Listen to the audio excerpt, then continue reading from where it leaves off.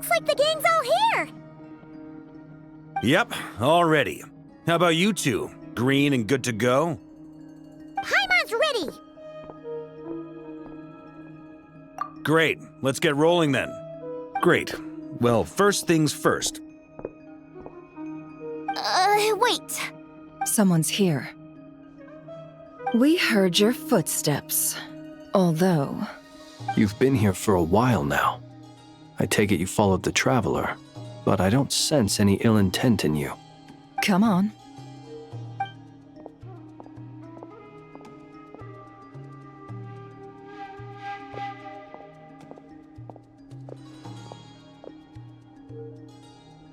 I figured it wouldn't take you long to notice me. I come bearing news from my lady, the Knave. Dottore went through the motions of returning to Snezhnaya, but it was obviously a facade. However, he has not returned to the Kuvaki Experimental Design Bureau, nor has he made an appearance in Nasha Town. Well, in that case, he'll be in his lab way up north. I always wondered why he applied for his own private pad. He was planning this all along. Tell them that Sandrone and I will go on ahead. If they still intend to pursue this matter, they should meet us at the research center in the northern tip of Nod-Krai. Nice of Columbina's two best friends to think of us. We appreciate the heads up. Our sincere thanks to the Fatui for your aid. Lady Damselette may have left our organization, but at least some of her colleagues remain genuinely concerned for her well-being. Not to mention that the doctor's increasingly cryptic conduct gives us great cause for alarm. We have crossed swords many times before, but it's not personal. We're just on different sides. We don't lack humanity. And so, as fellow friends of Lady Damselette, it's only right that you should be in the know about this. Arlecchino's situational awareness has saved us a lot of trouble. I'll leave the map here with you. If you do decide to head to the research center, please proceed with caution. And remember, at least while you're in Nod-Krai, Lady Arlecchino's subordinates are your comrades if you want them to be. This is very accommodating of you. We can't thank you enough. Just doing my duty. I shall take my leave now. If you need us, you'll find us at the Experimental Design Bureau.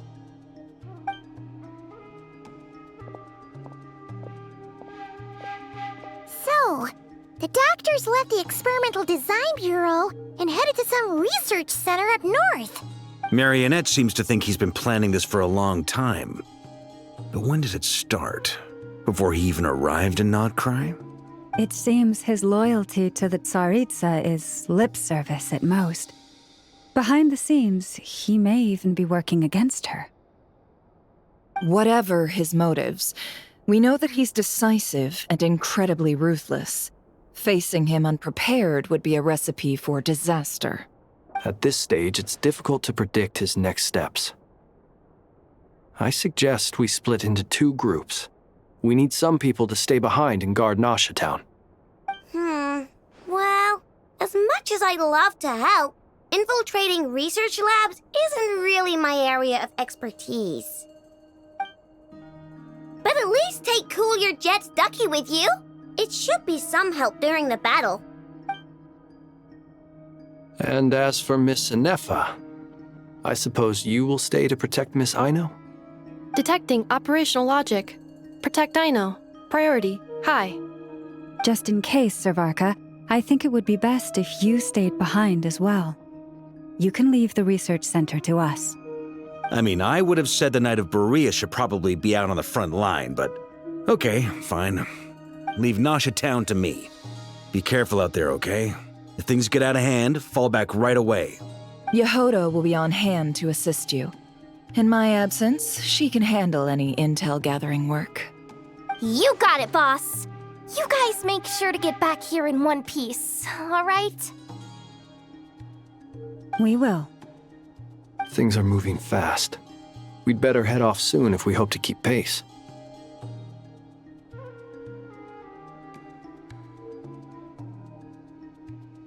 So, it's infiltrate a secret research facility, or...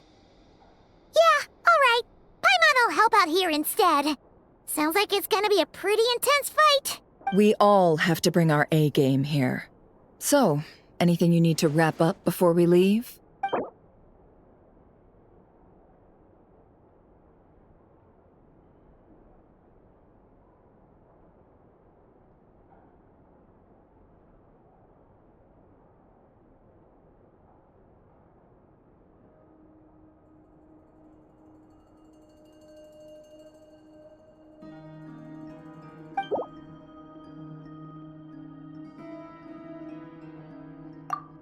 You'd better get going.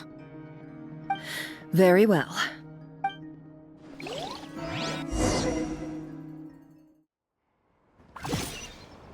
All these broken machines on the ground. Someone got here before us. Could it be Arlecchino and Sandrone?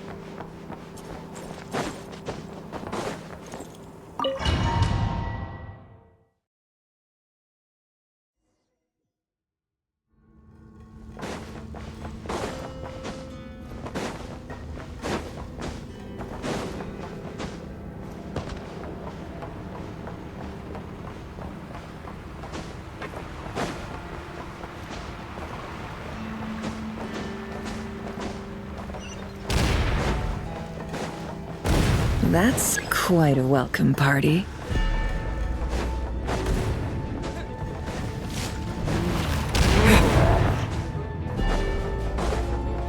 Get back! I said get back! Do you hear me?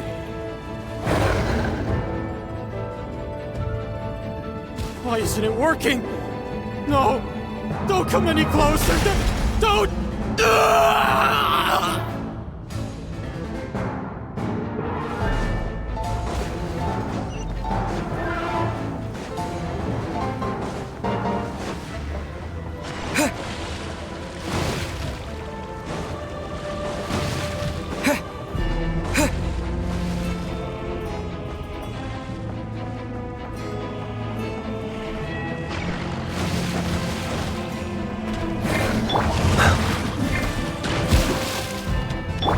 Leave this place. Observe, be silent, to dust.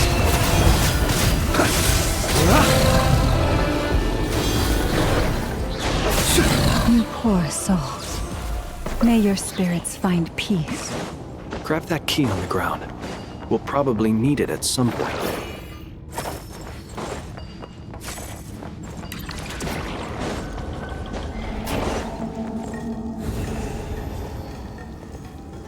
Watch out. There's no way through. Let's go around.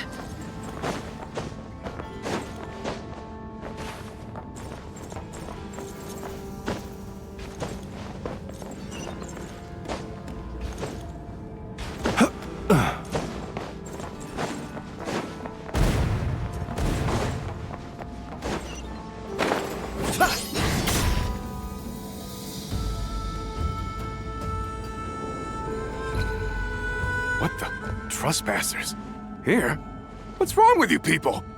We're looking for the doctor, and we understand he might be here. I see you're fleeing the facility. You looking to settle a score with the doctor? Good luck with that. I don't think you have many chances left. Perhaps. But you might have a chance to live if you start talking. 2 other Harbingers had the same idea as you. They're already inside. But what good is it gonna do? The doctor wouldn't do something like this unprepared.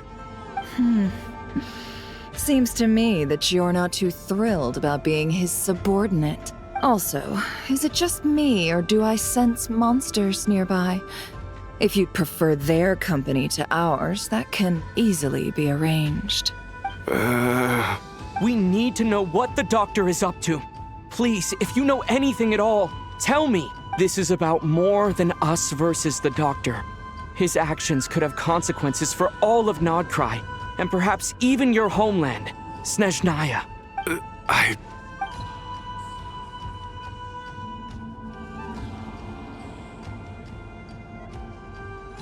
He's building something. Ambitious doesn't even begin to describe it. Feels like this could be the big one. God knows how long he's been planning it. A while back, he told us he'd be returning to Snezhnaya. We weren't expecting him back so soon. This time he brought some gemstones with him, or something. 2 of them. The moon marrow spheres. He stole them from their rightful owner, Columbina. Oh, Lady Damselette? Last I heard, she left the Fatui. Before she went, she told us she'd finished what Her Majesty asked of her, and wished to focus on some personal matters. I remember thinking that leaving us might not be the best choice. I mean, I always looked up to the captain the most, and... Back when this all started, the higher-ups dispatched 3 units to Nod-Krai to execute their plan. They were led by the Doctor, Marionette, and the Damselette, respectively. I was a part of the Damselette's unit to begin with. She never really interacted with us much. In fact, she seemed sort of detached from everything. Not because she was distracted, just felt like she was indifferent to the world around her. Like she had no stake in anything that happened. She always seemed like she was staring off into the distance. Almost as if she didn't see anything worth living for in the present, so she had to look further afield. That's right. She always used to stare up at the sky. The Doctor used to stand nearby and watch her. Apparently they got along well at first, but somewhere along the way, she grew wary of him. Started avoiding him as much as possible. After she left, everyone in our unit merged with the Doctor's. He's similarly indifferent to the world, except when it comes to the moons. He seems to have big plans for them. Right now, obtaining the 3 moons is his #1 priority.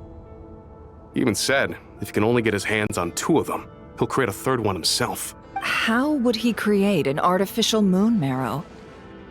Maybe the knowledge he gained from the Hyperborean phantoms has something to do with it. Thank you for cooperating. We appreciate the level of detail. I get the sense that you'd serve under Columbina again if you had the chance. Would that be fair? No, she's no longer a harbinger. As a member of the Fatui, my loyalty will always belong to the Tsaritsa. I'm only telling you all this because I don't completely trust the Doctor. His actions do not align with the goals that first brought us to Nod-Krai.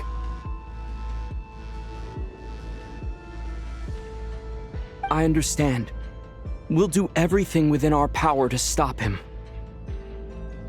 The Knaves unit is based at the Kuvaki Experimental Design Bureau. Maybe you can seek refuge with them. Well, now we know what's going on here. Artificial moon marrow. He's likely well on the way to completing it. Dottore's technological capabilities are far more advanced than I thought. I fear this could get ugly. Everyone, prepare yourselves.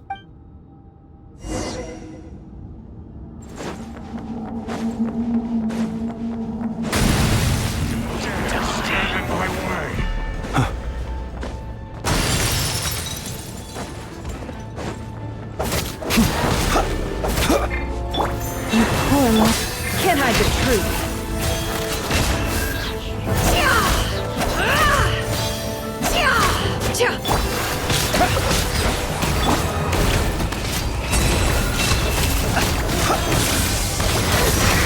Observe. Do you fear the dark?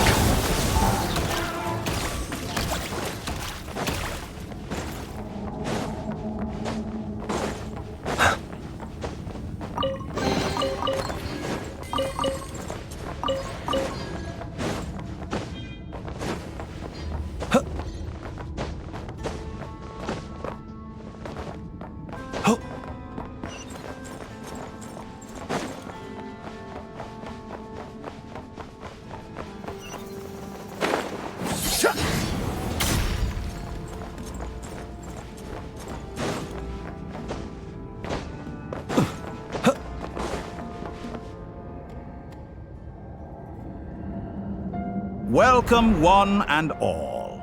I've been expecting you. I hope my humble research facility is to your liking. Yeah, we really appreciated fighting our way in through a horde of monsters. The gall! You expect us to believe you've just been patiently waiting for us? Of course I have. Should I be worried about something? Everything seems to be going quite smoothly so far, and you've shown up right on schedule. First Sandrone and Arlecchino, now you. Ah, quite a surfeit of guests I've had today. If you were looking for them, I should probably mention that Arlecchino disappeared as soon as she entered the facility. As for Sandrone, why, she stood right here only moments ago demanding answers from me at the top of her voice. Hardly out of character. She never was one for basic courtesy. But I have to admit, I was a little surprised to see her showing concern for someone besides herself. Does everyone you associate with undergo such a change in temperament? Speaking as a researcher, I have to say, it is not a change for the better. It threatens one's ability to remain objective. Well, since you ask... So you've got your hands on the moon marrow, and now you're claiming godhood. Don't you think that's a bit of a stretch, Dottore? I must protest what you are insinuating with that phrase, claiming godhood. I am not claiming anything. I am stating a fact. You're a researcher. I'm sure you appreciate the distinction between the two. Huh? Wait, you really think you're all that? You'll excuse me if I'm not being a polite little lady for you. We're colleagues. We both know what kind of person you are. By the same token, I knew you'd respond along those lines. You and I both understand that facts speak louder than words. To that end, I've had my people send you a small gift. It should go some way toward helping you understand my present position. What gift? Where have all your troops gone? Who knows? Perhaps they are already marching toward a new world, following in the footsteps of an unknown god. As vulgar and arrogant as you may be, dear Sandrone, I have no intention of taking out my displeasure on your subordinates. They will enjoy equal rights to my own. You sent your people to the Experimental Design Bureau? That's the Tsaritsa's property. Yes, and I am very mindful of Her Majesty's instructions. But you know full well that they do not conflict with my present goals. In which case, all I'm doing is conducting another one of my experiments. Is there a problem with that? Now then, you have a judgment call to make. Am I simply lying to stall you? Or is it possible that every word I am saying is the truth? In which case, your subordinates really are in danger. So now you've turned on fellow Fatui soldiers. You're completely insane. I have set a new rule for myself. Each person gets one chance. Naturally, that includes you, Sandrone. If you wish to leave, I won't stop you. We are colleagues, after all. Scumbag!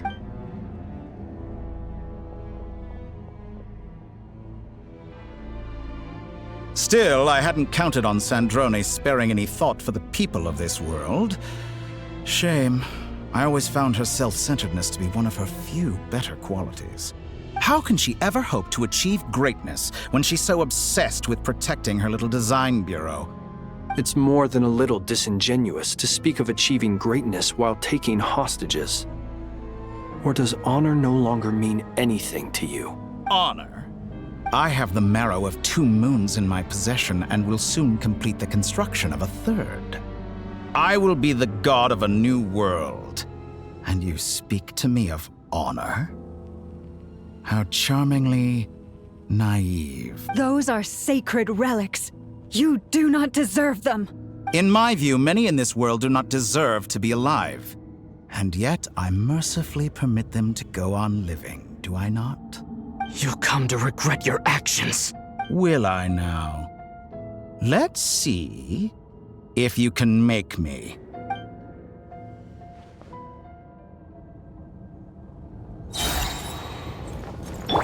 Leave this place. No more lies.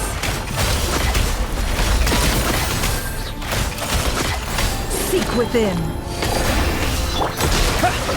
Wipe out! Close your eyes. Observe.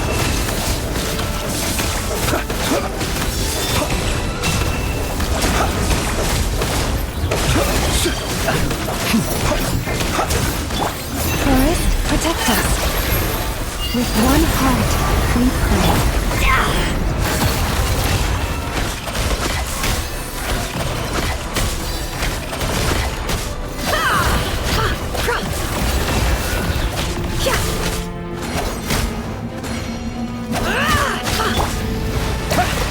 Be silent.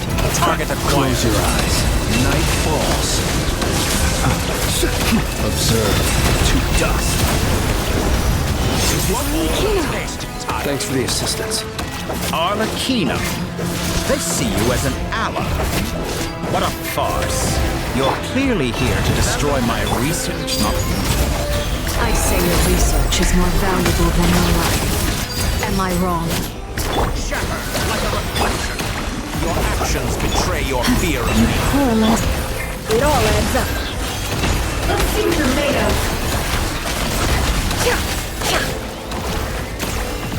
It all falls into place.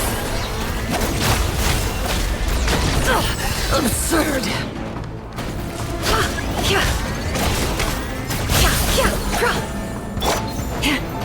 Leave this place. No more lies. Observe. Be silent. Is that the best you can do? Get lost! Transfixed.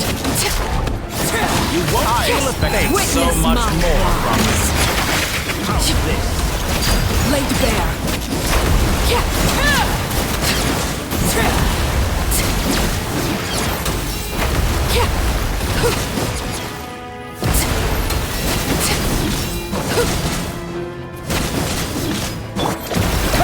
Bombs away! Close your eyes. Night falls. Be silent. Do you fear the dark? Interesting. By the Frothatory is too powerful with the artificial moon marrow in his arsenal. Fighting him is futile. Quickly.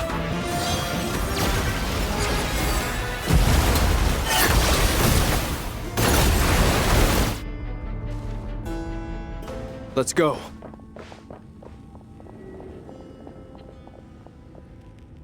I've always thought it is wiser to flee than surrender.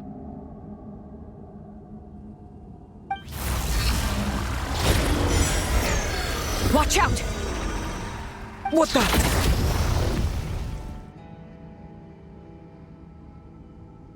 Forget about me! You should...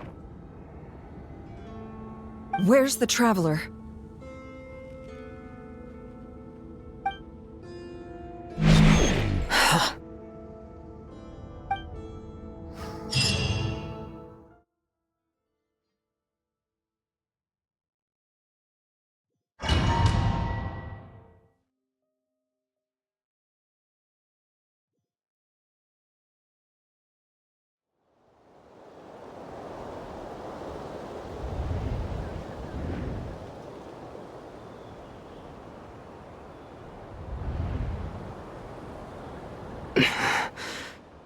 What just happened? Nausea Town? How did I get here? Strange. I remember being trapped by Dottore during the battle. And now all of a sudden, I'm here. Something weird is going on. I guess I'll start by exploring the area. Huh? Traveler? What brings you here at this hour? Huh? What are you in the mood for today? A hot dog? Or something else? We've got some special discounts at the moment. Want to see the menu? Sorry, I'm not hungry right now. Ah. Well, feel free to take a seat for now. Let me know if you change your mind. Everyone seems to be acting normal. Am I just overthinking? Oh, darling, look who it is. One of our regular customers. Get the Traveler something to eat, would you, dear? Wait, why is he talking like that? Well, I'd love to, but can't serve a customer unless they order something. Anyway, I take it your business is wrapped up? Yes, thankfully. It was a long trip, and it's left me feeling pretty exhausted. But the upshot is, I won't have to leave again for a good while. We can have some quality time to ourselves. Wait, these two are a couple? I see some kids around too. I didn't know they had a family. Hey there! I haven't seen you in ages! What's keeping you so busy? I've been looking forward to playing with you again. You forgot already? You're silly. Daddy brought you over to our house recently. We had some snacks together. What is she talking about? We've had a lot of customers over the last few days, so we've been real busy. And like my mom always says, some people are more than just customers. They're friends. Oh, another customer's arrived. I better go see what they want. This is all wrong. I never once heard the owner of this restaurant talk about their family. It certainly isn't a family-run business. And that child? I don't recognize her at all. Could this be a false memory? Very good. I knew you had it in you. Aren't you going to try the house special? When did he show up? No. None of this is real. You don't seem to like it here. That's fine. We can change venues.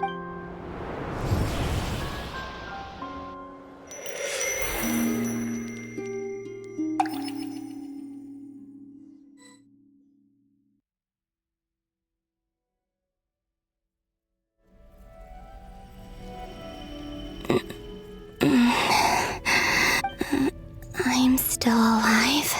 Where is this place? It took all my strength to open the moon gate, and then I leapt into it. So this is the moon's reflection? The mysterious realm beyond the gate?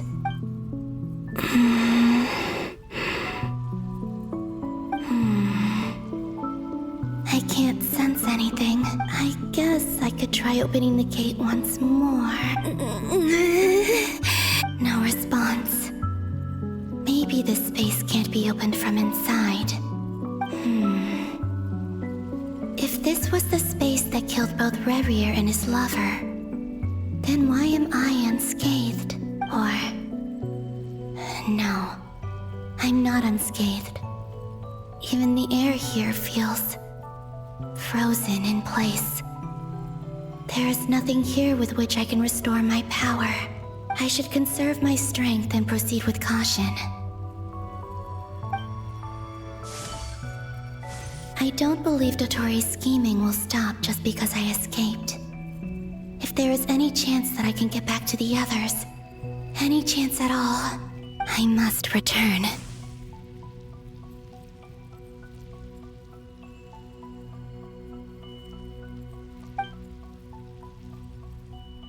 Emptiness. Silence.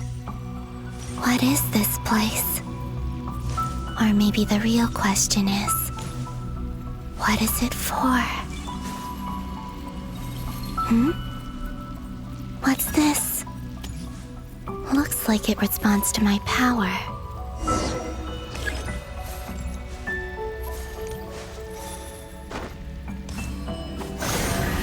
Golden. Like Kuvaki. Is it some sort of guide? And why does it feel so familiar?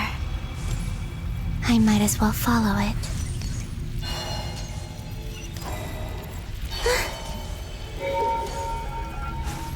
Where does this lead? Could it be the exit?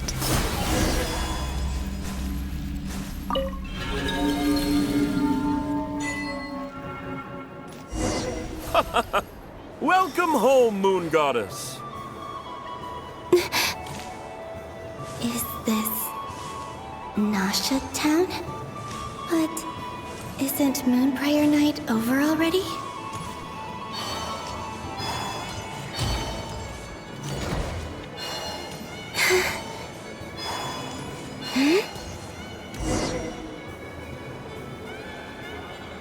Goodbye for now, Columbina. I hope you have a wonderful night. I will. Llama, everyone else, and me? Are these my memories?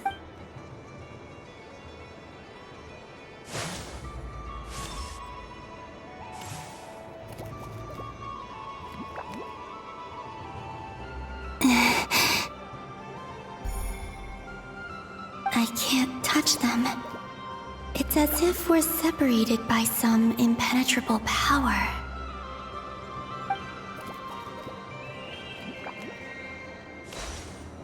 Over here! Over here!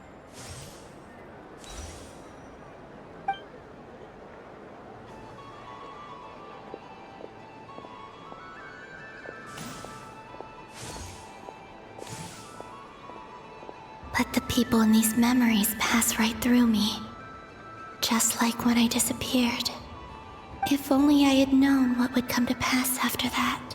Even so, I should still take a look around. Just being back here, it gives me the strength to keep going.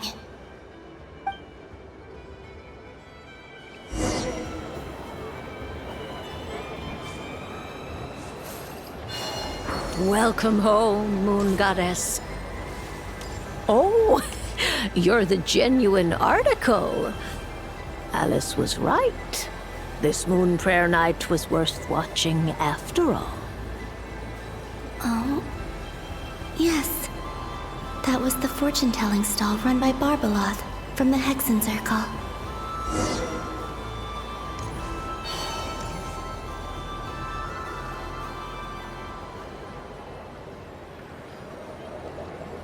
Please, draw the first lunar arcana. This represents destiny and is the foundation for the divination as a whole.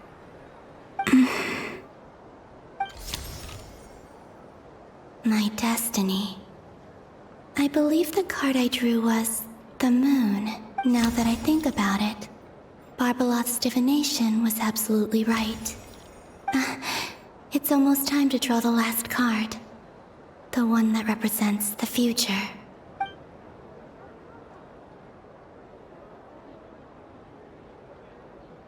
That was the card that popped out on its own. From here, I think.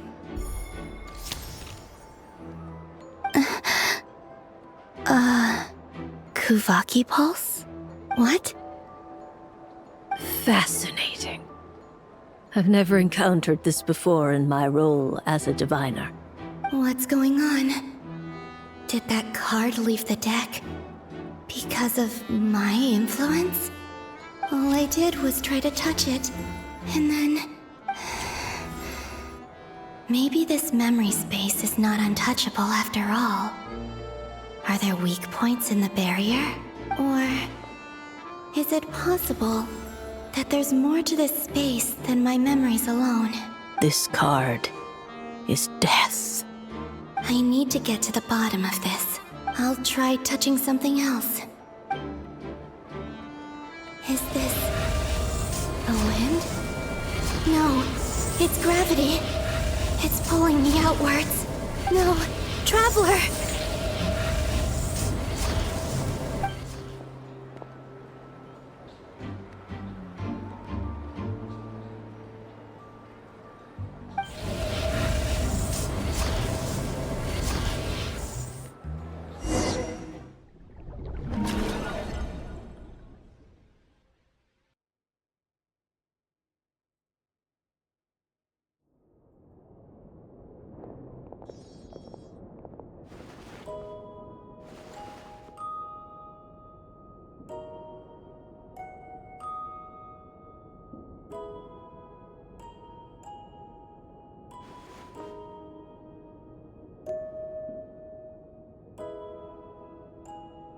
Haimon, listen to me. From the bottom of our hearts, we are so sorry. We completely understand how you must feel. The Traveler is trapped, and we all feel responsible for it. Don't say that! Haimon's not a little kid! You didn't leave him behind on purpose! There was nothing you could do! But... he's all alone in there! What if something happens to him? What are we gonna do then? We've barely spent any time apart since we met. Is he gonna... die? We must find a way to rescue him. We were all involved in the operation where he was captured, and we do not abandon our comrades. That being said, it won't be easy. Through conversation with the others on our return, we've arrived at a basic idea of what we're up against. Dottore lab has clearly been in operation for a lot longer than we realized. We found many monster samples stored there. In all likelihood, they were materials he used to research his latest technology. We also know that through his contact with the phantoms of Hyperborea, he gained knowledge about the moons and certain Hyperborean technologies. Using this knowledge, he then fashioned an artificial moon marrow to serve as a replacement for the frost moon beyond the sky. Unlike Columbina, Dottore is not being rejected by Teyvat. And even with 2 of the 3 moon marrows, his power far exceeds all of ours combined. Once his 3rd moon marrow is complete, Dottore will have completely seized the authority of the 3 moons. Teyvat's most primordial powers will then be in his grasp. Does that mean... I'm afraid so. No one could have predicted this level of insanity. Not even from Dottore. And unfortunately, his insanity is coupled with an intellect and ambition that not even his peers in the Fatui can match. This is dire. Sounds like the world is done for. The 3 moons' authority can influence the very fabric of time and space. I dare not imagine what a monster like him would do with that kind of power. The trouble's already begun, I'm afraid. On our way back, we discovered that part of Nod-Krai is being enveloped by an unknown energy. We cannot ascertain what is happening inside. I'm convinced this is Dottore's doing. Not that there's any way to prove it. The issue is, we have no idea what his intentions are. The only thing more frustrating than facing down evil is knowing that it will surely come, but not knowing when. The Doctor is guilty of numerous crimes in Mondstadt as well. One of our knights, well, former knights. His father was murdered by Dottore. His ideology and methodology are a danger to everything in his path, from individuals to entire nations. He does not feel guilt, even when he acts against his own people. He doesn't see them as his own people, that's why. People like him see everyone else as beneath them. Right. He views other people only in terms of how they can benefit him. That's the basis of all his social connections. Granted, he's hardly the only harbinger to pursue their own interests. We all do. And Her Majesty is gracious enough to permit it. Still, her mercy has its limits. Dottore's actions have gone beyond even what the Fatui could have imagined. Usurping divine authority to become a god. For a servant of the Tsaritsa, that goes beyond being disloyal. It's treason of the highest order. We can't expect him to heed the Tsaritsa's will once he gains the 3 moons' authority. Even we harbingers consider him the most self-interested among us. Poor Traveler. Of all the people to get caught by... We have to go save him right now. Please, we gotta find a way. Paimon, I promise you, we are with you all the way. I get how you feel. I do. But it's gonna take more than strong emotions to take down an enemy like Dottore. What we need now is more information. Right. We can't even guarantee he's still at his research center. Before we can think about mounting a rescue operation, we need to confirm the Traveler's location. I'll find a way. Paimon knows, but... She's so scared. If anything happens to the Traveler, he might be the strongest person Paimon knows, but he's still human. He feels pain and bleeds just like anyone else. Then think things through before you stick your neck out. Unless you want to lose your head. Sandrone. Miss Sandrone, you're okay? Put the stuff over there, and be gentle with it. Am I okay? As you can see, I've had to move my whole livelihood out of the Experimental Design Bureau. It's been swallowed up by Dottore's energy field. If I'd left it any longer, I probably would have gotten stuck there.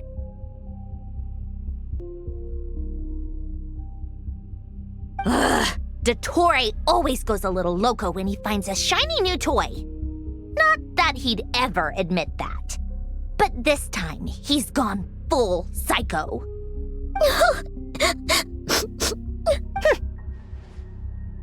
Just go ahead and cry already. Sorry. Paimon's not trying to make a scene. It's just, she can't. Oh, Paimon. Let it all out. There's no shame in it.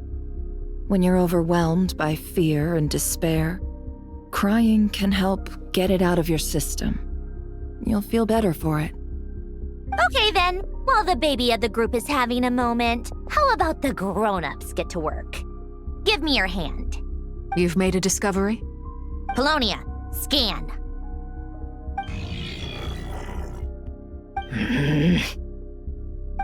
You, hand, now.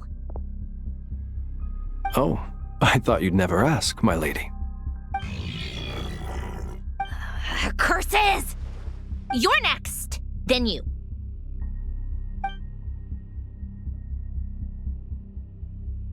Dottore, you son of a... He's done something to us! Everyone who entered his research center has been implanted with some sort of curse.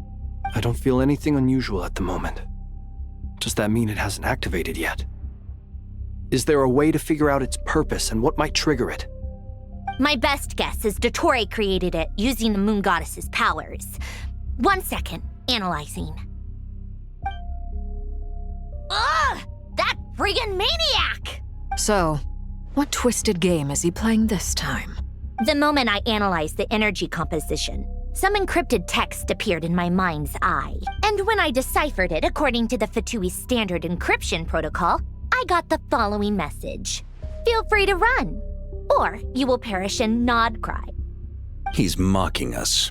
Yep, he loves to toy with people. Only in this case, there might be more to it. But I didn't detect any murderous intent or malice either in the message or the curse's energy.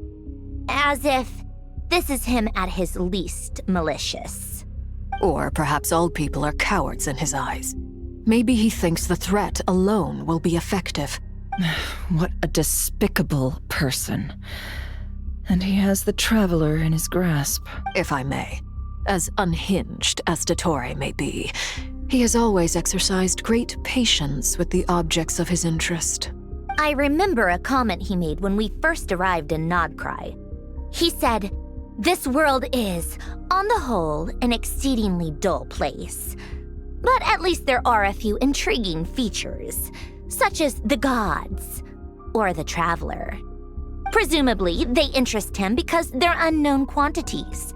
He wants to understand as much as he can about them." Agreed. The Traveler is Tevat's fourth descender. All Harbingers are aware of this. Since Dottore took such pains to capture the Traveler, he is unlikely to kill him right away. Okay, but we still have to do that rescue operation. Of course. I also think we need to read between the lines with Dottore's message. If he's encouraging us to run, that means we mustn't leave Nod-Krai under any circumstances.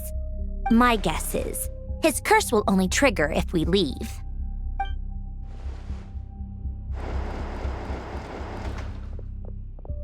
We've discovered multiple energy fields.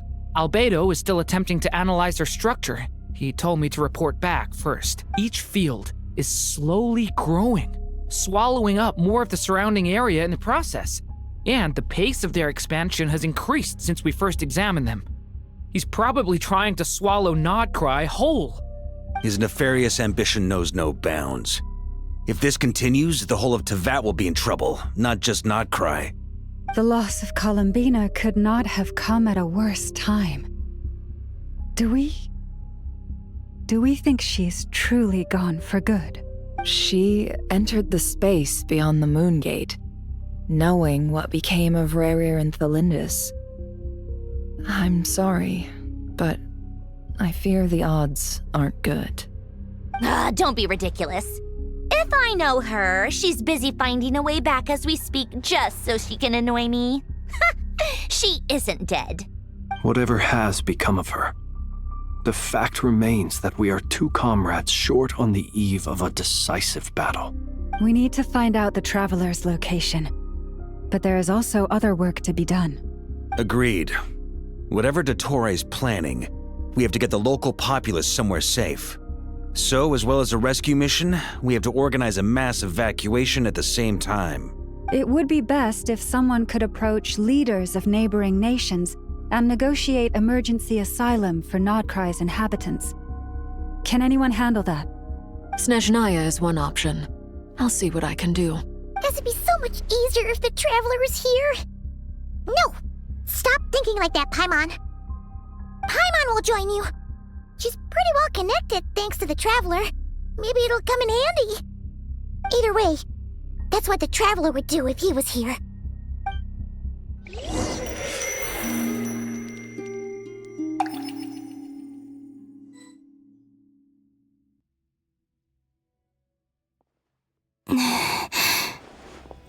Back here again. That gravitational force that pulled me back. Is this where it came from? When I saw that memory of Moon Prayer Night, I think I influenced reality. Was it just a coincidence? Or, if only I could have sent the others some kind of warning on Moon Prayer Night, maybe we could have stopped Dottore. I feel so heavy. Does entering that space consume a lot of energy? Well, even so, I have to keep moving forward. Back to emptiness and silence again. I should try and find my way back inside that memory.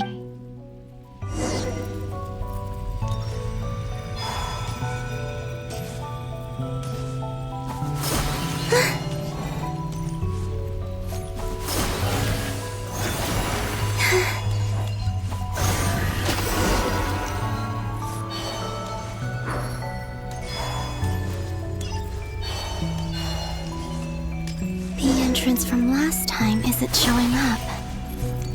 What am I missing? Looks like I need to gather these scattered fragments.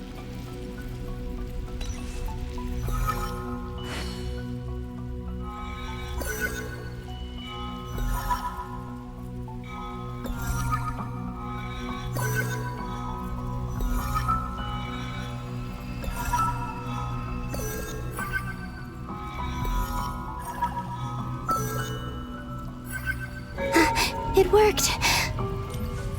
Hopefully I can stay inside for a bit longer this time.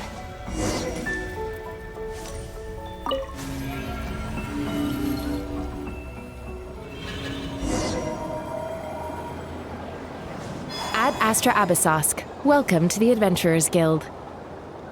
What? This doesn't look like Moon Prayer Night. Extra, extra! Latest issue of the Nausea Express! I don't think I've ever been here.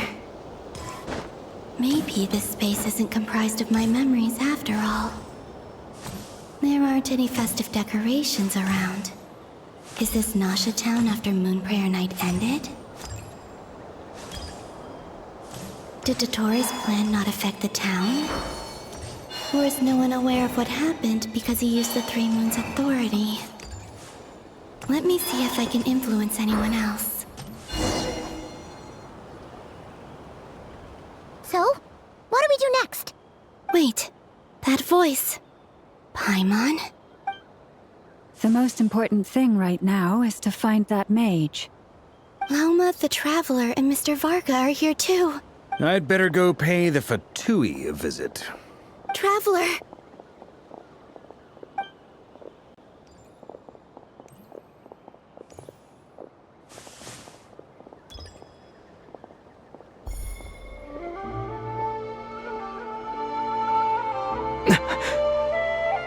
Columbina? I made contact. It's me, Columbina. Huh?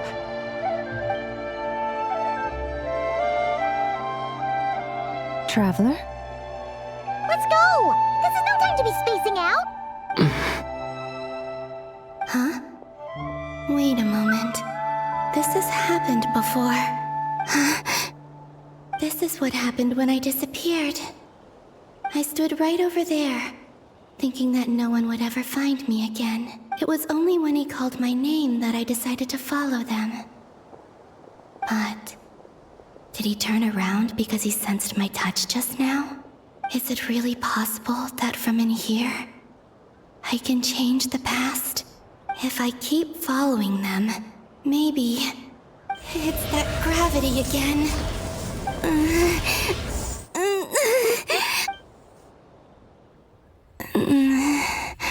Every time I influence reality within that space, this force intervenes and pulls me back. It's as if it's trying to stop me from leaving. I'm getting weaker and weaker. I'll just have to try another approach next time. Come on, Columbina. Keep going. You have to tell everyone what happened.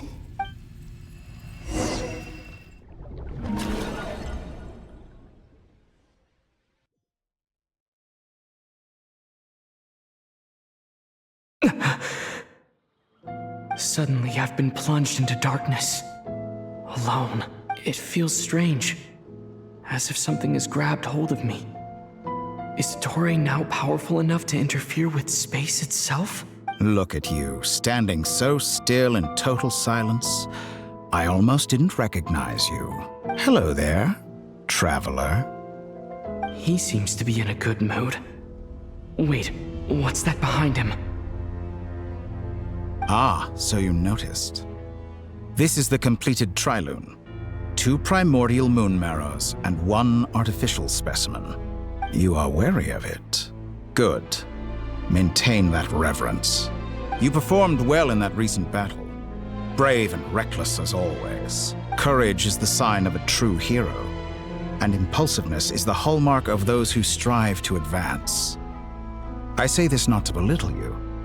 Most creatures are far more timid by comparison. 3 moon marrows?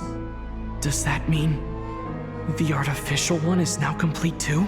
Well spotted. What do you think?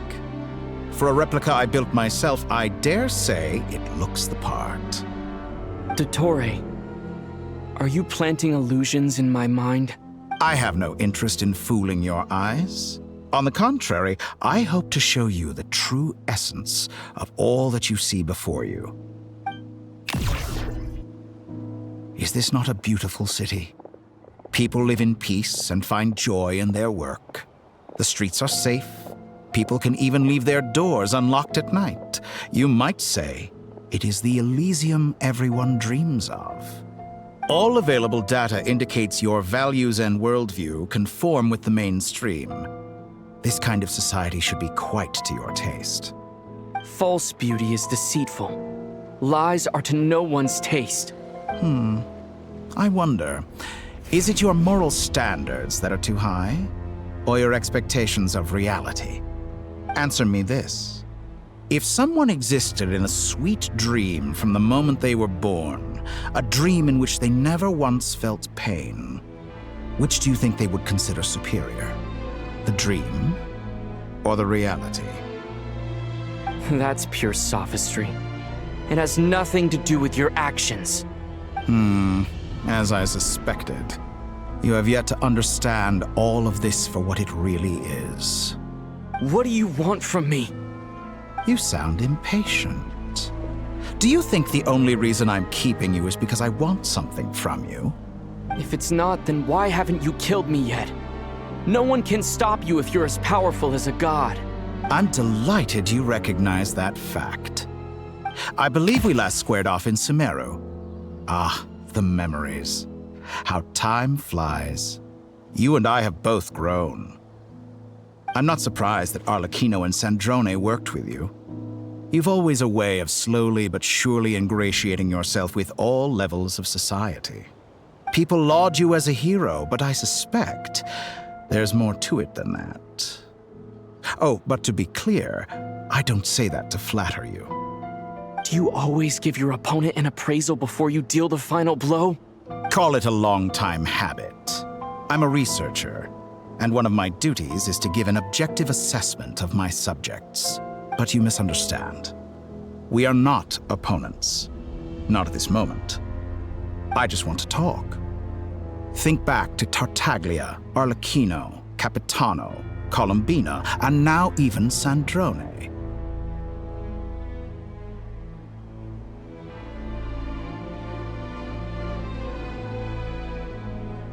You've worked with each of them in the past. I believe you can work with me as well. What makes you so sure? Well, why not? Should the good associate only with the good and the bad befriend only the bad? I like to think we could have a more mature relationship than that. Surely you don't think all your relationships are grounded in friendship or shared ideals? People come together because it benefits them to do so. If you think of the people you admire, you must surely admit that they have provided some benefit to you. Morality, ambition, dreams. People have plenty of words to embellish the nature of their relationships. But once you break free from those ethical frameworks, you will see that the only thing connecting the two of you is mutual benefit. And that is what I'd like to talk to you about. We're finally getting into it. He's probably been planning to kidnap me for a long time now. But for what exactly? He has the authority of all three moons. I won't be able to gain the upper hand in a fight. Best if I pretend that I'm willing to negotiate for now. You say you're a god, but you also speak of mutual benefit. What could a god want that the three moons cannot provide? Excellent question. But before I answer, I would ask you the same thing. Gaining Columbina's allegiance was a rare and extraordinary feat. But the Moon Marrows are now in my hands, and I have the edge over her. For this artificial moon is not being rejected by Teyvat. Her identity and lineage may have been a thing of glory in the old world, but they were also shackles that prevented her from ever integrating into Teyvat. I, on the other hand, you may view me as a thief, but I have overcome that limitation. So what is it that the three moons cannot grant you? What stops you from negotiating with me to get what you want? I don't make deals with lying psychopaths. That's quite an accusation. Are you expecting me to get angry with you? Well, this is one aspect in which my personal growth has served me well. In the past, my less mature self might have been disappointed, perhaps even angry, over a small setback like this. Like when you and Lesser Lord Kusanali joined forces to oppose me, for example. But things are different now. Just as the rich do not quibble with the poor, I no longer find myself perturbed by these trivial affairs. Human relationships end with conflicts of emotions and interests. But relations between humans and gods are different. And ours is even more unique. I have ascended to the highest heights and laid claim to unprecedented horizons. And you were no ordinary person to begin with.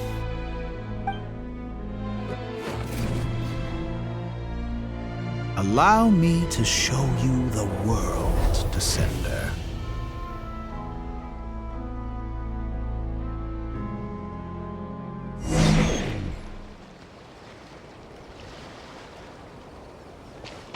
To stand, walk, jump, sit, and lie down. These are the most common of behaviors.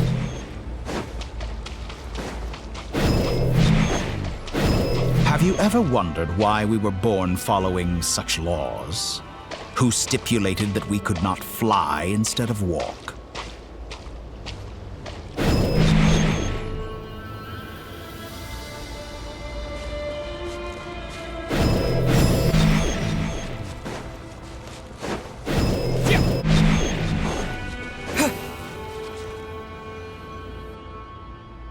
Someone of your talent and experience must surely know of the four great rulers who serve the heavenly principles. They govern life, death, time, and space. One wounded by a blade will die from blood loss or infection, and one who falls into a lake will drown in agony. The elderly wallow in solitude, and the solitary age faster. Eventually, new life is born, only to embark on the same path of suffering. These 4 divisions anchor the world and shackle those who live in it.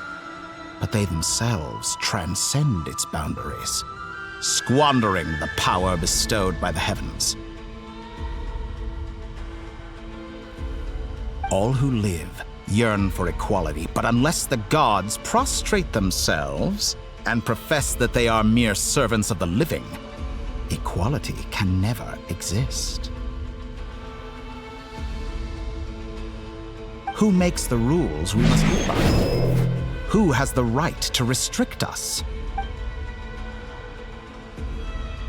The limits of the body can be rejected.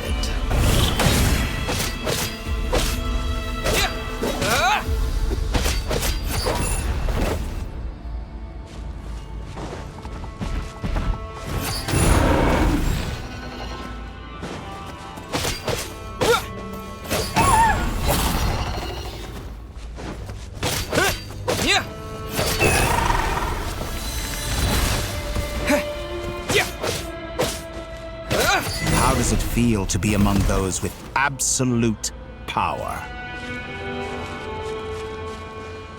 You cannot conceive the extent to which your flesh hinders your mind and spirit.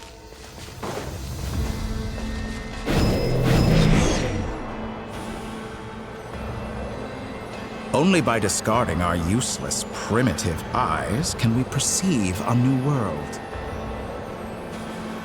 How narrow-minded we all were in the past. Why should the final answer of the world not be the power that predates those of life, death, time, and space? The power of the Triloon. Through it, I have glimpsed new experimental possibilities. Nature suppressed, authority exiled, souls controlled.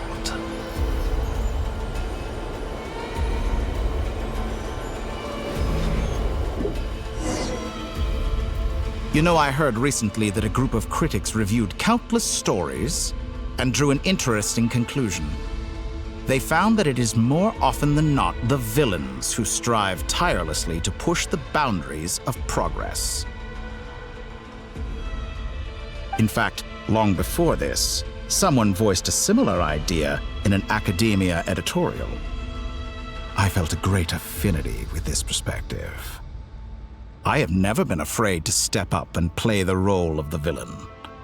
Fanatics are trampled down for their transgressions, and those who transcend are rebuked for their audacity. And so, the majority of creatures are too timid to follow my lead. But all sacrifices made during my experiments have been worthwhile, as you can now see. I can offer you something new, something unique, precisely because I am a villain. Think about it. We are eternally bound through mutual interest. Can you truly say you would never turn to malice if it could give you the life you dream of? After all, what value do perfection and purity really have? They are fragile and feeble things, utterly tedious. I say, better to be governed by a flawed humanity than a gnosis. The true seeker of knowledge is the villain who undergoes countless tribulations in pursuit of their goal. I'm sure many people have told you that you're different. Because I'm a descender? Exactly. Very clever. But what does that got to do with you? I do not conceal my wicked deeds, my selfish desires, or my greed. A true researcher must act as I do if they are to understand and speak of the truth. And yet, a knowledge seeker like myself will inevitably grow tired of studying Teyvat beyond a point. You have traveled to all corners of the world and met many people. Along the way, there have been moments when you were misunderstood or even became a wanted criminal. And all the while, you have spent your days doing some of the most mundane jobs in the world. You fight and toil, claim minuscule rewards from my friend Pantalone, then you fight some more, winning some battles and losing others as your search goes on. And this cycle continues, with no end in sight. Surely you must sometimes grow weary of being stuck in this same loop day after day. We're completely different. I embrace everything that life throws at me. I am engaged in every step of my journey. How does that make us different? I too embrace what life brings, researching everything that interests me. Think of all the novel things I've managed to create, like the artificial moon marrow. Don't you see? As unique a specimen as she was, even Columbina is not irreplaceable. Take that back! She's gone because of your actions! I didn't say that to anger you. Though admittedly, I don't see what there is to be angry about. Anything Columbina could do for you, I can do better. I know what your ultimate goal is. You wish to walk the path your sister walked, and seek answers from her at the end of that journey, don't you? Someone like you could never understand what it feels like to care about another person the way I care about her.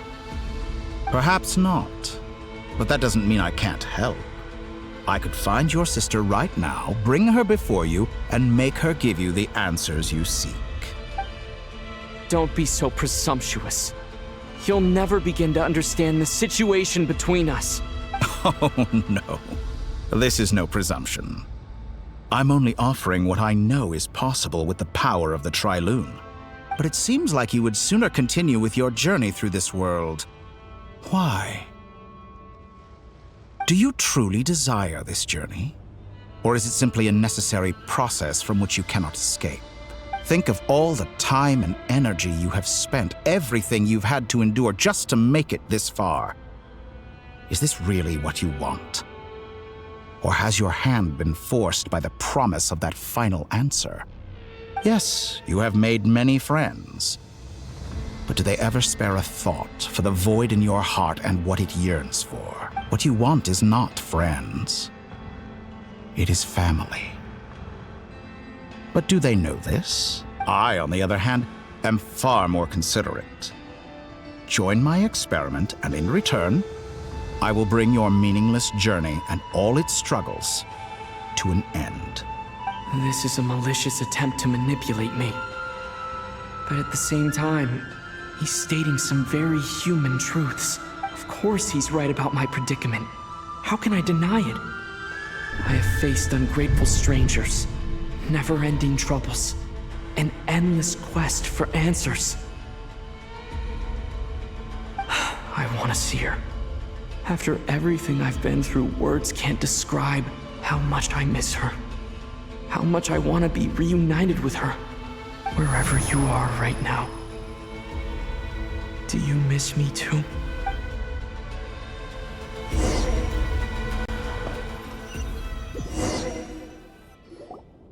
All right, everyone. Our next mission is clear.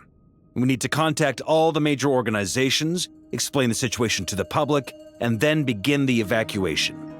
The residents of Nod-Krai are quite dispersed. The two most populated areas are the Southern Isles and Pyramida. Miss Lauma, I will leave Hisi Island and Nasha Town in your hands. I will liaise with the Fatui and Pyramida. Agreed. We will reach out to Natlan and Snezhnaya. Anyone found north of the Experimental Design Bureau should follow the Fatui to Snezhnaya. As for those dwelling south of that line, I will ask the Voynich Guild to help persuade them to leave.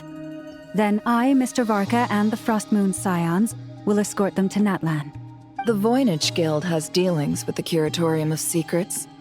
I will send them a letter vouching for your credibility. Yehoda, you should help Lauma. This is too big of a task for one person. My wish has come true. You're willingly lending me your most capable employee for the day. Well, good for you if all this only takes a day. Of course, if it takes any longer, I'll be charging a fee. Boss, wait! Don't I get a say in this? Oh, I'm sorry. Something to add, Yehoda? Well, no one's more important to me than you, boss. And remember how Lauma healed your eyes after that big battle? I think that's worth at least 2 or 3 days' work for the Frost Moon Scions. Are you completely incapable of acting in your own self-interest? Or do you simply devalue your own labor? Are you sure you don't want to come with us? Who will see to our other work if we're all busy evacuating residents? Sandrone insists that Columbina is still alive, and we have a traveler to rescue. There's much to be done. But boss, I'm just worried that... Well, Nefer, I'll link up with you once my tasks are complete. What makes you think I'd need you to do that? I'll need it. And considering the way you approach certain matters, I think you'll be better off with me present. That's quite enough. Just focus on your work. I bet we're in for an uphill battle here.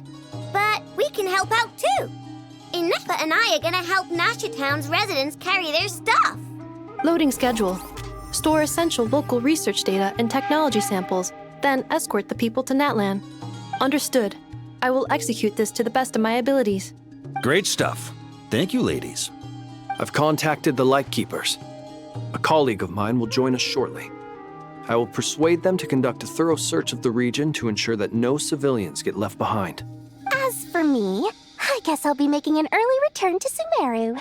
I think it's important that someone informs the Dendro Archon of what's going on in Nod-Krai. Roger that. Someone should inform Mondstadt, too. Mr. Duran, can I trust you to handle that? I think you fly faster than any of us can run. As an added incentive, get there fast enough and I'll see about getting your gliding exam waived. Really? Ha! Mission accepted, sir. I intend to stay behind and help Miss Sandrone with her research. She has some alchemy-related questions that she'd like me to explore. She recognizes your expertise, then. I wish you a fruitful collaboration. Thank you. In truth, I was surprised to hear her express an interest in subject matter outside of machines. I believe she has been investigating some Fontanian technology recently. She made a point of bringing the relevant materials with her when she left the Experimental Design Bureau. She's sorting through everything in her room as we speak. I should mention that we have one other friend who isn't present. He hasn't made his position in all of this clear. But if we know anything about him, he's likely investigating on his own. Paimon's been very quiet today.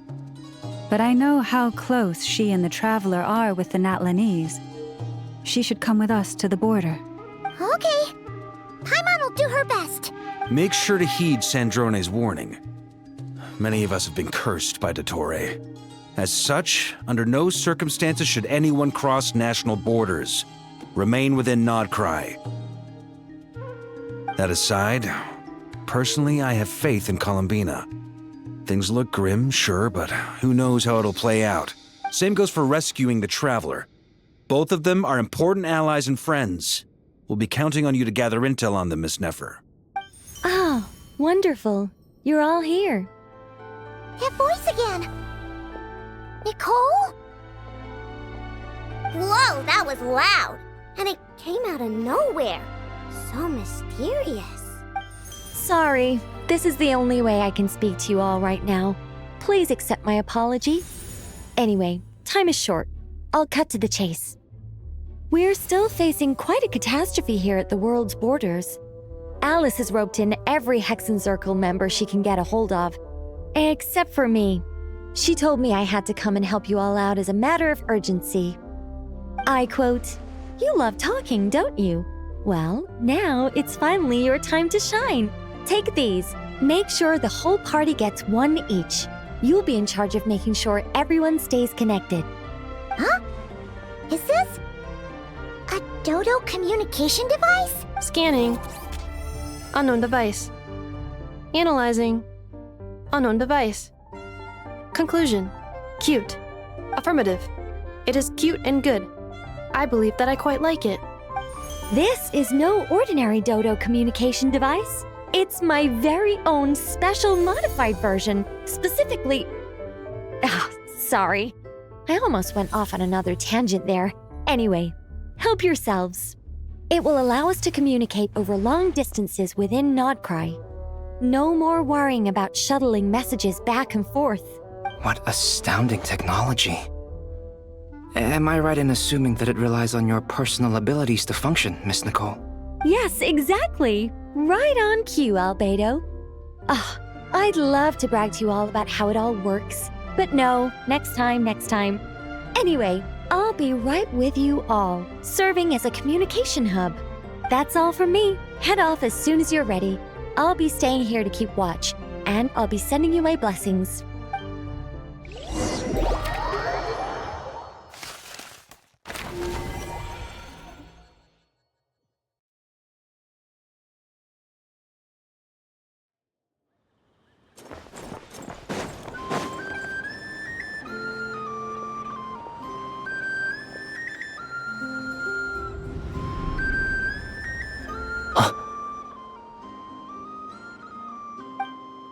Ah, Sir Flint. Perfect timing. I just arrived myself. You are most considerate, Master Ilua. But in fact, I know you have been sitting here for quite some time. If you saw me, why didn't you say something? I was curious to see how long you could sit still for. Also, shouldn't you have managed to sense me approaching? That would be a first. You always seem to appear out of thin air without making a peep. Also, how many times do I have to tell you not to address me as master? I don't qualify. I beg to differ. Why should a young man so well-versed in social graces as yourself not be worthy of that title? Please, Lord Flint's... Sir Flint's. I'm begging you, don't flatter me into complacency like you do with everyone else. You understand me better than most. My newest acquaintances tell me I love complimenting others. What do you think? I think they don't understand why you do it. You just love puffing people up till they're a big, happy ball of hot air that floats away into the sky.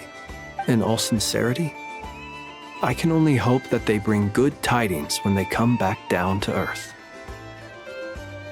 Is the situation that bad? We just held a strategy meeting. Let me fill you in.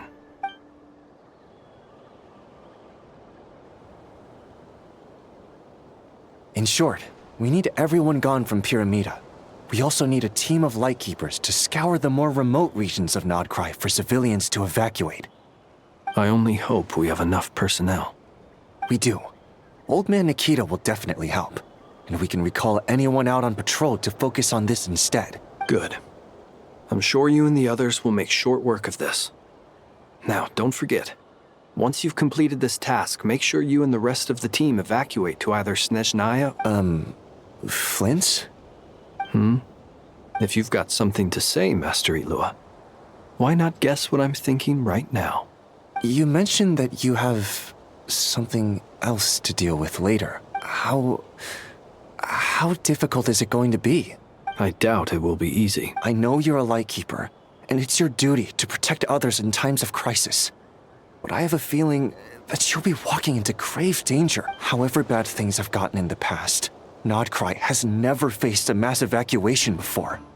But from the sounds of it, you don't intend to come with us. I don't mean to pry, and it's probably none of my business. But whatever it is you're intending, you don't have to go through with it, you know. I've been afflicted with some sort of curse, and I'm told it may well trigger if I set foot outside of Nod-Krai. As such, I cannot leave. I have to act, if for no other reason than to fight this curse. What? No. Why? Why would anyone want to curse you? There are plenty of people out there willing to trample over others in pursuit of their own goals. Frankly, Sir Flint, I am furious. You're making light of what is an incredibly serious situation. And what? I told you, I'm furious about this. Nothing I can do about it, I'm afraid. Things happen, and we just have to deal with them. If you find yourself feeling angry, Perhaps start by drinking a big glass of water. Hey, you mean you're completely unmoved by my anger? I'm devastated. Then allow me to express my sincerest regret. Come by the lighthouse sometime. We'll catch ourselves a few fish, have a little barbecue, play some cards, and bask in the sun. Maybe I need to spell this out. Lean in a little, Flint.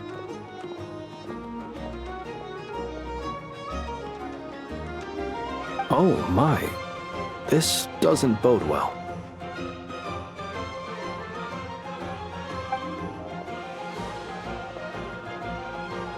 Word is that you were caught up in a real horror show recently.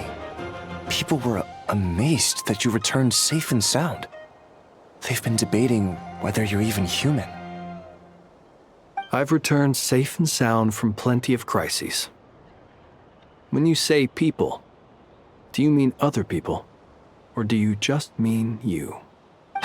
Fine. I'll be frank. You're not human, are you? Heavens. Now that's a horrifying thought. You know what? Forget it. We'll revisit this once it's all over. A sound plan. Albeit a little ominous sounding. Just promise me you'll come back in one piece. All right? For you, Master Ilua. How could I refuse?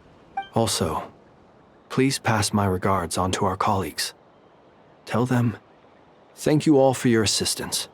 Please put safety first as you proceed with the operation.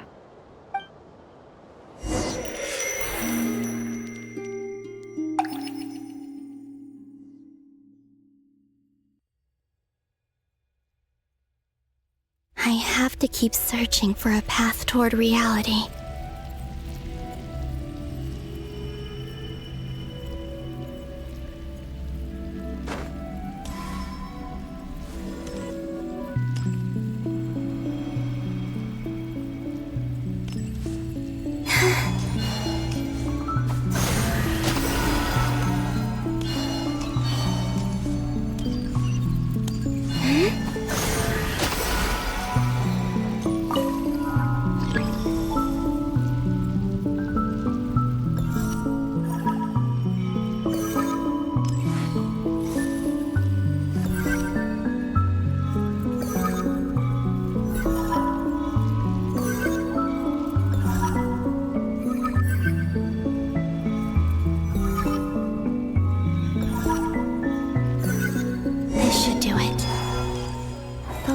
Times I tried to influence reality in this space, it consumed a lot of Kuvaki.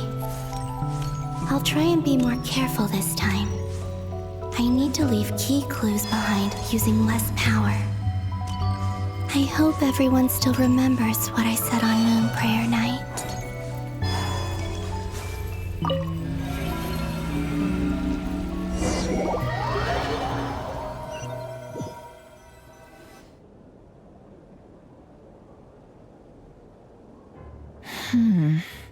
Nothing here either.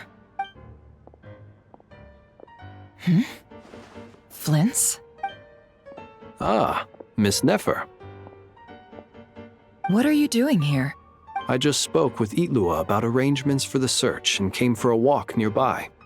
As for you, why would... It appears we think along similar lines. And neither of us likes to accept things at face value. As well as figuring out how to gather intel on the Traveler, I wanted to confirm some of my own suspicions. Also, we'll need to bring a lot of force to bear against Dottore, even if we're only looking to rescue the Traveler. We can't leave anything to chance. You don't think Columbina perished either, do you? I'm merely considering the possibility that she survived, just as you are. How much can we really know about a deity like her anyway? Do you remember what she said on Moon Prayer Night? About using moonlight to send messages to us? Of course. I think that's why we're both here. Where have you checked so far? I've been focusing on the outdoors. Anywhere the moonlight shines. I checked most of Nasha Town but didn't find anything. I checked the Curatorium of Secrets and a few rooms where I thought I might find some leads. But no luck here either. The only places I haven't looked yet are the rooms in the flagship. But process of elimination isn't the only thing that brought me here. Oh, really? What's your other reason? After all that build-up, our mystery ally never showed up even once! Huh? Am I imagining things?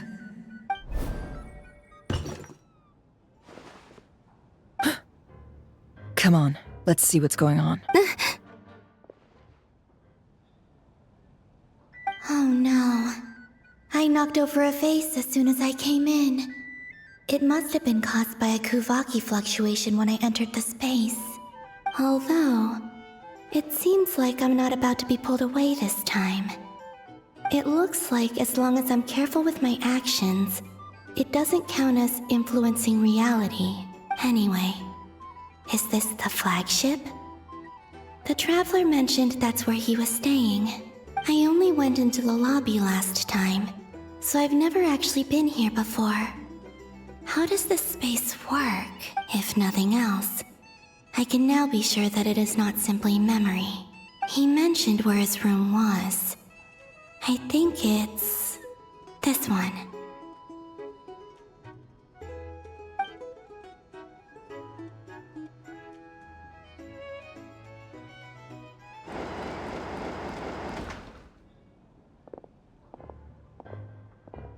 The door is closed. But if this is anything like when I disappeared, then maybe...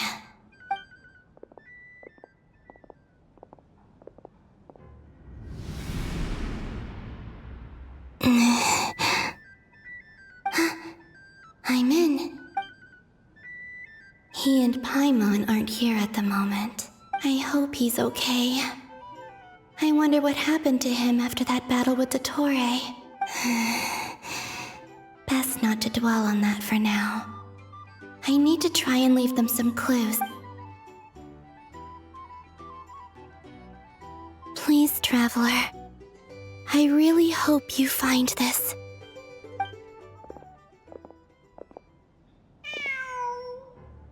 Huh. Just a cat. Nothing else here strikes me as noteworthy. Didn't you stay here for a couple of nights once? Before Rarir showed himself, yes. It's also where the Traveler and I first met. Did you notice anything unusual during your stay? I remember thinking how much noisier the flagship is at night compared to the graveyard. Other than that, the Traveler and Paimon... This is where they've been staying, yes? Over here? That's right. I wouldn't usually condone breaking and entering, but we can make it up to them later. Focus now. I have to write a message on the wall using Kuvaki, just like I said on Moon Prayer Night. Simply open your windows on nights when the moon shines bright, and the moonlight will naturally flow towards the words I have written. Here goes. I'll need to carefully control my strength.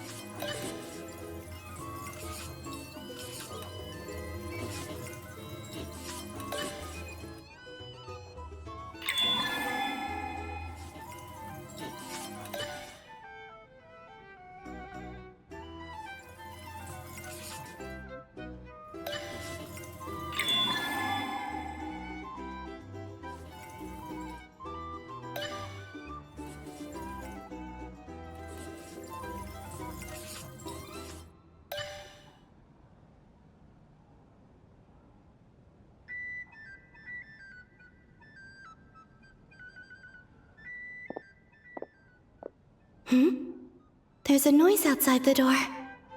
Is he back? Please, you have to see these words.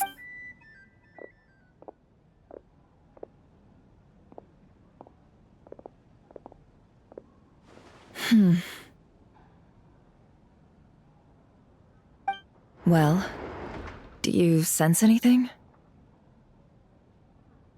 Unfortunately, no.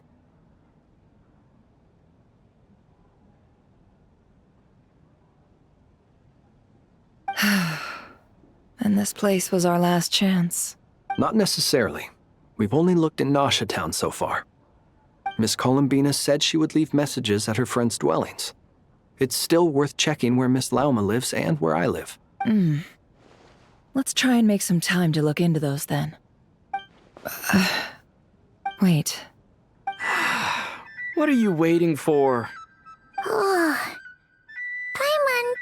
might have overeaten slightly. What's that look for? This is a victory feast. It's normal to eat a little more than usual.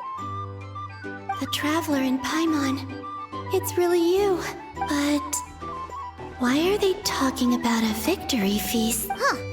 You worried Paimon sick while you were out there fighting Rerir.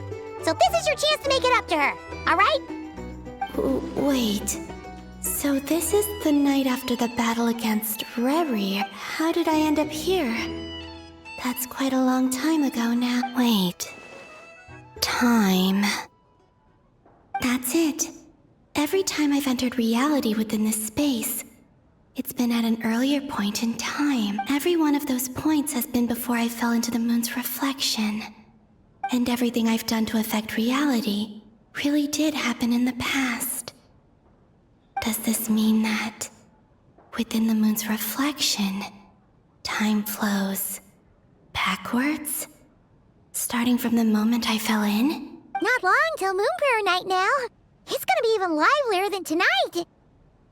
Although, it's gonna be sad saying goodbye to the damselette. She seems like a really nice person. Paimon. No, I can't. Even if I make contact, they probably won't understand what's going on. And in any case, I'll likely get pulled away again if I did instead. I have to find a way to get them to notice what I've written using the moonlight. Wait. Even I hadn't thought of doing that before Moon Prayer Night. They'd never conceive of that possibility. Is there truly no other way? Don't lose heart. We'll find a way somehow. Huh? Oh, you say that, but the Frost Moon is beyond the fall sky. If we wanted to go visit her, how would we make it through to the other side? We might not have all the answers now, but I'm sure we'll find a way one day. Huh. Guess someone's gotta be the optimist. The present. The future. That's right. There are still things I can do. What's your plan? Flint's, when you were staying next door, did you ever open the window? No. The rooms here are dark and damp. And there's such a buildup of dust on the windows that the moonlight can't even get in. I didn't think it was worth the trouble. The moonlight. I think I see where you're going. One moment. I'll see if the owner is available. Don't bother. Time is of the essence.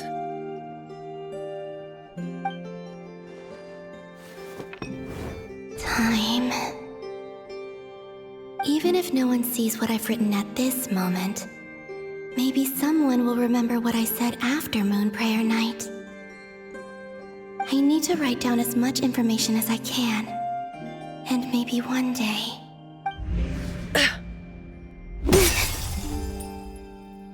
Huh? What's up with you? You can't even hold your cup steady. Are you getting tired? A little.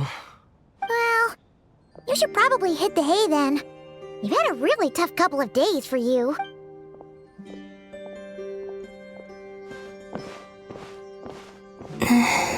You truly have. You helped defeat Rerir, helped me reclaim my name, and you helped the others organize Moon Prayer Night. Wherever you are right now, I'm sure you're still fighting against the injustices of fate. This is all I can leave for them. How I wish I could stay here, but it's time for me to go. I hope to see you again in the next time, and if the opportunity presents itself. I will surely return to your side. Huh. Columbina. She's alive. Not only that, but she's left us an entire wall's worth of clues. She even wrote down what would happen on Moon Prayer Night. It's just a shame we found it too late. I am here. Time in this place flows backwards. I am constantly moving forward. It sounds like she's found a way to influence the past using Kuvaki, but her future is our past. So, these words have been here ever since we defeated the Ray Hero Solnari. We just never... Which came first, the chicken or the egg? Do you ever mull over questions like that? Only when I'm in a good mood, and at leisure. Well, I never do. Everything that has happened already belongs to the realm of fact. As a business person, and especially an intel broker, what I do is extrapolate from those facts to try and read the future. An admirable philosophy. It's a means of survival. Let's go. We have a wall's worth of clues to share with the others.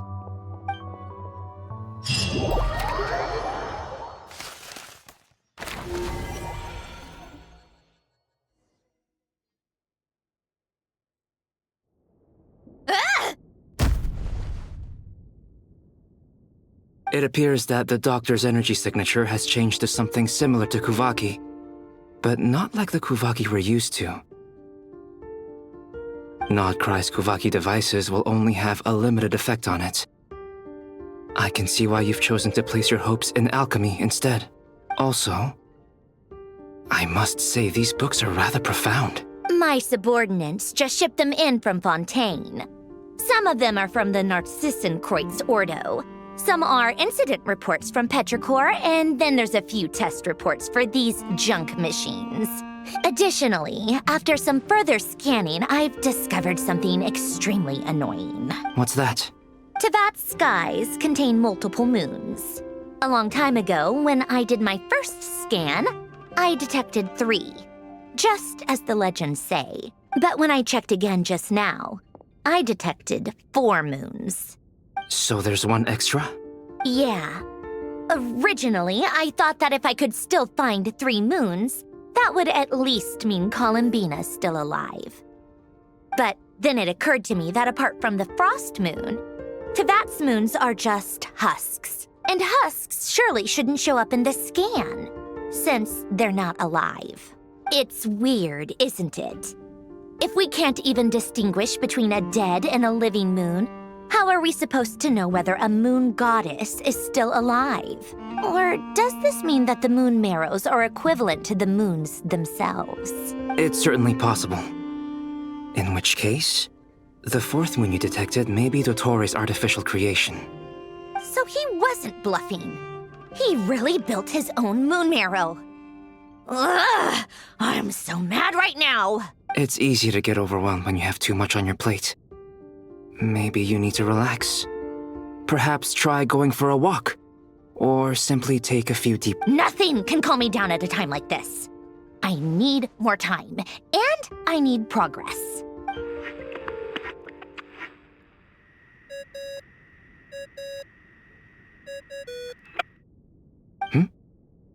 It's Mr. Flynn's. I really hate that ringing tone. Ugh.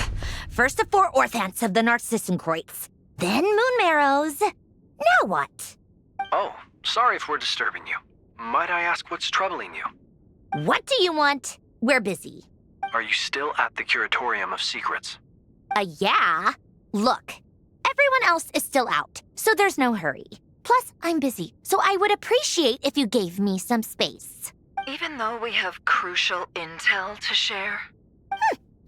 Fine, I'm listening. Do you intend to share it via the Dodo communication device? Ordinarily, I would, but this is a unique situation. I think it's best that we discuss it in person. See you at the curatorium.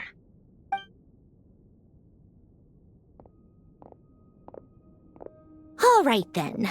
So, what's the situation? The rest of the team is still out working on their missions and evacuations, but we've decided to fill you in on the most crucial information first. Sandrone, you were right. Columbina is most likely still alive. That's the best news we've received in a while, by a long way.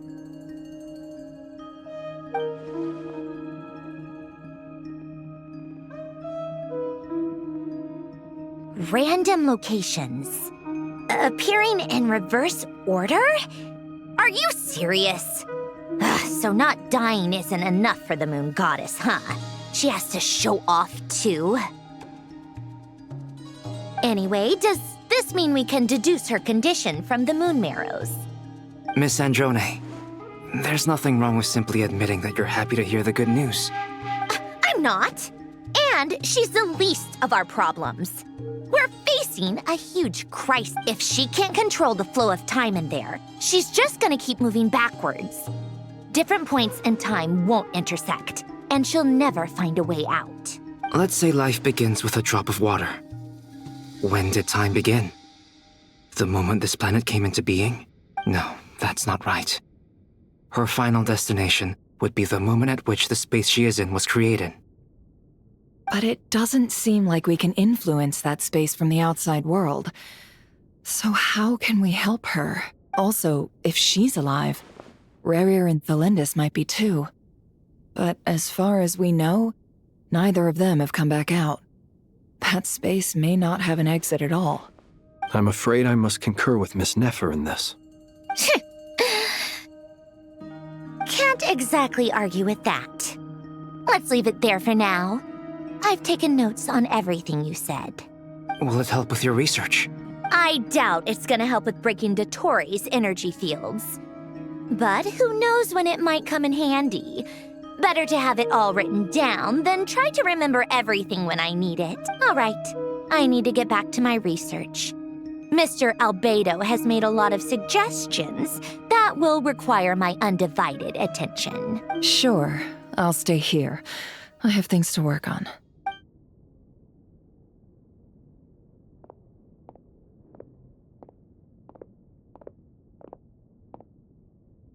Paimon, are you there? Oh, right. She went with Varka to Natlan, didn't she? Good thing we've moved her and the Traveler's luggage and... Speaking of the Traveler, where could they be? There's a note. Paimon here. Not in at the moment, but if anyone needs to borrow her stuff or the Traveler's, go ahead and help yourself. Paimon won't be mad.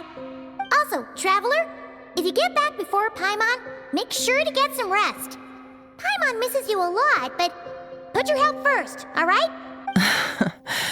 How sweet. Well, since you offered, Paimon, don't mind if I do. This is the Traveler and Paimon's luggage. All the items they use day to day are here. It's well organized. I wonder which of them is responsible for that. What do we have here?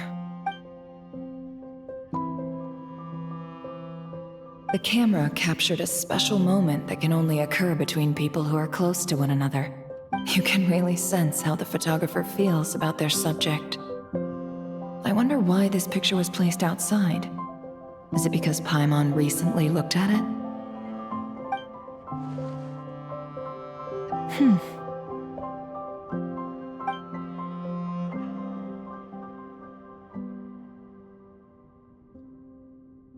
This must belong to the Traveler. Perfect. I'll use this. Hang in there. We'll find you.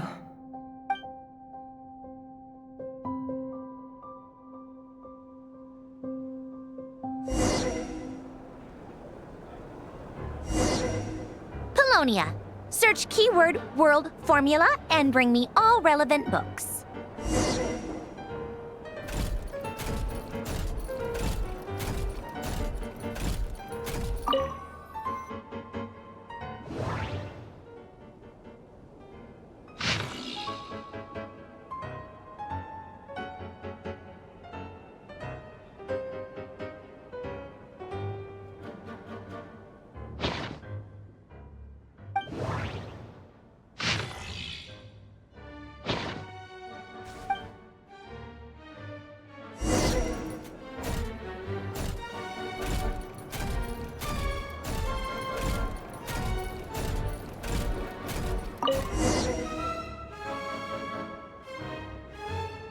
Let's see. This one is on Tonki's sermon dictation concerning the apocalypse. I believe that the correct term for this is Fortuna. This was an ancient Remorian technology, a wisdom unparalleled. I never imagined that Remorian ideas would be so similar to the diagram I have named, the world formula. This is strong evidence that human civilization should gradually shed possibilities as it continues to explore and evolve. The end of humankind may well be upon us right now. The sparks of civilization shall run out, unless we consider introducing variables from outside the system. Variables? Surely that can only mean one thing, Descenders. Dottore likely captured the Traveler because of his Descender status. But the Three Moons' authority comes from the world itself. Why would Dottore need anything beyond that? Where does this variable factor in? The world formula calculates the fate of an entire world. Introducing a variable would therefore give us...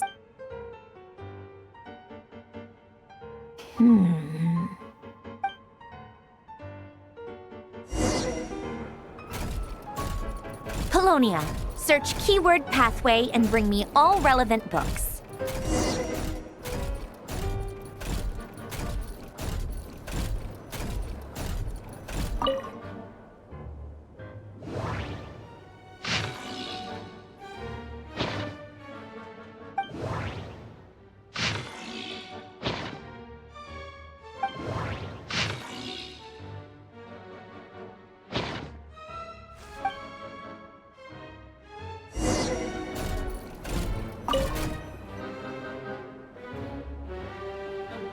Otonki Sermon Dictation. Explications on the Chemical Marriage. These titles are pretty esoteric. Observe and compute the pathway displayed in the guidance diagram. Deconstructing and reversing its effects could generate potential ideas. So, it's one of Renee's draft lectures. Deconstructing the pathway. I suppose that could lead to a breakthrough.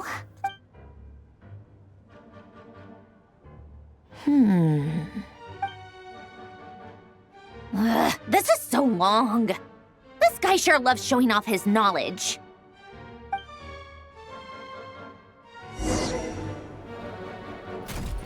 Polonia, search keyword tree model and bring me all relevant books.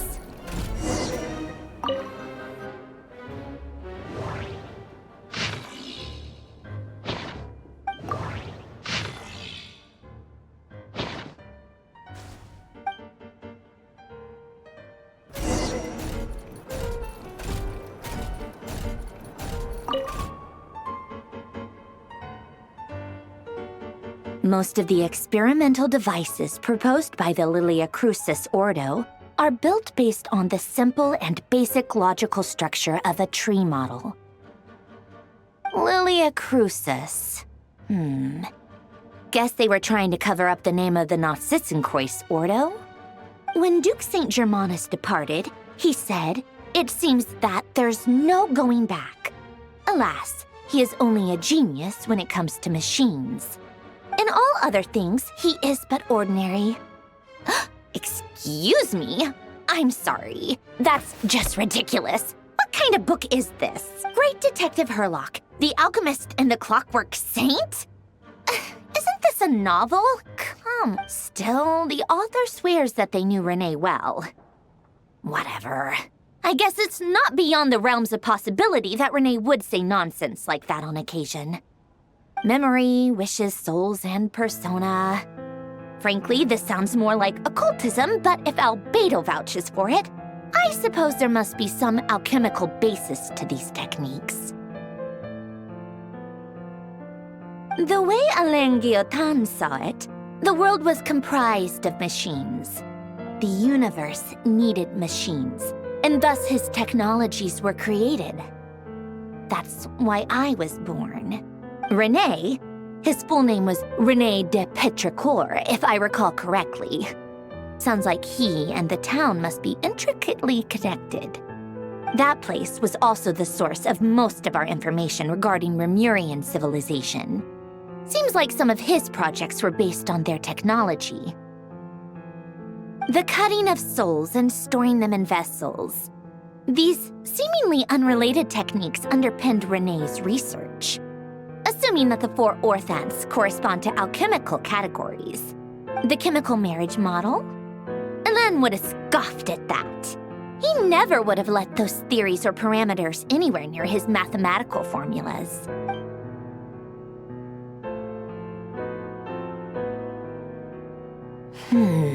What was Elen's view on Renee? I know he mentioned the name, albeit very rarely. Oh, now I remember. Elen's old notes are here too. They mentioned Renee once. Renee seemed most out of sorts when he spoke to me. A lack of sweet foods has dulled his mind, I should think. Either way, his words are not to be believed. Yep, that sounds like Elen. My subordinates actually did a half-decent job digging out all these materials. Makes a change. Good for them. Some of Elen's old files are completely consistent with these records. He must have gotten them from the Tower of Gestalt. I never knew he got his hands on Renee's records that early. Heh, he may have kept them, but he never even attempted to use them. Didn't believe a word they said. Come to think of it, Renee's world formula was filled with calculations of constants. That shows he believed that the fate of the world to be predetermined. As for Elen, it's been too long.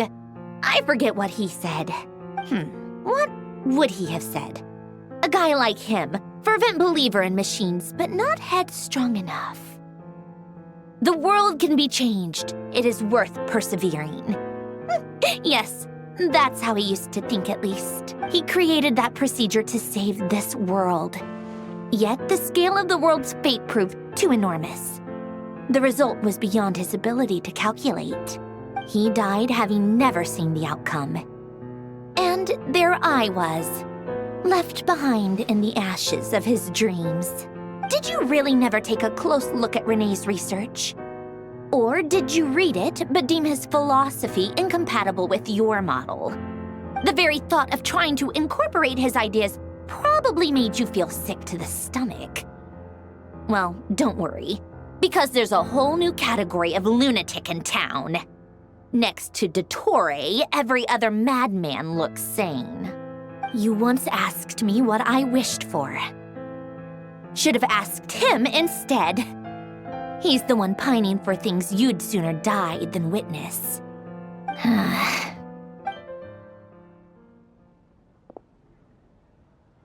Even the tiniest variable can make big waves in the present. Now then, allow me to put these incompatible fragments together in your stead. First, establish and verify the existence of the Great Circle.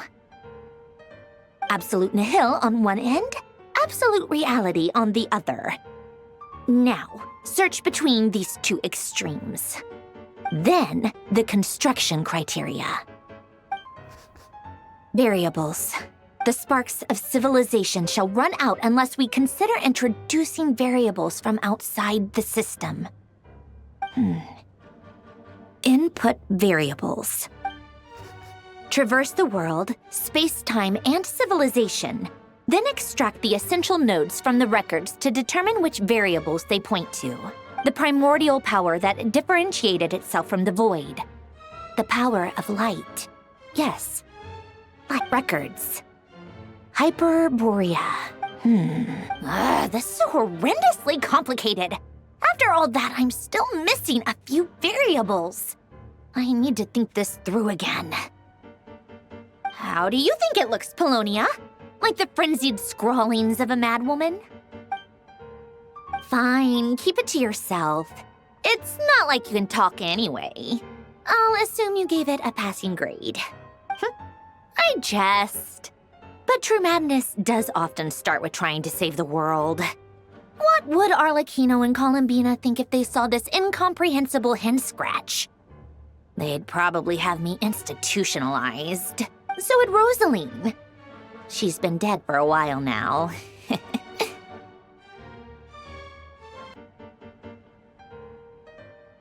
When I close my eyes and think back, I can still see her face. And that enormous dress she used to wear. Such a bizarre choice. What possessed her? Oh, and the clack-clack of those heels used to drive me insane. No one's asking me, obviously, but I hope you all know that I never wanted to save the world. I'm not crazy. I don't have delusional ambitions, and that's a clinical fact. The world needs a solution, but I don't need the world's validation. It's the world begging me for answers, not the other way around.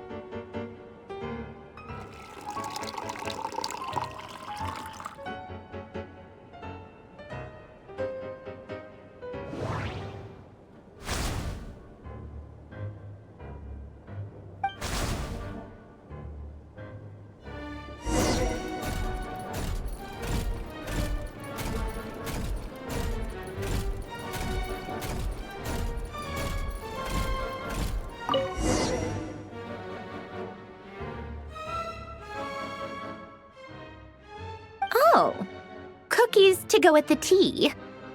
Let's see. They must be from that person who brought those documents. I see they're from Hotel de Boer. Something's written on the box. We are proud to present this homage to the Fortress of Meropede's fun-filled mill collection system. Fortune cookies. Have a lucky start to your day. Sounds like a dumb gimmick to me. Be early to bed and early to rise. Get plenty of sun and drink plenty of water. Then things will surely go well for you. What? Are you kidding me? Somehow I doubt that an early night and a glass of water is magically gonna save a world on the brink of existential peril.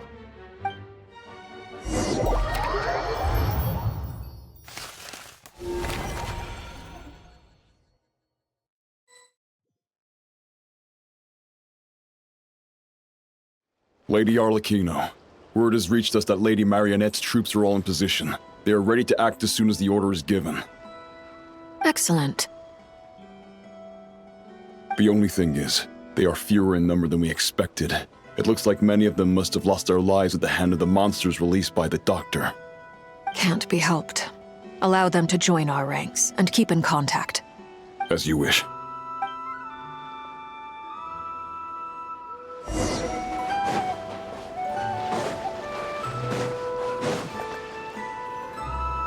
It's been a while, Arlecchino. You look well. Did Dottore really have to build his lab right on the sole path between Snezhnaya and Nod-Krai? Had to go on a huge detour to stay out of its line of sight. Sounds like an arduous journey. I assume you've brought word from Her Majesty? Of course, all part of the job.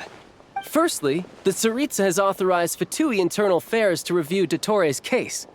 They will reach a formal verdict on whether he has turned traitor and whether he poses a threat to Snezhnaya.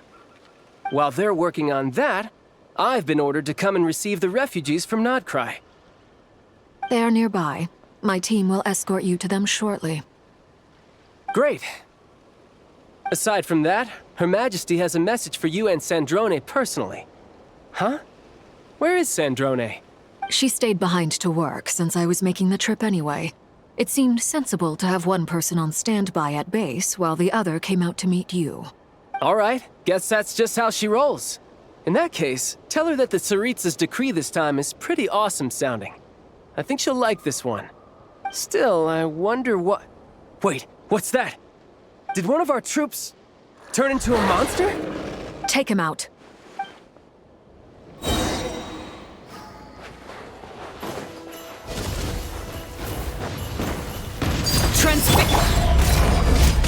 Yeah!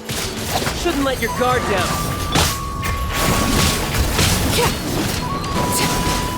You've gotten stronger, Arlecchino. Nice. Stop that right now. I appreciate the praise, but I am not fighting you today.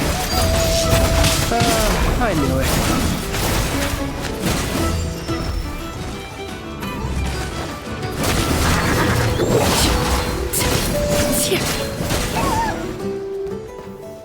I can't believe it.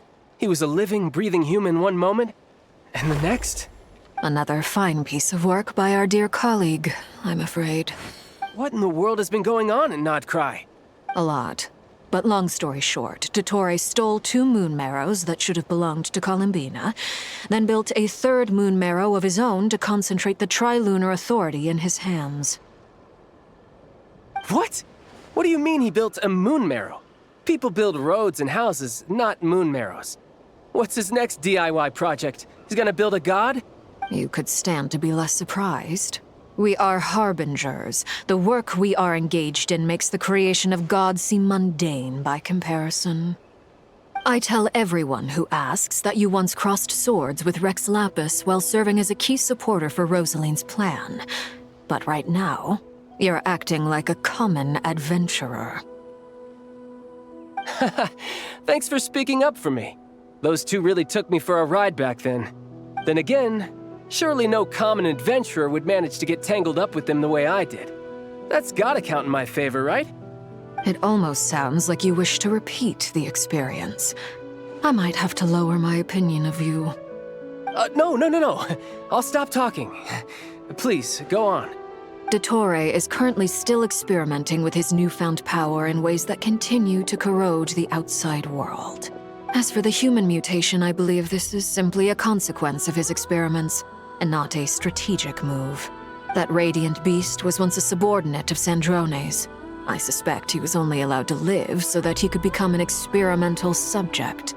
Also, those of us who fought Dottore have been afflicted with a curse. As such, I cannot leave Nod-Krai. This is so much worse than I thought. No wonder Her Majesty's decree is so extreme. While these exceptional circumstances persist, the Harbingers are hereby authorized to use unilateral executive powers. Should Dottore pose a threat, Arlecchino and Sandrone are permitted to eliminate him. My thanks to Her Majesty. I will pass these good tidings on to Sandrone. Her Majesty has also declared that she will refrain from launching an attack on the now evacuated Nod-Krai due to the presence of unretrieved research material. A wise decision. By the way, how's my old partner doing? I'm assuming they're with you? Partner? You mean the Traveler? I'm afraid I have bad news. He was captured after our failed assault in Dottore's lab. His whereabouts are currently unknown. What? Why? Since when does Dottore have a bone to pick with him? That is indeed the question. I'm not sure he does. He must have some other goal in mind. This won't do. I have to rescue him. You can't. We have no idea where the Traveler is. What am I supposed to do then? Stand here twiddling my thumbs? Sandrone is working on it. The best thing you can do right now is complete your mission. Fine. I guess I'll leave this to you then. One last thing. Tell the Rooster to get the message out to the gods and citizens of every nation in Teyvat. Beware. An uncontrollable pollution is spreading forth from Nod-Krai. The source of that pollution is a madman drunk on the success of his experiments. The Fatui and our allies will endeavor to contain the threat. However, if Nod-Krai falls, things are likely to escalate. Considering Dottore is one of our own, all Fatui stationed in Nod-Krai consider it our duty to stay and fight him to the bitter end. Hey, don't be too pessimistic. If it comes to it, I'm sure Her Majesty won't stand by and do nothing. I hope you're right.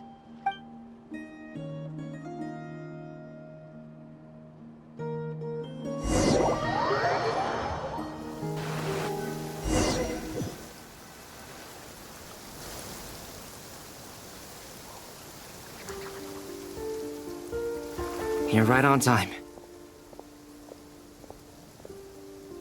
Thanks. Hey, do you think I'll get that gliding exam exemption? I made sure I was on my best behavior in Mondstadt. I landed well outside the city and walked in through the gates. I'll help you apply, don't worry. For now, let's see what we have here. What are the Doctor's energy fields even made from?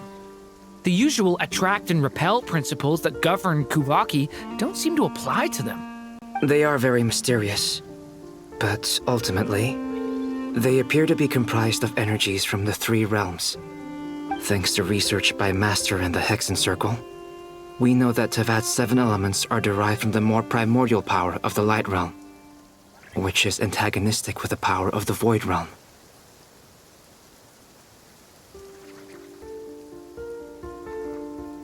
Since you have the power of the Dragon Durin within you, I'm sure you can already tell that this energy field contains no abyssal energy. That's true. It's not abyssal energy. It's something pure, wild, and untamed. I've been thinking about something.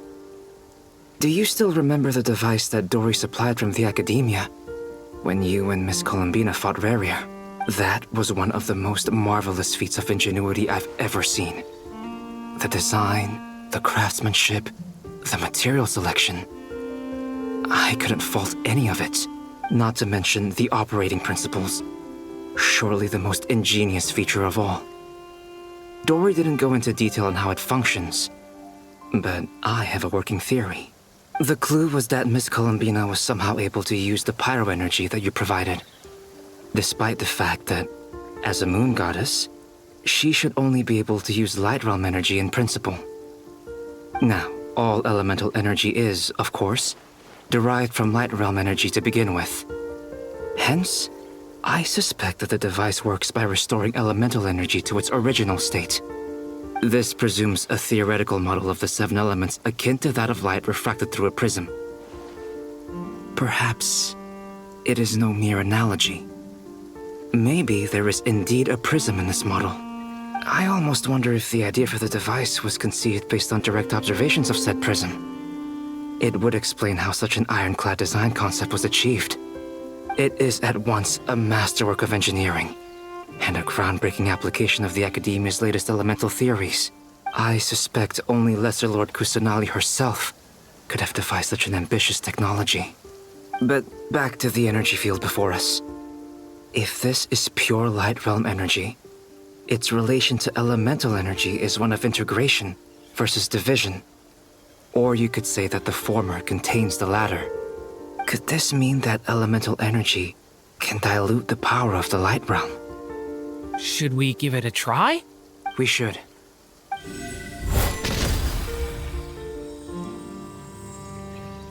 Ha! It works! Clear signs of disruption were detected at the periphery of the energy field. This indicates that elemental energy can disturb or even negate the field. Now you try. All right, here. It's working! Switch to abyssal energy and attack again.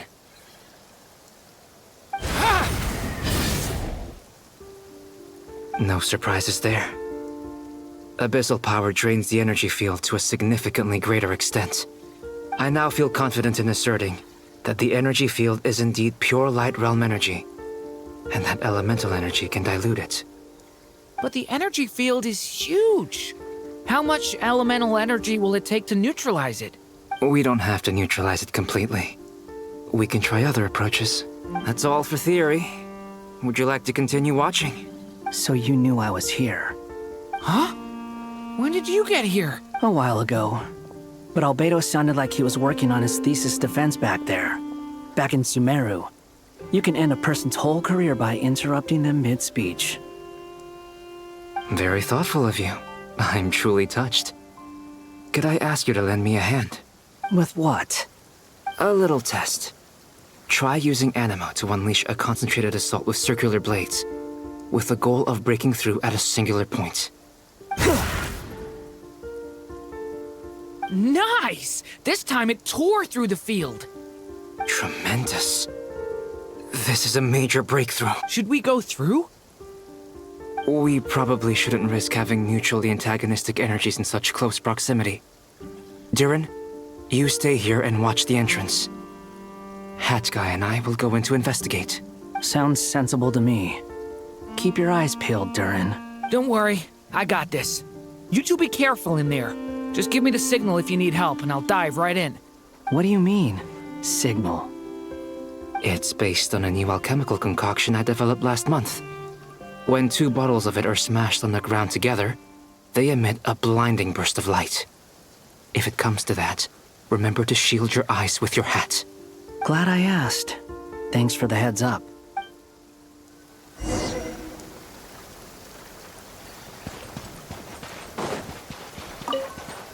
Like I thought.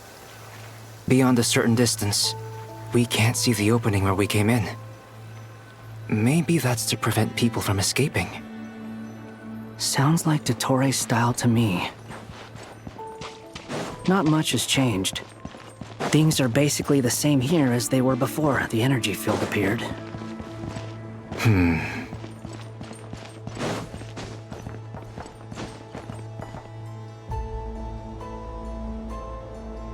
They have no heartbeat and they're not breathing. We can only assume they're dead. But there are no visible wounds. Also, there's an animal squatting next to each body. It's watching us. That's not an animal's gaze. What are you trying to tell us? Doesn't seem eager to talk. I guess maybe it's just an animal after all. Let's keep looking around.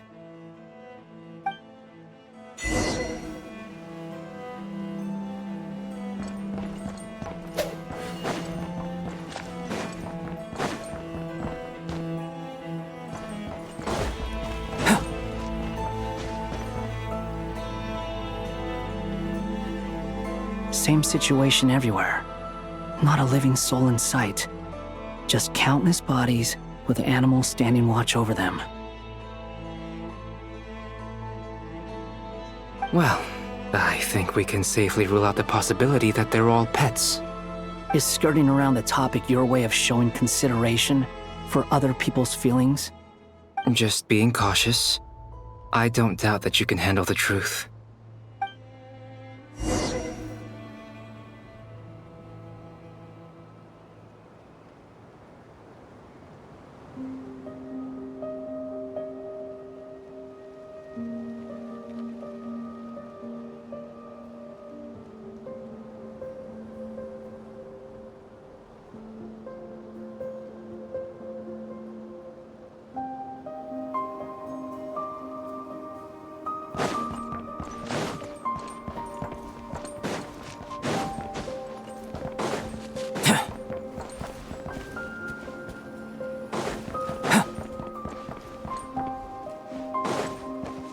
Careful. Please. Help us. Please. Over there. I hear a voice.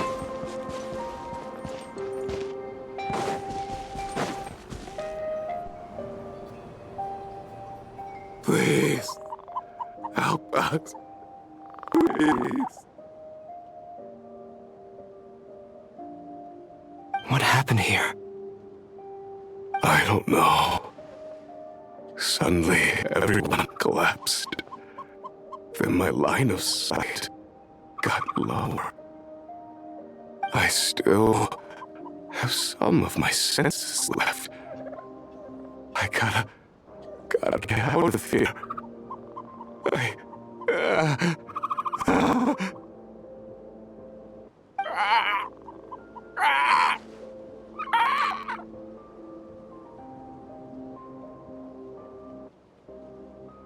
It looks like there's a huge experiment going on inside this energy field. Maybe each energy field is its own giant experiment. Vile. He's swapping human minds with those of animals. Even without the other circumstances, this would be an extremely radical experiment. Those people may have lost their sense of selves, but they are not fully animals either. If they were, they would have left. But instead, their instincts are driving them to remain by their dead bodies. We should go. No sense in sticking around here longer than we need to. Agreed.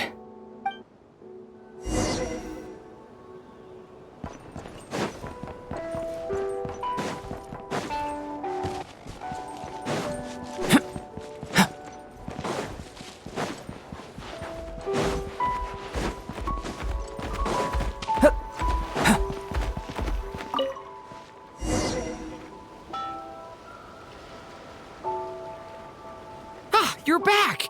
Everything okay?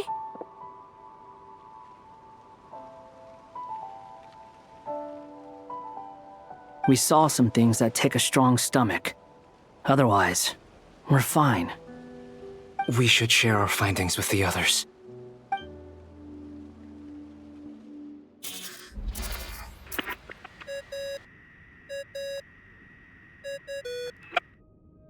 Yes? Who is it? Miss Nefer, it's me, Albedo. We found a way to break through the energy fields. With enough control, it's possible to tear them open using elemental energy. Also, we managed to take a look inside. Dottore is carrying out his cruel experiments on an immense scale. Any residents who have failed to evacuate in time will likely meet a grisly end. Sounds like he's living down to our expectations. Might I ask how things are proceeding on your end? I'm just about to get started. I'll be in touch once I have a result.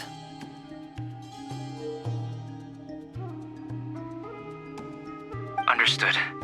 Stay safe.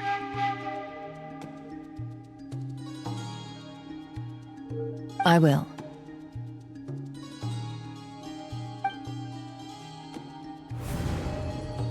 Well, Nefer, I'll link up with you once my tasks are complete.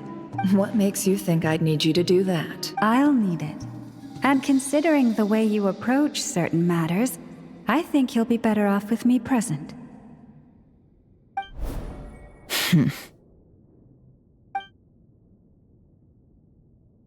Let's begin. Entering simulation mode.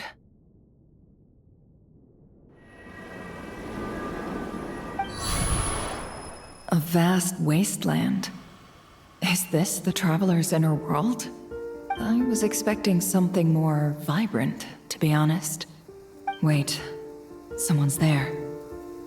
What are you looking at?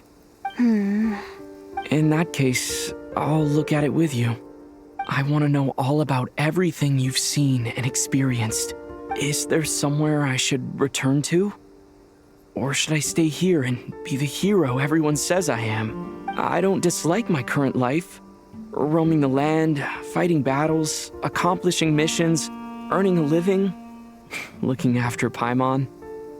It's not so bad. I guess the only thing that's missing is that you're not here with me. This is the conscious layer, which contains a person's true feelings. It is filled with both longing and kindness. I suppose anyone who lives long enough ends up wishing for someone who can't be there. Maybe it's the only way we can feel truly alive. Time to delve a little deeper.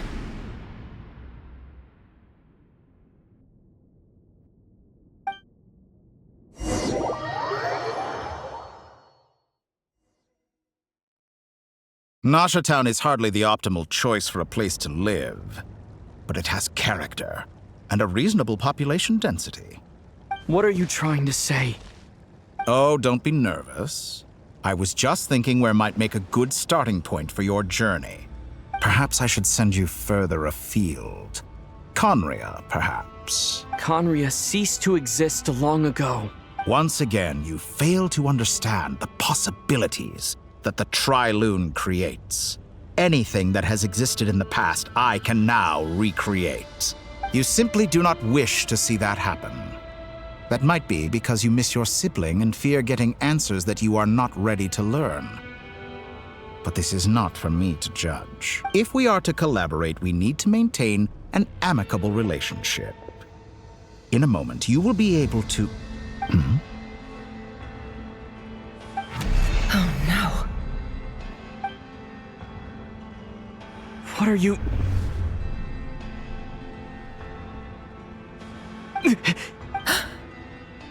What are you gonna do? Don't move. Something unwanted has crept into... Oh? Gone as quickly as it came.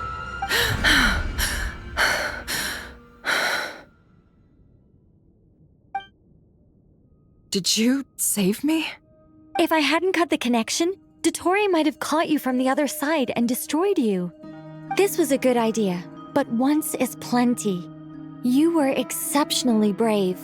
Excellent work. Thanks, but now's not the time for that.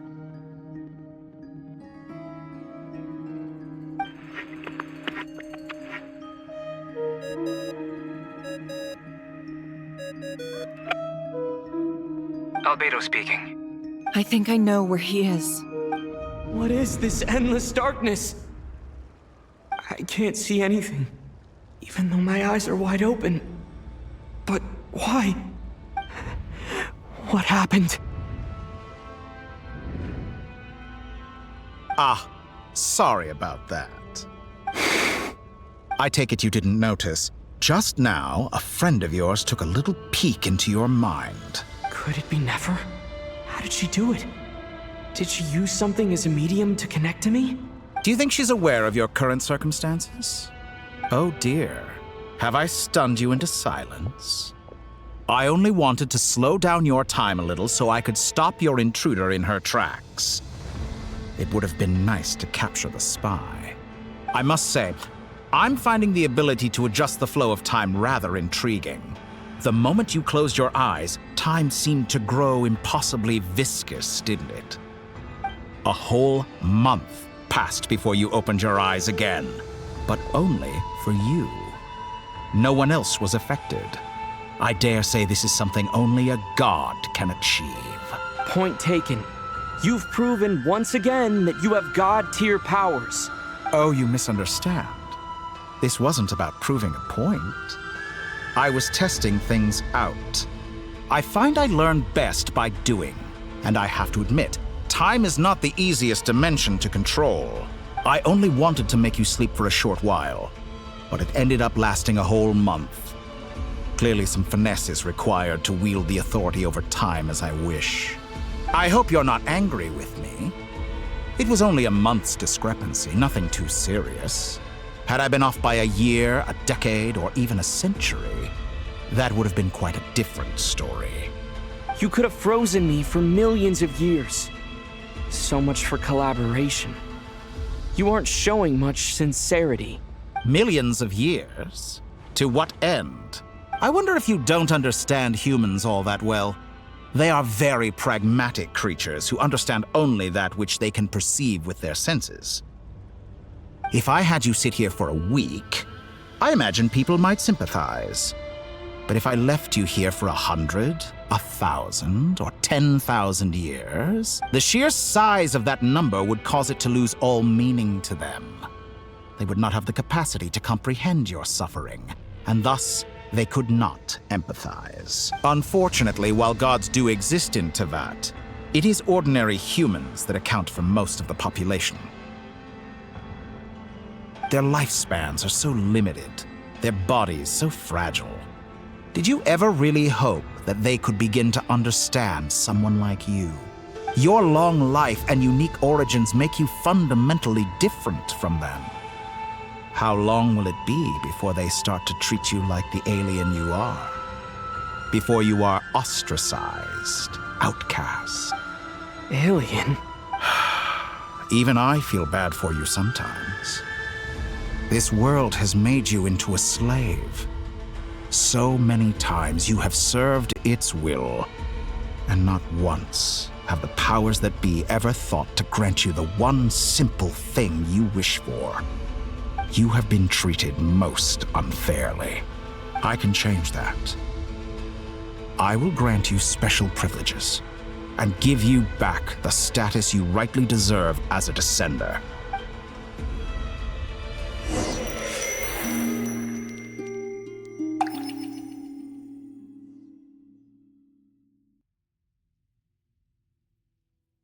I've entered the past 3 times at this point, but but I still have so many questions. For instance, beyond each point being further back in time than the last, what determines the specific locations at which I can make entry? So far, the common thread linking all three scenarios is that the Traveler has been present. But it's more than that. I know I sensed something familiar around him. What was it? I'll keep this question in mind as I carry on.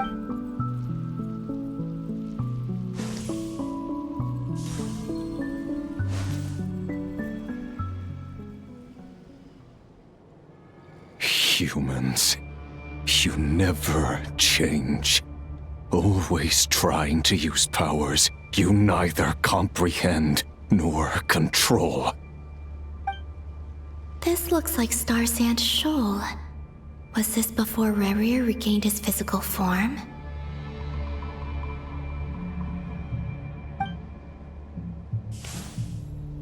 You've messed with the cannon again, huh? Sorry, but this round's not gonna go your way. The cannon. That's right. I was at Silver Moon Hall and I sensed an abnormal Kuvaki fluctuation coming from Nasha Town. And right after that, came an ominous power emanating from Star Sand Shoal. My body was once torn into countless pieces and hurled into the swirling chaos of time itself.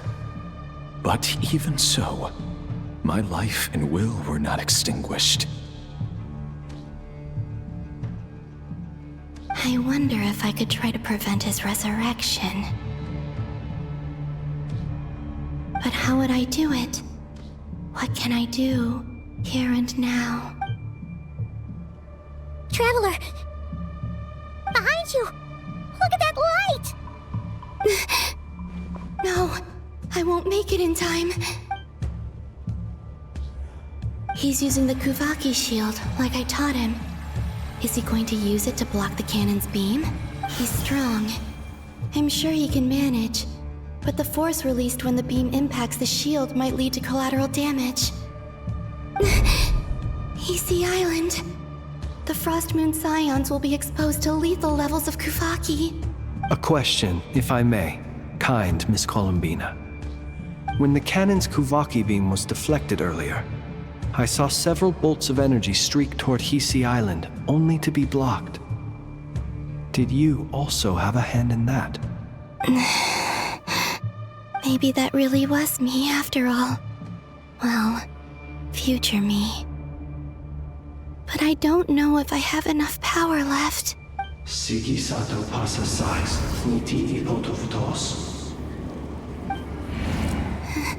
There's no time.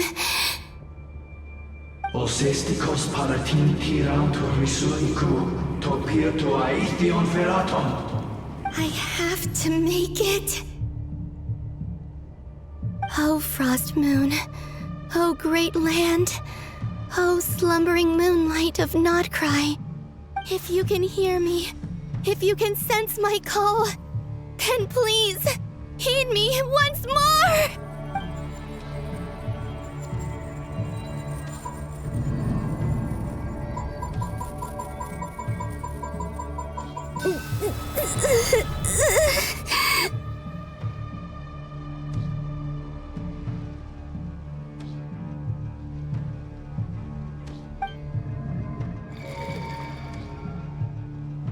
Did it work?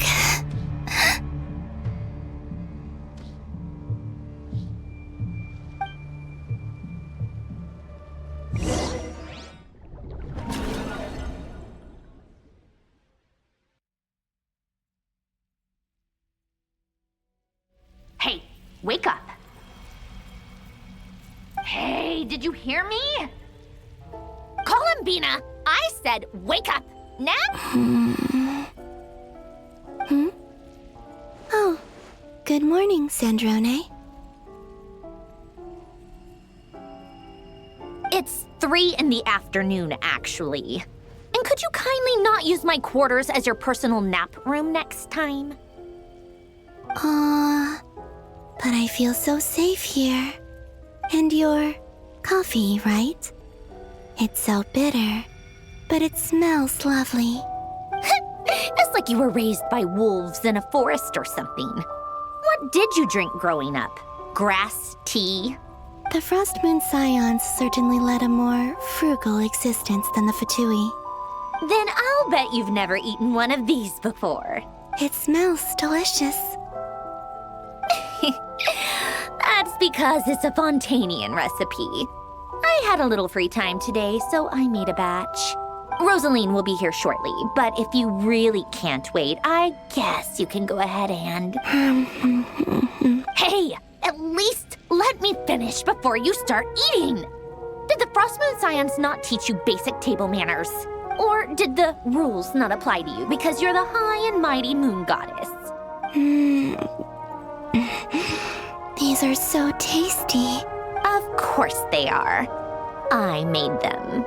I was worried they might contain traces of machine oil. What? You know, there's something I've always wanted to ask you. Why did you leave your old home and join the Fatui? I mean, I'm sure their food was awful. But there's gotta be more to it than that. Well, life there didn't go quite how I imagined. What were you expecting? You're a god. Your followers are gonna make some demands of you, right? Surely you can just answer a few prayers here and there in return for the free food and drink. How bad can it be? Well, would you help other people just for free food and drink? The doctor told me that you were created by a great mechanic, Lord something Fisher. The Lord Artificer. Ugh, some people can't keep their mouths shut. Oh, Lord Artificer. And didn't he have something to do with the, narcissist? Narcissenkreuz Ordo. Yes, that was it. Narcissenkreuz Ordo. So, would you try to fulfill their wishes? You must be joking. I wouldn't go even if they paid me. I don't even know them. Exactly. Well, I felt the same way. I did not know the people who made demands of me. What do you know? We're on the same page for once. In his later years, Alan did ask me if there was anything I wanted to do. If I had any wishes of my own. Well, I don't. And I'm not in any mood to fulfill someone else's either. Who's Alain? He was the... You know what? Never mind. You're not gonna remember. Anyway, the point I'm trying to make is, neither of us is the self-sacrificing type. Let me ask you this. What sort of place would you like to live in, if you could choose?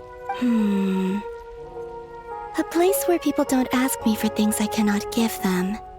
Where they don't worship me, or fear me, but just want to chat with me like a normal person. I'd also like the freedom to come and go as I please.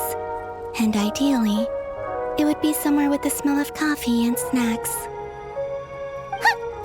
Not to burst your bubble, but no such place exists in the world. Now, take your snacks and scram.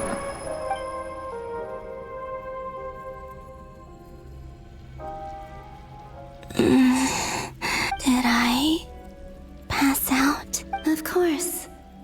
I'm back here again. I dreamed of events from my past. Sandrone. Traveler. I miss you all so much. Back there. I guess I managed to harness all the Kuvaki energy on Hisi Island. But how did I do it? Time is flowing backwards here, and I can use that familiar power to enter the world of the past. That mystery ally everyone talked about. It was me all along. I can sense that there isn't much more power remaining up ahead. What lies at the end of all of this? Will time keep flowing into the past? And will I ever find my way back?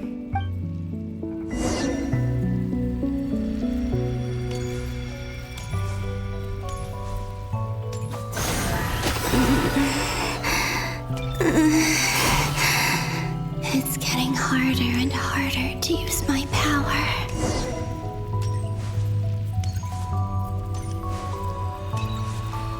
I'm no match for the Abyss in this state. I need to avoid the contaminated fragments.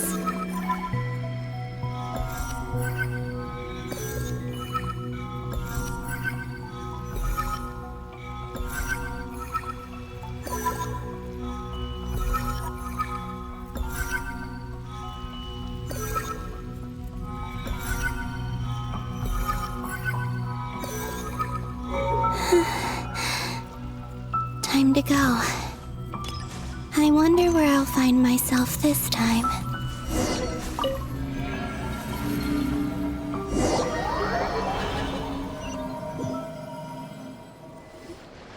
The Final Night Cemetery. This is where Flint's is based. Or not! How are we supposed to read through this many files? Difficult, yes. But it is also... Seems like they're searching for information. Oh, I remember. Was this my doing too? To expose the true intentions of this Rarir, we need to dive into Nod-Krai's history. Are my actions changing the past? Or are they simply completing a process? Is all of this inevitable? Or am I the one making these decisions? If I choose not to help them now, will it change how things turn out? Hope we don't land on our heads then. They're my friends. I can't not help them.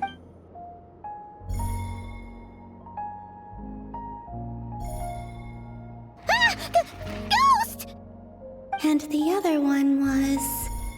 here. Hey! Another file's moving!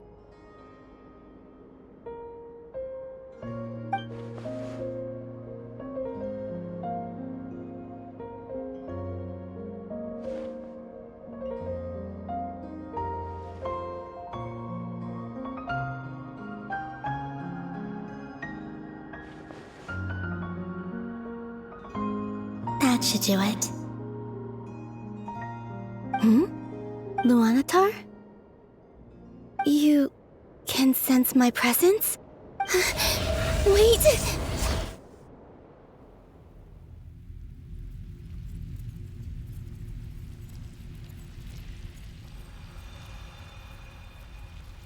Luanatar. So she's that familiar presence I've been sensing all along. She's always been by the Traveler's side. That explains why the Traveler has been there each time I've entered the past. But why Luanatar? Is it because she has a connection to me as the Moon Goddess's familiar? If so, why not any other Kuhenki? That's...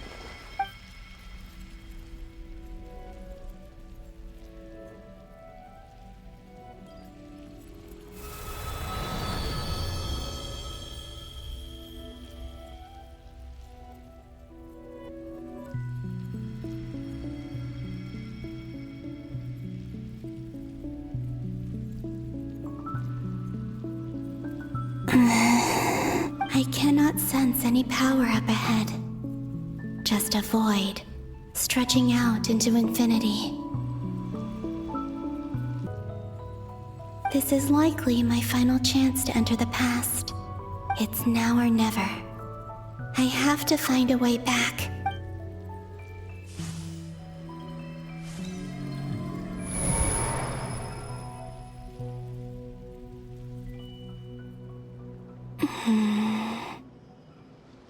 Easy Island? How far back in time is this? Where's Luanatar? I can't sense her presence this time. Seeing Ineva and Aino reunited like that sure was heartwarming. Traveler, no. Stay calm.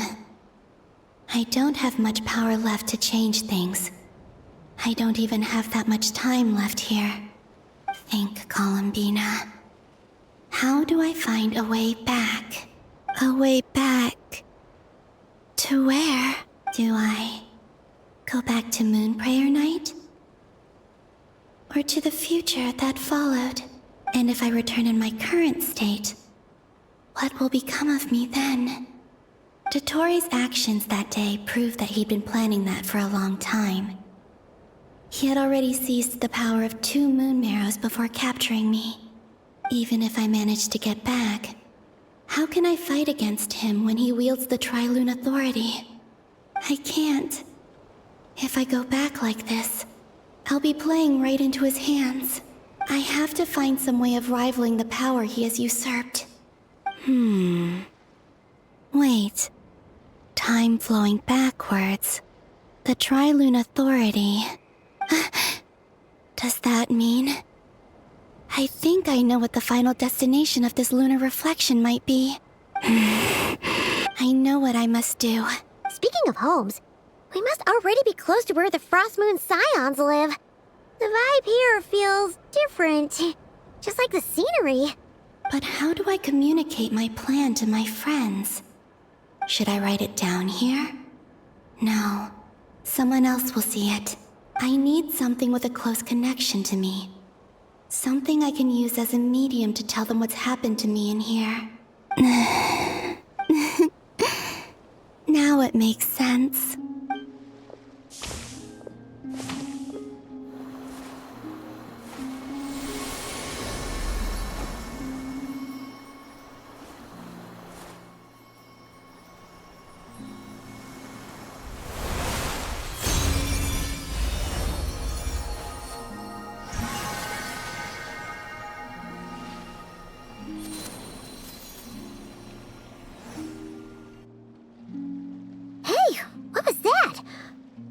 Some sort of breeze blew by, and then the petals suddenly turned into...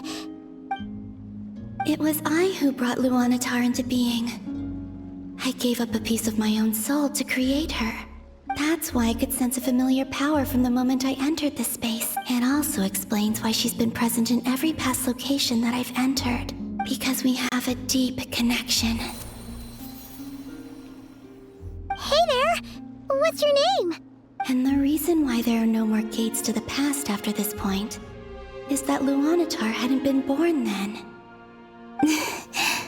No wonder I sensed the trace of a blessing when we first met. But I still didn't recognize the soul hidden within you. Back then, I was just a little lost dove. I had yet to become Columbina Hyposelenia. Go on now. We've got stuff to do. Best you find someone else to hang out with.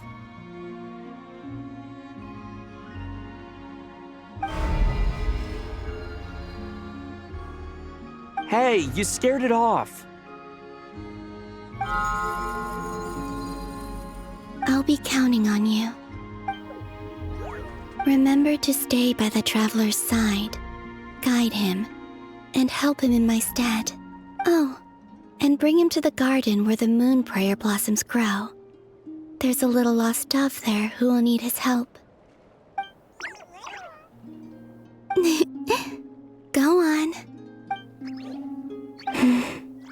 You too. Go and live your story. As for mine must go in a different direction.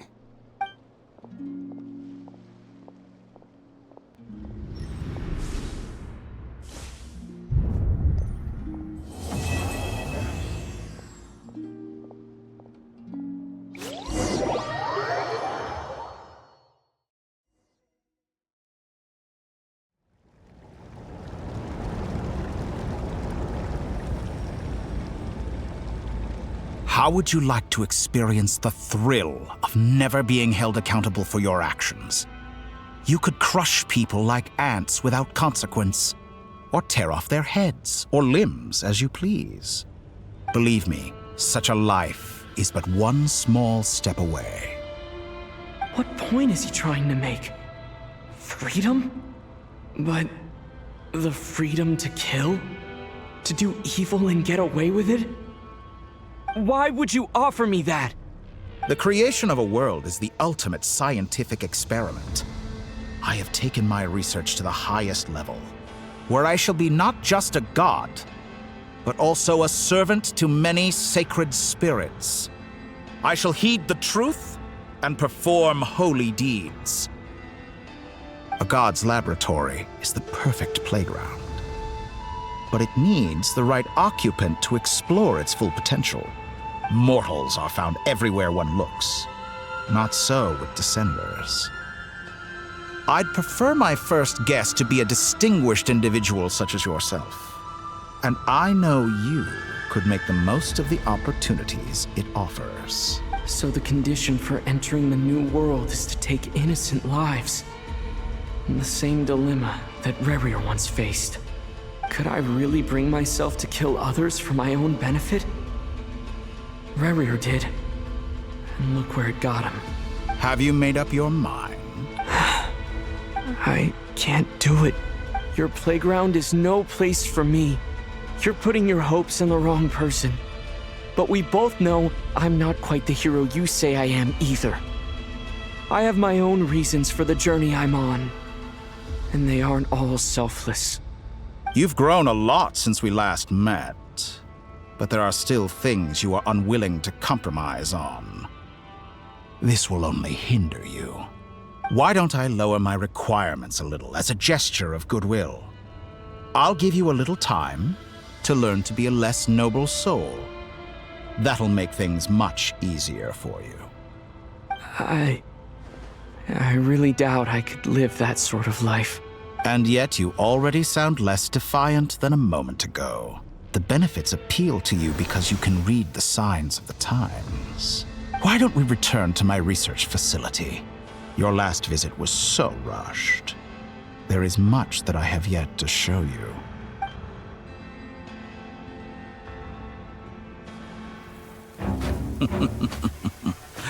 Now to that question, Heroes don't attack from behind. Guess I'm no hero. This is most disappointing.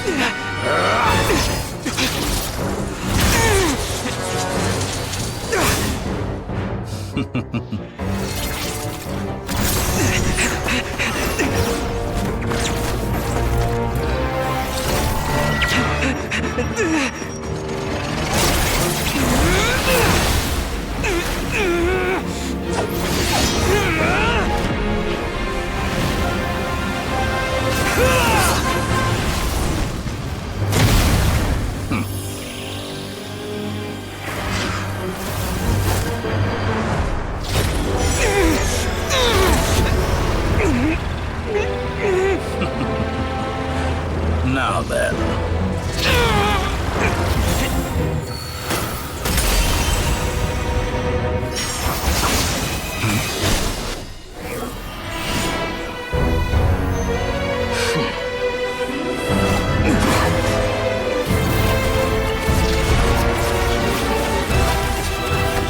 A new face. Interesting.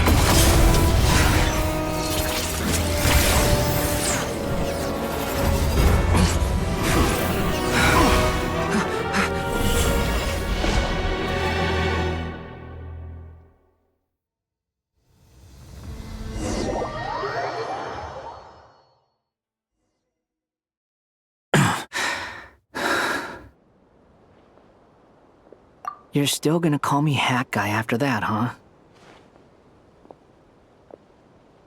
I didn't see anyone else in there who needed saving.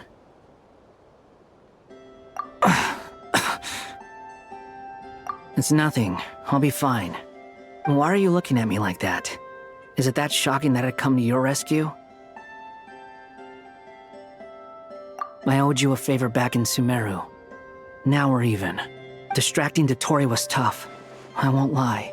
He's not gonna fall for the same trick twice. That was my one shot. I'd hoped to use it to take him out. Ugh. I never wanted to obliterate someone more than I do right now. Dotori doesn't recognize me, but his segments were originally made based on an analysis of my operational principles. I expect it's only a matter of time before he figures out what I am. So Dotori doesn't recognize Wanderer because he deleted himself from Irminsul. Did he really miss his only chance for revenge by saving me? Why the long face? Hey, I'm not blaming you, okay? And I'm not complaining either. Rescuing you and killing Dottore are equally important goals. Everyone would be pretty stuck without you. It's best you live to fight another day. How are you holding up? Are you all right? Hat Guy said to put safety first, so we agreed to run as far away as we could after leaving the energy field and only meet up once it was safe. You don't look injured. It seems that Dottore didn't do anything to you. All right. Rescue operation complete. Let's head back. There's a lot more work to be done before this is over.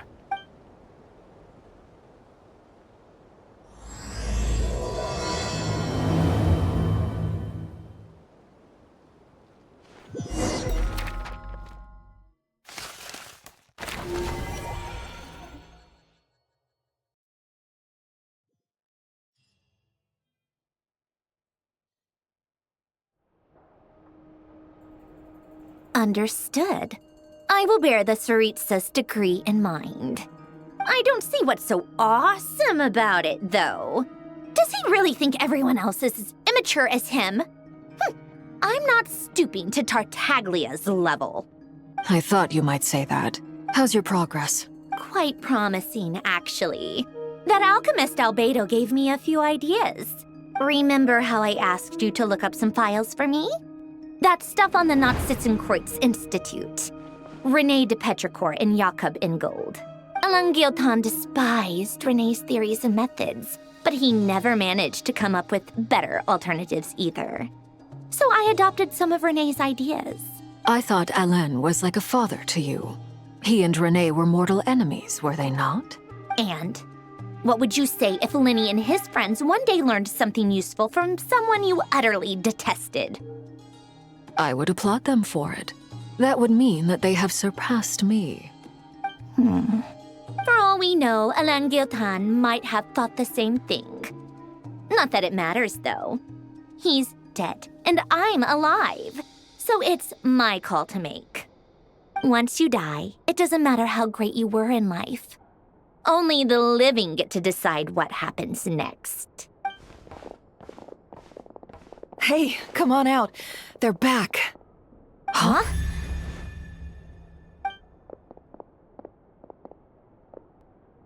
You're back? And your head's still screwed on?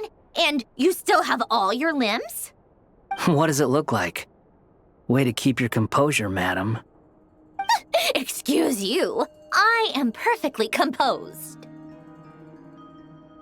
Glad you're okay. Yes, it's a huge relief. Worry? Oh, yeah, right. You think we, the Fatui, were worried about you? We were worried sick. Hey! The Traveler and I were already friends. You are free to join this mission in whatever capacity you please. Much like your tea parties. It's a laugh a minute with you guys. I must say, I was quite surprised when Mr. Albedo told me he would need no additional aid.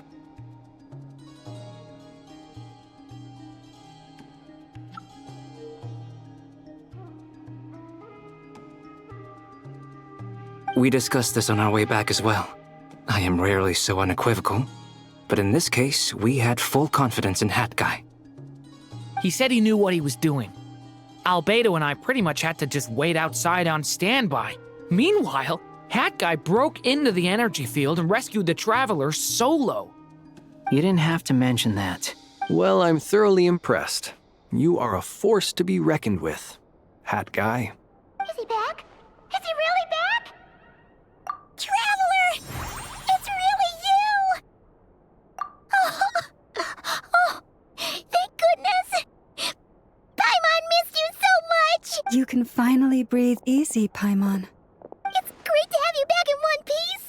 Oh, Paimon's been having nightmares the whole time you were gone! Look at them.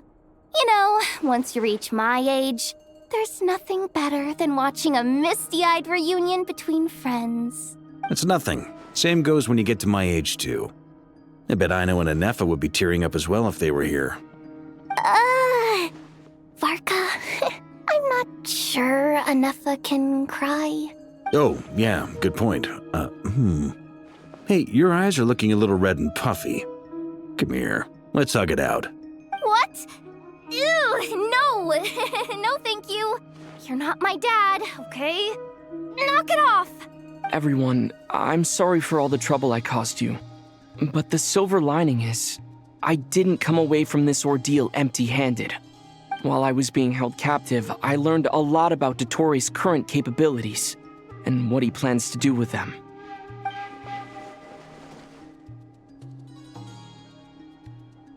The three moon goddesses were even more powerful than we imagined. No wonder Dottore believes himself to be equal to the gods, maybe even superior. Utter blasphemy. While everyone was gone, Nefer and I made an interesting discovery, and I believe Miss Sandrone has something to share too. Ma'am, perhaps you could do the honors?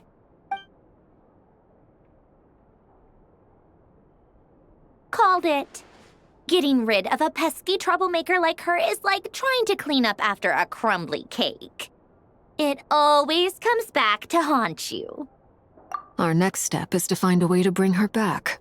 A place where time flows backwards, with no destination in sight. Surely it must have been created for a specific purpose. But I fear the answers are buried deep into VII's history, held by great powers beyond our reach. It sounds like she's on a specific path through time, just traveling in the opposite direction to us. The question is, where does that path lead? Or will it keep going to infinity? We considered that question as well. Strictly speaking, time is not infinite. Indeed not. Every road has an end. Nicole! You sure love quietly sneaking in mid-conversation. I do, in fact. It's something I've always done at our mages' tea parties. Quiet, mysterious, and persuasive. You wonder what lies at the end of her road. Well, just as the world has a beginning and an end, so too does time. And so, the end of the road is the moment that Teyvat was born. But where Miss Columbina will end up along this road, that depends on where this particular river of reverse time began. What about the original moons and the moon goddesses? Do they have a beginning too? All things do. In the beginning, no moons adorned the sky. It was the Dragon King Nibelung who raised the three moons into the heavens, and thus were the moon goddesses born. They were shadows of the planet, born to wield Nibelung's authority and oversee the world on his behalf. They were extensions of his will, manifestations of his majesty. But then one day, they disappeared just as suddenly as they had once been brought into being. Nobody knew where they had gone.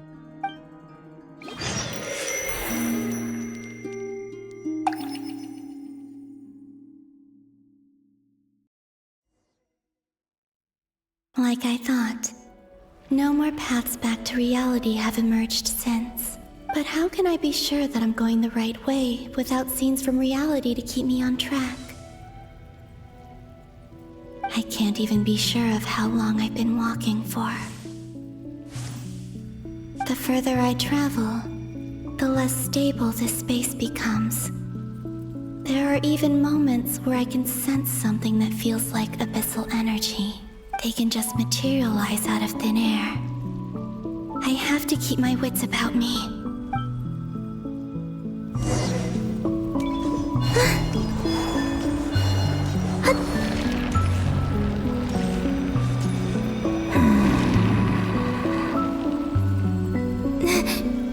Is that the ray here of Solnari?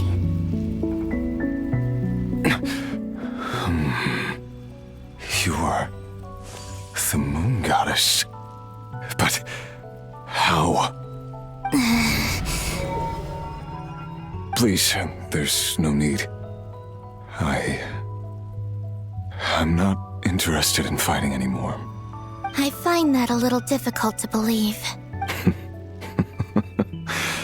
Yeah. Honestly, so do I. The way you used my own power against me was... It was a brilliant strategy, And then, in the final moment before I was thrown into this space, I got to see an old friend. Mr. Dainsleif. Right. It was so long ago now. But we were friends once. When I first got here, I was filled with hatred, remorse, and rage. How I cursed and devoured. I tore everything here apart. I was consumed by the desire to leave this place and have my vengeance, but to no avail. This is a place with no exit. This is the second time I've entered this space. Though I have no memory of the first, I was torn to shreds the moment I entered. But this time I survived. It must be partly because of this new body, and partly because of all the Kuvaki I absorbed in Nod-Krai. Are you the source of the abyssal power in here? Not all of it. Some is from when I first arrived here and tried to destroy everything. But there was already a degree of abyssal power here before I entered. And like a venomous snake baking in the merciless sun, it tried to slither into my shadow. Tried to? So, you rejected it? Yes. Because after that, the world suddenly became silent for a moment. What do you mean? The voices in my head, they were gone. And then I saw her. Her? Thalindis. My former lover. Never mentioned that she saw a memory of Thalindis leaping into the moon's reflection. More precisely, I saw her afterimage. I'm sure the real her is long gone. She was just an ordinary Conrian. She couldn't have survived here for very long. Anyway, why have you come here? Didn't you know it was a dead end? If I hadn't escaped through the moon gate, my friends would have been in far greater danger. Oh, I see. Because of your power. The power of a moon goddess. What? You'd like to know how I know, wouldn't? The one who resurrected me said so. I could hear a deep lust for power in his voice. Do you mean... Dottore? Dottore. So that's what he's called. He'd been collecting fragments of my body for a long time. All so that he could resurrect me at the moment of his choosing. I had no interest in his research. But being as corroded by the abyss as I was, we were aligned as far as hunting the moons and recovering my strength were concerned. So that's why the Wild Hunt suddenly became so active in Nod-Krai. When I left the Fatui in my weakened state, Dottore must have felt that his time had come. Moon Goddess, could I ask a favor of you? What? I know this is a lot to ask, especially from someone who tried to kill you. If you refuse, I won't fight it. But this is the only thing I desire now. Nothing else matters. What do you want? I'd like you to take a message to Thalindis for me. Thalindis? Yes, she's dead. But like I said, I saw her afterimage. I can sense that some part of her soul remains here. Far, far ahead. Why don't you go and speak to her yourself? I can't. I don't know why, but I can't move freely in this space as you can. All I can see is a glimpse of her, walking away. Just like the moment when I last saw her in life. In return, I will clear these abyssal obstacles for you. No, not in return. I'll clear them for you. Whether you want to help me or not. It feels like something I ought to do. Yeah. Why, indeed. I've been asking myself that question a lot recently. Why did I do the things I did? I'm tired of it all. Tired of the person I became. People used me. And then I turned around and started using others. I hurt a lot of people. I think I grew tired of it long ago. But I wouldn't admit it to myself.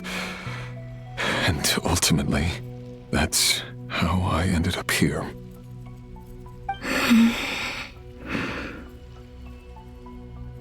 What do you wish to tell her? All of it. My past. My mistakes. Everything that happened after we were separated. Is it okay if I give her the abridged version? Yeah, I'm sure there's plenty you can skip over. Just tell her the important parts. Whatever you think that means. Like the part where you relentlessly tried to kill us? It's up to you. Love demands honesty. But my relationship with Thelindis was built on lies. We hid too much from each other. But after living my whole life in the shadows, I don't want to hide anything anymore. I will do my best.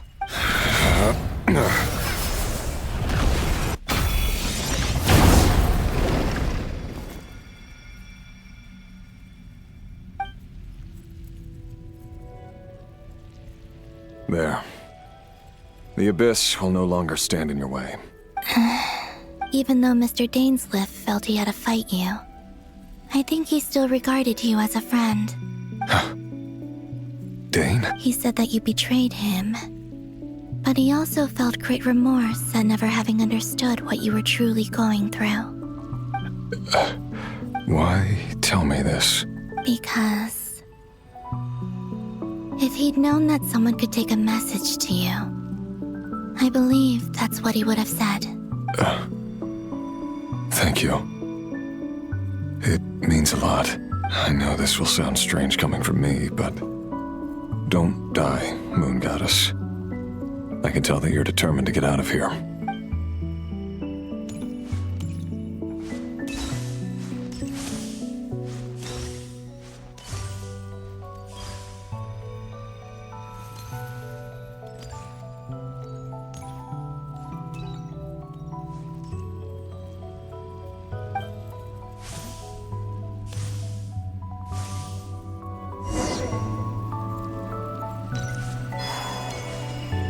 He kept his word.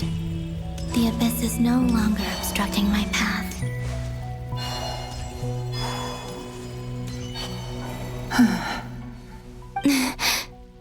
Is that the Lindis? She wasn't far off at all. And yet, they can never meet. Hello, Miss Thelindis. Who are you? How do you know my name? I've never seen anyone else here before. You can call me Columbina. I promised Rerir that I'd bring a message to you. Rerir? My Rerir? Is he well? He's doing better than he was. Better than he was, huh? Sounds like he's had a pretty rough time. Others have had a rough time on his account too. In many cases, their time ran out because of him. And I'm not just talking about the children of the Crimson Moon. So, things got worse before they got better. Could you tell me what happened, Miss Columbina? Are you sure you wish to know? Yes. This is my opportunity to learn the truth. No matter how hard it is to hear, I have to know. I admire your courage. However, time is short. I cannot stay here for long.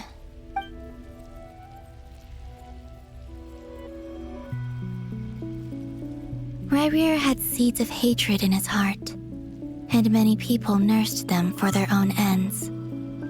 On some level, everything he did was to try and find a way to see you again.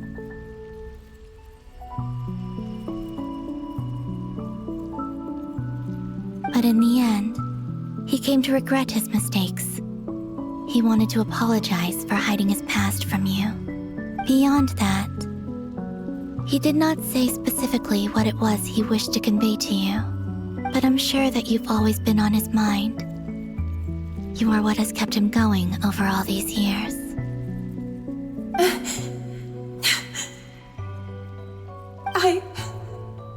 I'm sorry, Miss Columbina. This is so upsetting. I'm not sure how to put my feelings into words. It's all right. I understand. Well, that's everything from me. So, I guess I'll be... Wait. One moment. Time flows backwards here. The road ahead only leads further and further into the past. I know. I intend to reach the end of that road. Without a moon marrow, without the 3 moons' power, you won't make it far. Wait, unless... Are you one of the moon goddesses? You could say that. I see. I often think to myself, if life is like a train ride, why haven't I reached the terminus? Where am I even going? And it's not just me, it's this whole place. Wherever it is, it seems like it's existed forever. It's such a mystery. Where is it going? I must seem so ridiculous. I can't answer these basic questions, and yet I jumped right in here without hesitating, only to be torn apart the moment I entered by powerful energy currents. Only my soul remains now. Thinking back, I was suddenly overcome with fear and terror in that moment. Perhaps I too became bewitched by the abyss. I may have been the leverage it needed to control Rayrir.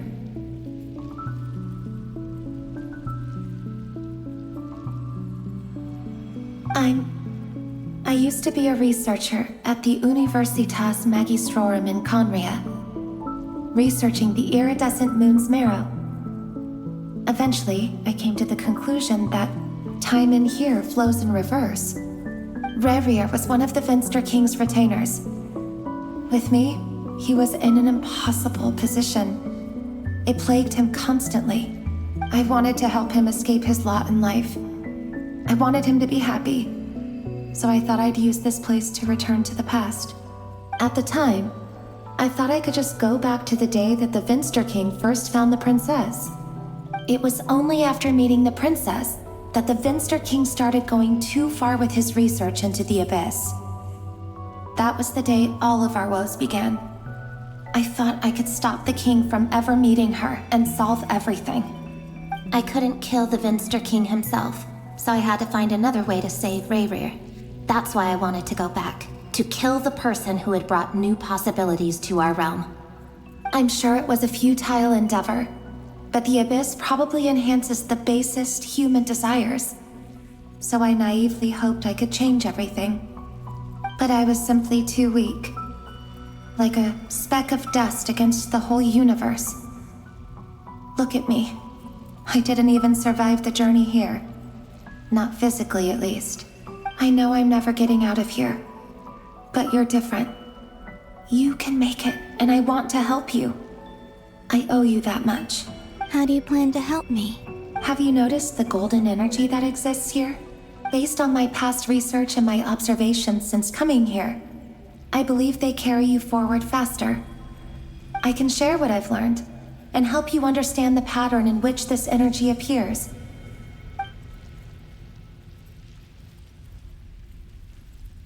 I think you just might... Now, I know you will be able to change the past. Also, I've been speculating about where this phase ends. The documentation was scanned, but from what I know of the legends about the moons, the oldest ones seem to begin with Nibelung, king of dragonkind. I have no way of verifying any of it by this point, but if it's true, you might be able to reach that era if you keep walking.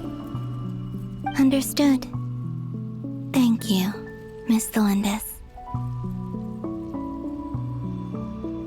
I'm the one who should be thanking you. If you hadn't entered this realm of everlasting death, what use would my deductions be? Thanks to you, they have some meaning. About Rerir, I'm so sorry. For everything. It wasn't your fault. That's not true. Because we both feared bringing trouble upon each other, neither of us ever told the truth. And that dishonesty sealed our fates. But enough about that. I wish you a safe journey, Miss Columbina.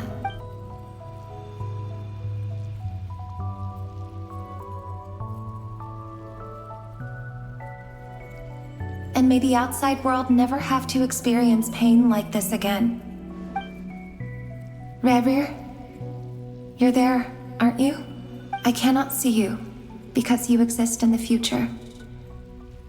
I expect we'll be trapped in this prison of space-time for all eternity. But please, gaze upon the past, and then sit for a while. Let's find a place to sit down together, just like we did when we first met.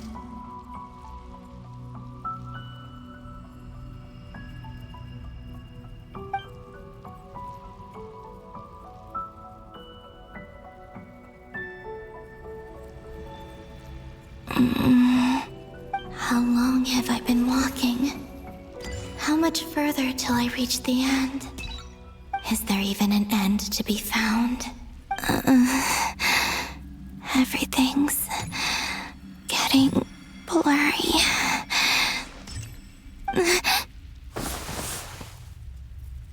Huh? Are you all right, little sister? Have you come from the distant future?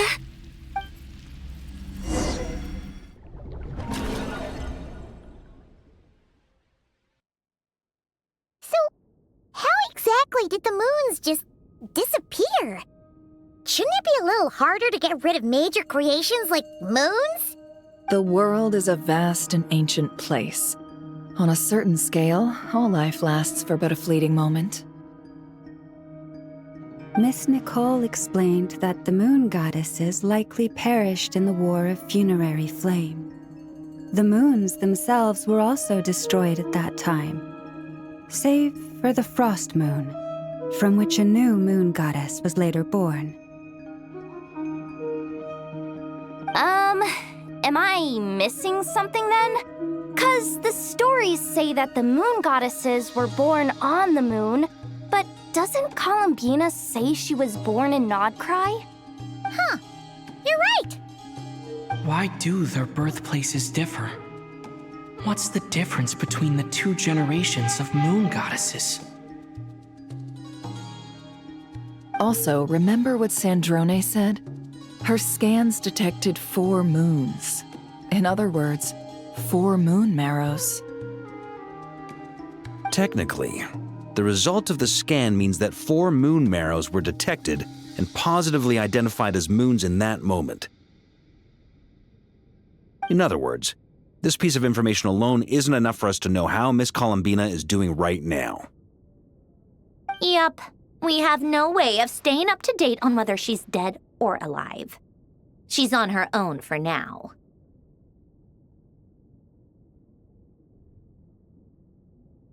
But at least she's trying her best to get back to us. Yeah. She's a tough cookie. And a sore loser, too. We have to trust that she'll find a way. Because we really need her power.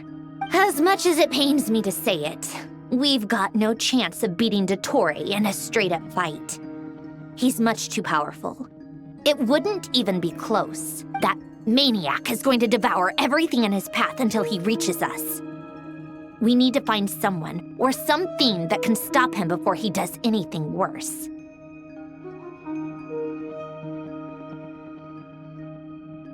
I'll be frank. Our only hope of defeating this false god is with a real moon goddess on our side. I'm not just saying this because Columbina's a friend and I want her back safe and sound. It's just the truth. And I know that even she was no match for him when he attacked, but I don't have a better solution. We're not giving up on saving her, whether she can defeat Dottore or not. Right. Don't worry, Miss Sandrone. We're all aligned on saving Columbina.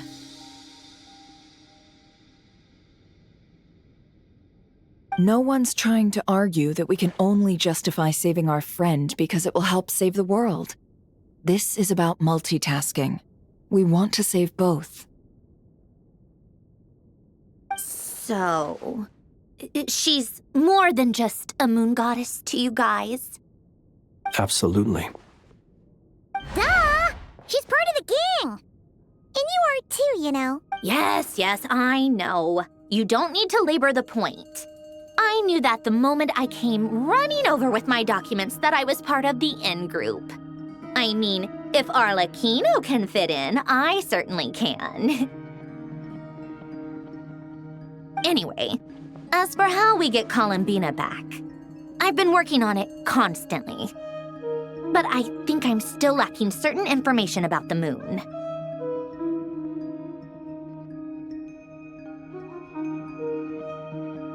I'd probably get there if I could continue my calculations, but the problem is, I've run out of computing power.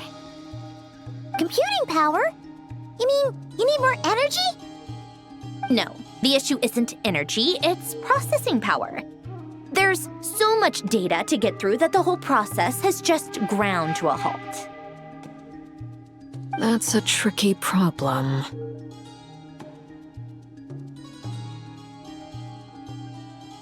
René de Petrichor of the Nord-Sitzenkreuz Ordo once foretold the fate of the world. But I don't know how he did it. My guess is that he used the primordial sea's power. However, that won't work for me. His methodology was vastly different from my own. What's worse, they're incompatible. And, to top it all off, we can't even leave Nod-Krai. Ugh, this is so annoying. If I'd known we'd run into a bottleneck like this.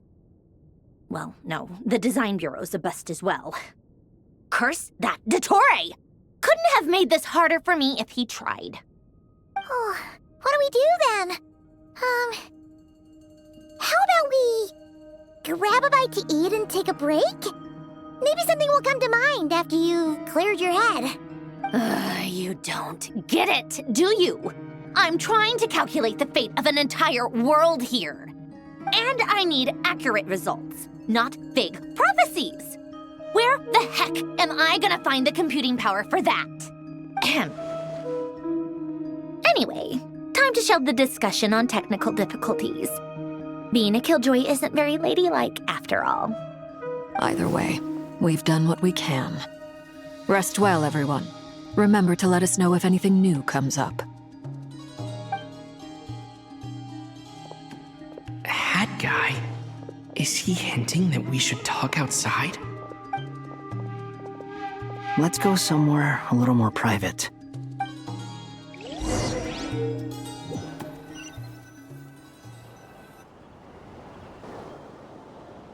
You know that Dory went back to Sumeru, right? Yeah, she mentioned she was planning to head back. Things aren't looking good for Nod-Krai. She's gone to spread the word so that Sumeru has a chance to prepare for the worst. From what I know of Dottore, there are two possible reasons why he hasn't made a move yet. One is that he's still working through some kinks in his new powers.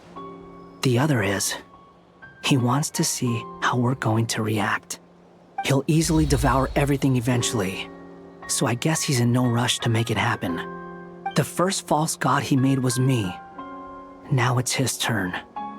Even though my records were erased from Irminsul, Dottore's ideas haven't changed one bit. He once told me that becoming a god was like turning yourself into a hungry wolf or giant serpent to devour the moon. Clearly, he began studying the moon goddess's powers long before he even tried making a god. He's always wanted to get his greedy hands on divine authority one way or another. And in the end, he devoured the moon where I failed, in the desert of Sumeru. there is a chessboard built by King Deshret, also known as Al-Ahmar. I don't know if it was a real game, or if he was just trying to challenge his servants and citizens in some way, but creating games and setting rules. Gods do that as a matter of course. That's the kind of power Dottore craves. Now he has the Trilunar Authority. His power is leagues beyond the common people. I don't think there's any point in other nations rushing to the front line. They're better off focusing on defense and hoping they can fend off any threats that spill out from Nod-Krai. Either way, Dori will inform Lesser Lord Kusanali, and she will contact the other gods in turn. The Seven will have some recourse available. If nothing else, their protection should keep the rest of the world from descending into chaos as quickly as Nod-Krai has. So on the bright side, even if Nod-Krai is doomed, your friends in other nations won't be in any immediate peril. That's good to know. But I'm not ready to give up on Nod-Krai yet. There's a word for people who refuse to let anything go. It's called being greedy. Maybe it sounds greedy to you, and probably naive too. But whatever you call it, that's what gives me the determination to keep fighting. Battles are fleeting, but the will to fight is a long-term commitment. Give up for even a moment, and your resolve will shatter. Why do you always feel the need to do the right thing? No one is born to be a savior. I mean, who's gonna criticize you if you fail or give up? Don't take this the wrong way, but Dottore said something similar to me. I guess the Fatui attracts people who don't believe in saviors. Not necessarily. It's less about belief for me. I just want to know how determined you really are. After all, I don't owe anything to anyone else here. Only you. You look kinda worried. If your arch-nemesis was about to achieve their ultimate goal, I think you might feel a little worried too. That's true. Dottore is about to become an omniscient, omnipotent deity. That's gotta be a bitter pill to swallow. Still, you're calmer than I expected. Obviously, I have to admit that my past self was a reckless fool who misunderstood not only the point of revenge, but how to achieve it. And as much as I want my vengeance, I know I'm not gonna get it by acting alone. If the world's taught me anything, it's to think before I act. Too bad it never taught me any other virtues, though. So, I am going to destroy Dottore, no matter what it takes. So, what's your plan? I'll get to that. First, tell me, what do you think of Sandrone? Just like Paimon said, she's a friend, part of the gang. How much do you trust her? This is a serious question. Think carefully before you answer. Although she's with the Fatui, she has her own values, and she's helped us a lot. If nothing else, she's clearly going the extra mile for Columbina. I see no reason not to trust her. If you say so. In that case, the three of us need to talk. I have some thoughts about her computing problem. It can be solved, but it will come with a cost. How much? If I can afford it, I'll cover it. Sometimes your heroism really backs me into a corner. You know that? Come on, let's go talk to her.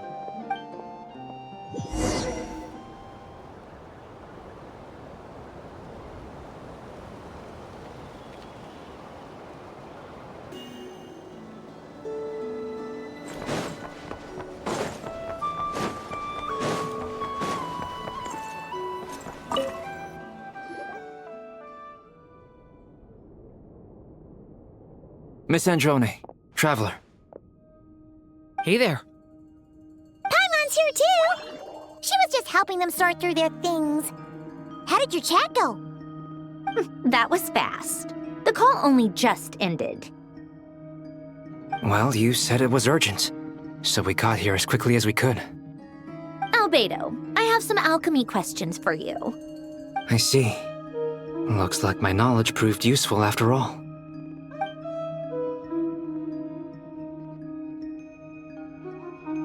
If I might ask, what is the end goal for the modified formula you'll be using?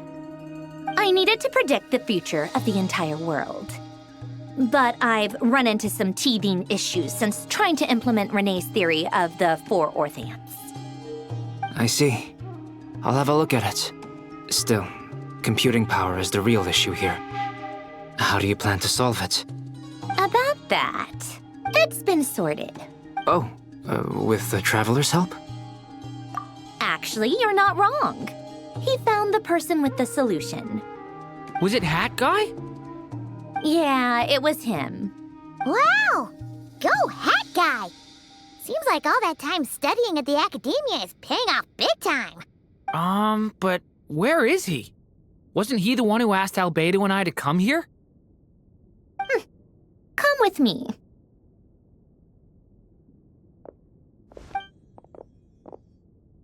Hat Guy?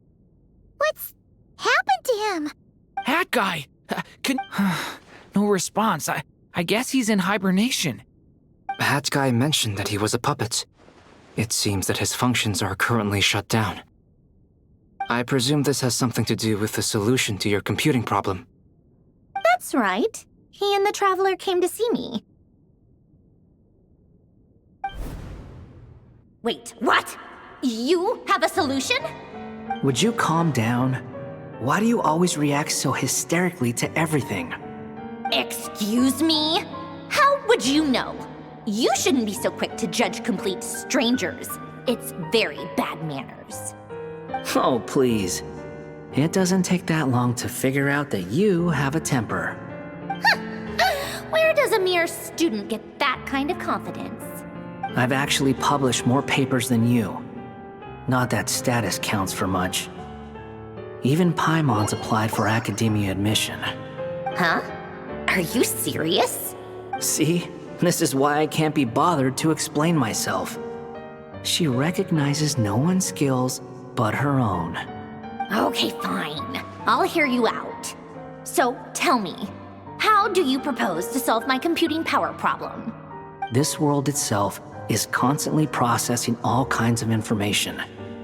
If it's the world's future you're trying to calculate, you need a processing device that's designed to cope with that volume.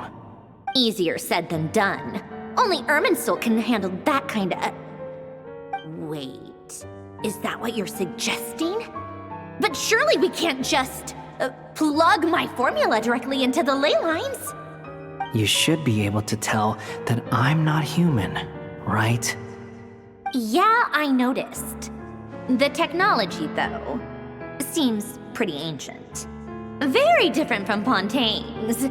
It's a completely different system. Conrian, to be precise. I'm what they would have called a puppet. Puppets need an energy source and processing power. The artisans who built them sought out the materials most suited for that purpose. You? Do you mean... The Traveler and I have talked it over. He's willing to vouch for you. So, I'll allow you to borrow my core for your calculations. It was built using wood from a silver white tree, which makes it a small part of Irminsul. Conrian technology and Irminsul wood. Who in the world could have built you? Are you sure about this? A puppet without its core will cease functioning completely. And if it's left in that state for too long, it might not recover. You could die if you do this. You do realize that, don't you? I can put 2 and 2 together, yes. No need to rub it in. I won't lie to you. This has never been done before. I cannot guarantee your safety.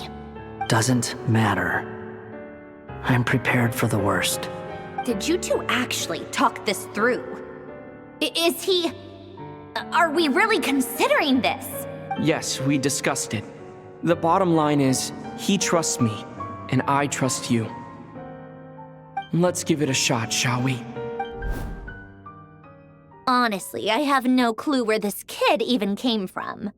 But for whatever reason, he lent me his core to use in my formula. I'm very close to finishing my calculations now, and the core is currently in use. so I'm sorry. But I can only show you a sketch right now. This is what the core looks like. A silver-white branch. It certainly matches the legends told about Irminsul. Is Hat Guy gonna be okay?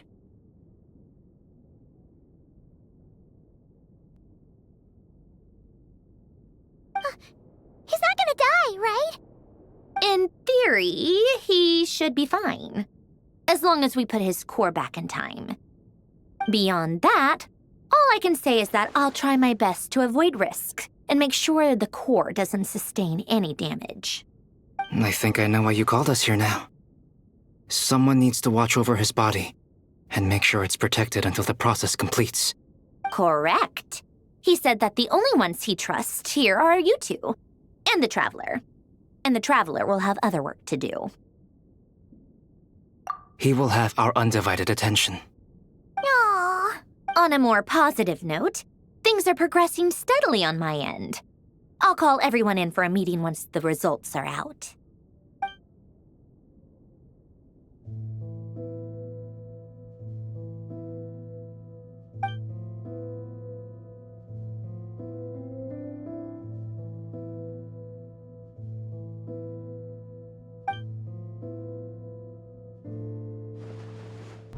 The worst-case scenario with the core removal is either a system reset or a total loss of function. But I'm not afraid. A quiet death should have been my fate long ago. A core is completely different from a heart. It's like another vital organ entirely. I never believed it could be a true replacement for what I sought. But in the end, it turns out the core was more useful to me. Pretty funny when you think about it. It's like the punchline of my entire life. Do you think there's any difference between a puppet and a human? If not, then this would just be another samsara. I have already experienced both a past life and a next life.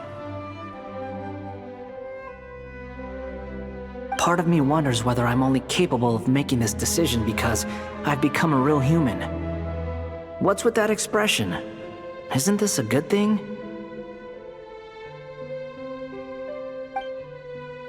Sandrone will succeed, won't she? She has to. She will. We all have to persevere until this is over.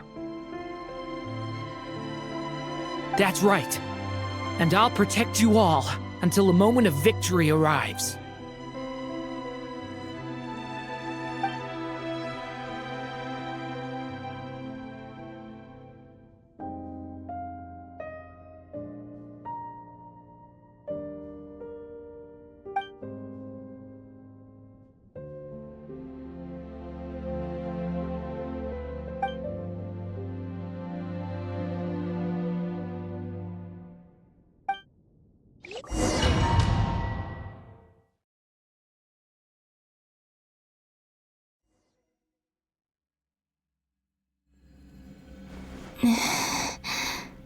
Who are you? Call me Sonnet. You have the same power as Canon. Sonnet. So, you're the goddess of the iridescent moon? Oh, goodness! You recognize me? Well then, what's your name? Columbina. Columbina Hyposelenia. Hyposelenia? What a lovely name. Did you choose it yourself? It was a joint effort between me and my friends. Friends? You mean your friends in the heavens? Huh? Oh, sorry. You must be exhausted. I apologize. Hang in there. Let me introduce you to my older sisters. Do you mean the other two moon goddesses? Arya and Canon? Wow, you sure know a lot. Hey, Does that mean that our story goes on into the future? Oh, I guess that wasn't the best question to ask. It's alright. We were prepared for that possibility. You could say we were too prepared.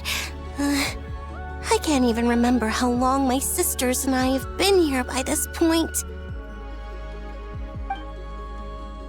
When did you get here? How long has it been? I can't say for sure, but it feels like it's been forever. I see. Are you feeling alright? You look a little unwell. I can hold out a while longer.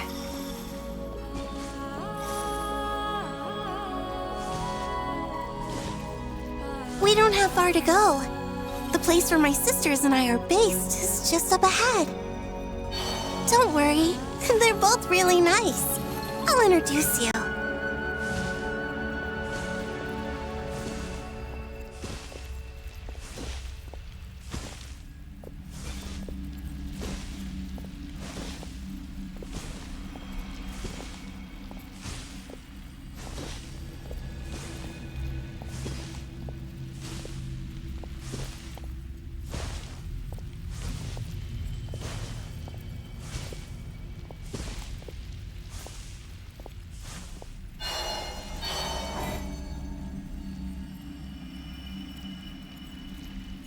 Sisters! I'm back!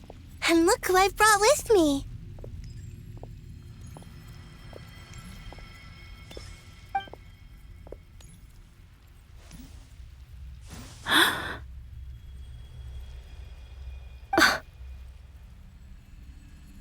It's our lovely little sister, born in the far future. The pleasure is all mine. Allow me to introduce you to Columbina Hyposelenia. This is Arya, the goddess of the eternal moon. And this is Canon, goddess of the frost moon. Canon, don't you think Hyposelenia's power is similar to yours?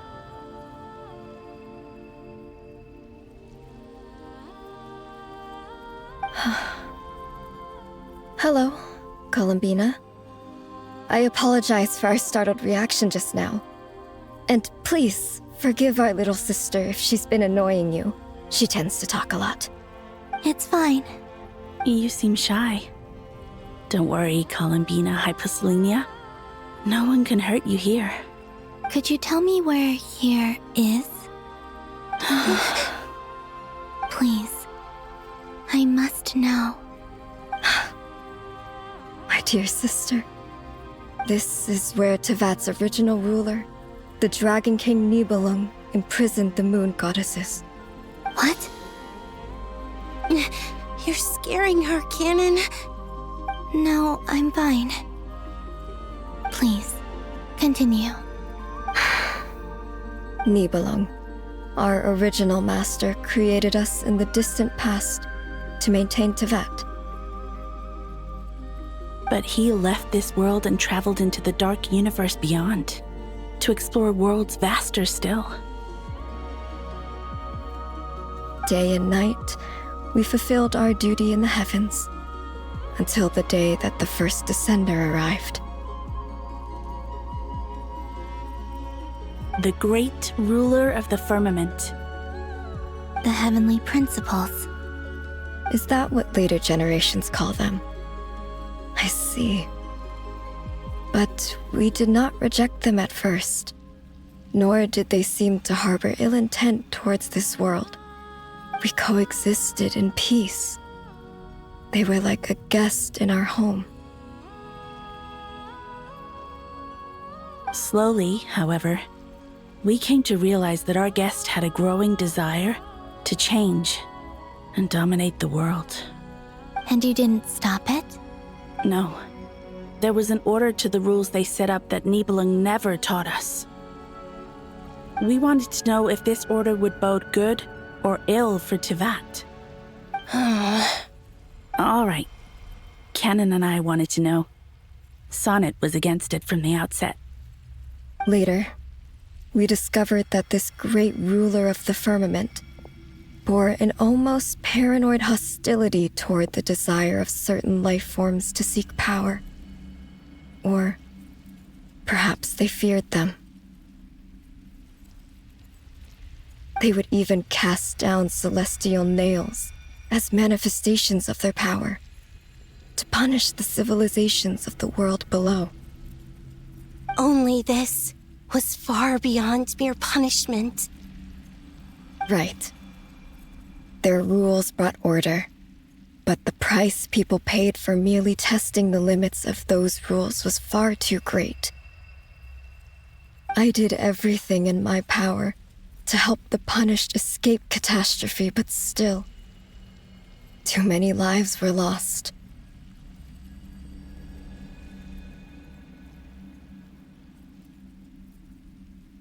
The ancestors of the Frost Moon Scions were some of the ones you helped.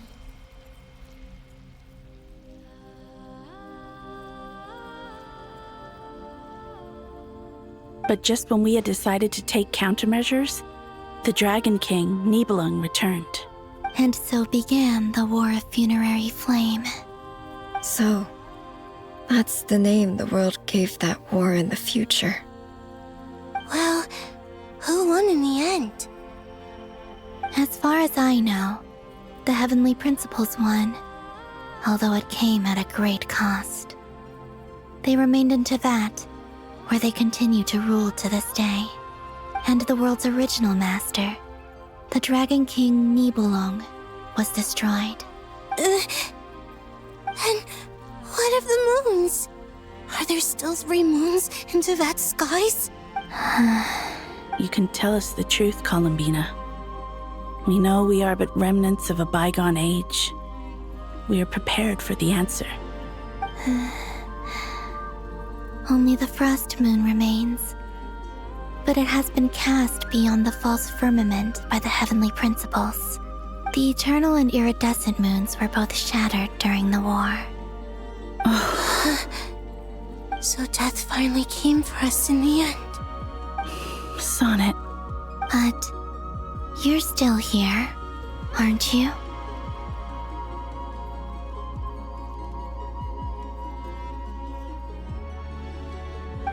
A moon goddess cannot live without her moon, Columbina. She's right. That's why I began to disappear. Because the Frost Moon is cut off by the false sky. How much worse it would have been if it were outright destroyed. Our souls may endure within this lunar palace, but if our moons are destroyed, then we shall disappear the moment we depart from it. I'm sorry. There's no need to apologize to us, dear sister. If anything, we owe the world an apology.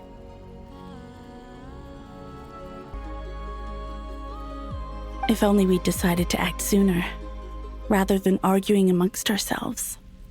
all the more reason not to spend this time in regret and repentance. Instead, we should focus our efforts on how we might help our future sister. Sorry? Don't you see, Columbina, your story is not yet over. Is that not why you are here?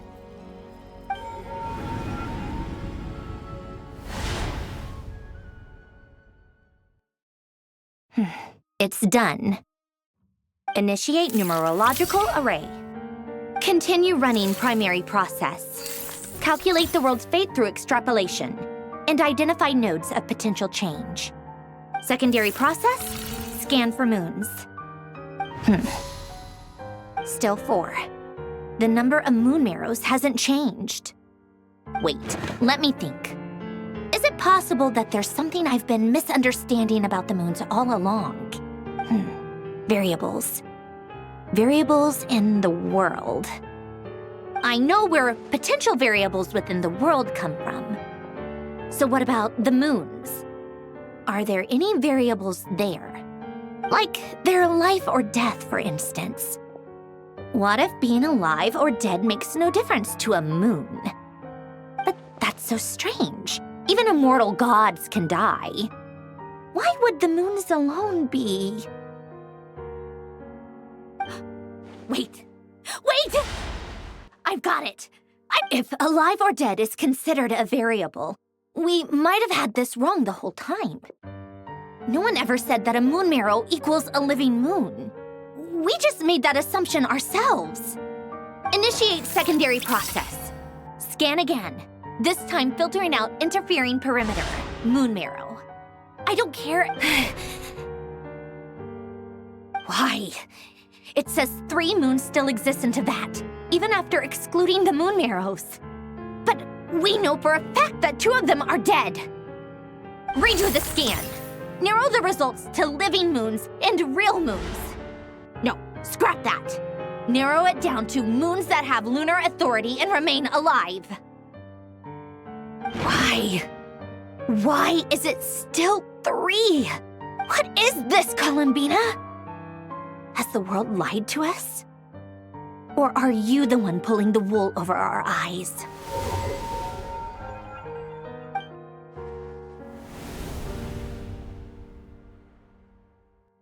So, you think that the moon's reflection might be where Nibelung imprisoned the 3 moon sisters?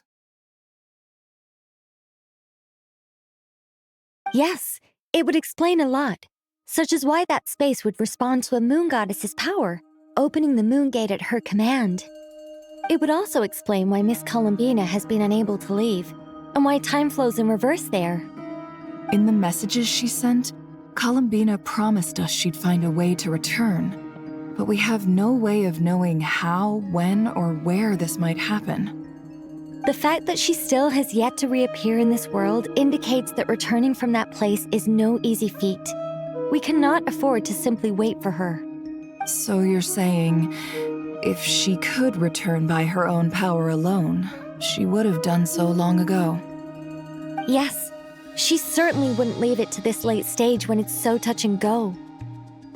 I've been giving this some thought, and I've come to believe that Luana's Har might be an anchor that she left behind, as a sort of future waypoint. This could also explain why Luana's Har is always by the traveler's side. Sounds like a plausible theory. If that's the case, there must be some criteria we need to fulfill to allow Columbina to return to the present. The question is, what could they be? Hello? Listen up! This is extremely important!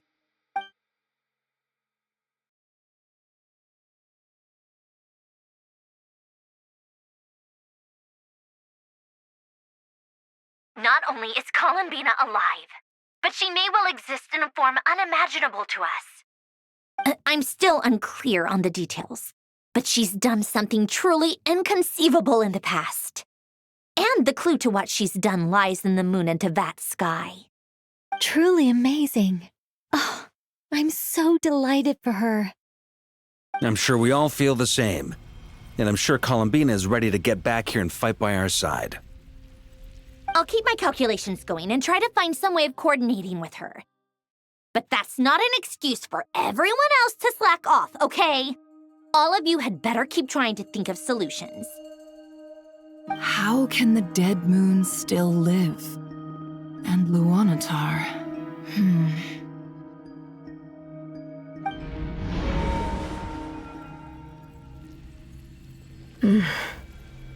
It's hard to believe that's what will happen in the distant future.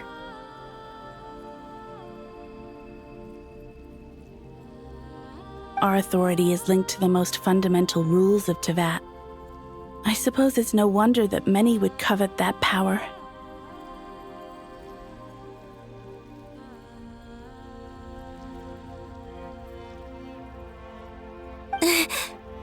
I didn't realize that when you said friends, you meant people who live down in Teyvat.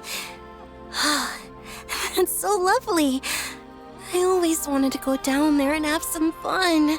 Have you ever tried leaving this prison? Of course. Between us, we've tried everything. But no matter where we go, this space will eventually bring us back here. It's like the center of a whirlpool. Everything ultimately converges here, at the moment when Nibelung imprisoned us. In that case, have you tried using any of those pathways that connect this space to the real world? Sorry? What are those? They're passages through which you can make small-scale changes to reality by using Kuvaki. Or am I the only one who can use those passages? Because part of my soul remains in reality. Kuvaki. What is that?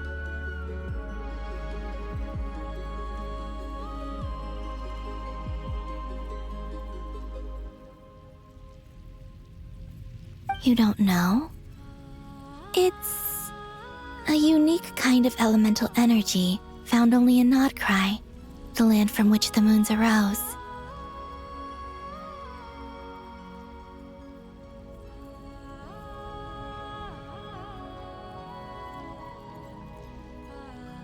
Oh. Well, it's true that the moons first rose up from the part of Tibet you say is called Nod-Krai. But there is no difference in the elemental energy between there and anywhere else. What? Could you show us some of this Kuvaki hyposelenia? Maybe if we see it, it'll make more sense. Okay.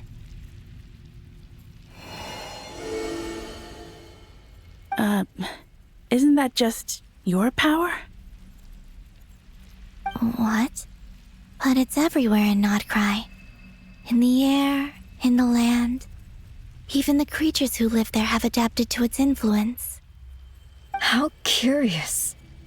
This Kuvaki certainly did not exist anywhere in the world before we were imprisoned.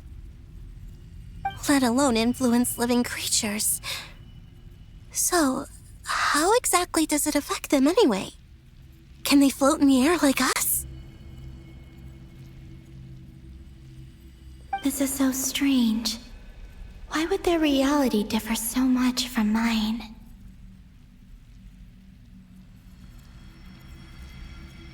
Columbina, you're looking for more than just a way out of here, aren't you? Yes. If I am to help my friends, I will need tri-lunar authority on par with that of our foe. You mean you'll need our power? This sounds extremely risky. The Three Moons' powers are not mutually compatible. Concentrating them into one goddess will be a very painful process. And if anything goes wrong, it could tear you to pieces. I know. But I'm willing to take that risk. Even so, let's say we successfully transfer our authority to you. How will you take it outside this prison? Nibelung constructed this realm specifically to prevent us from using our powers to interfere in his war. No moon goddess can leave this place alive. What if I don't leave alive?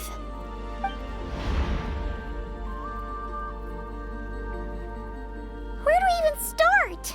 How are we supposed to figure out what we're meant to do to help Columbina?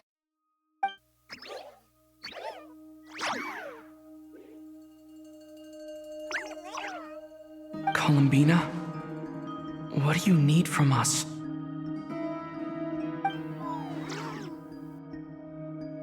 If she really got to the beginning of time in there, how do you think she'd leave us a message?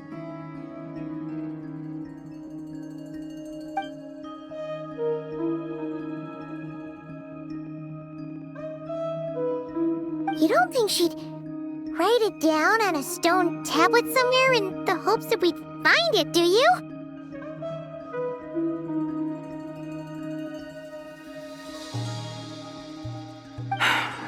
Seems unlikely.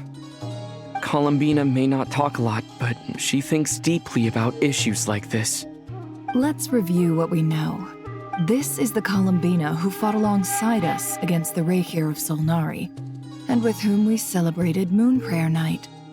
She knows our personalities, our ways of doing things, even our unique strengths and abilities. So, if she wanted to tell us something from a long, long time ago, what would she do? Oh.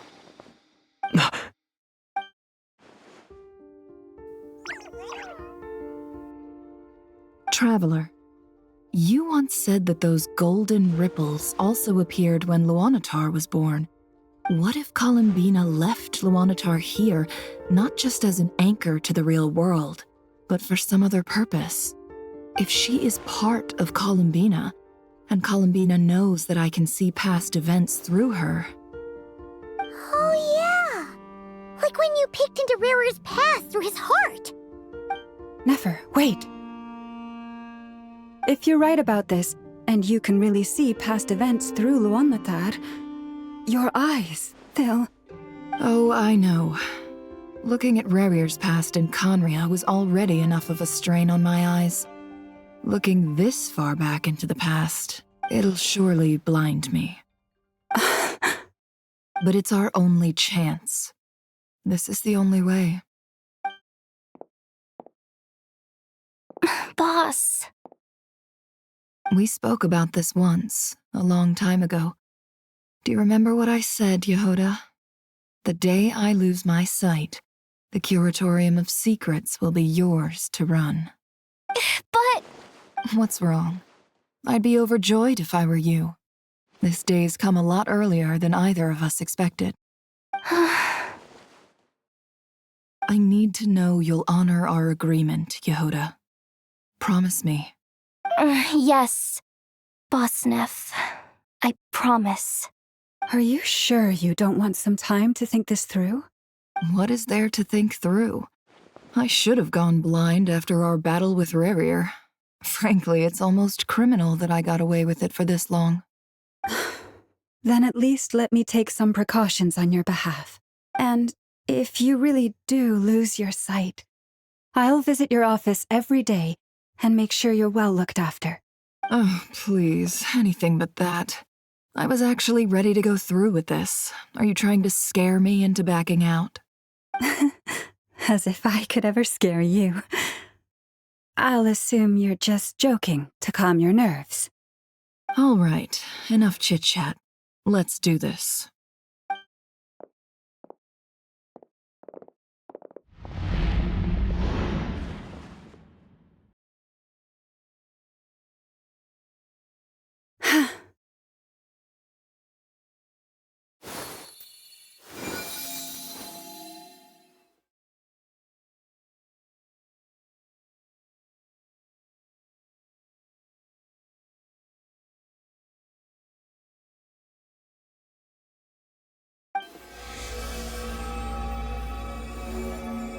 All done.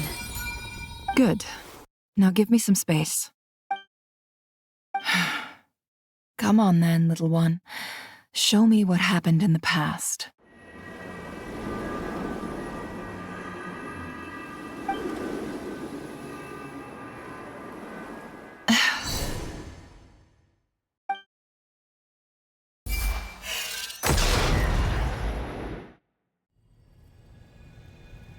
Between the Trilunar Authority, Kuvaki, and the soul-surviving moon, the Frost Moon, I think I might know how to get back.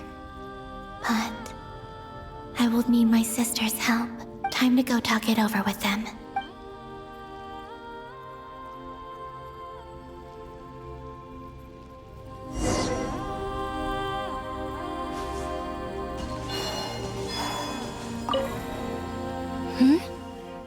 Have you decided what to do? I hope it's not too dangerous. You really scared me when you said that thing about not leaving here alive. Come on, let's go find the other two.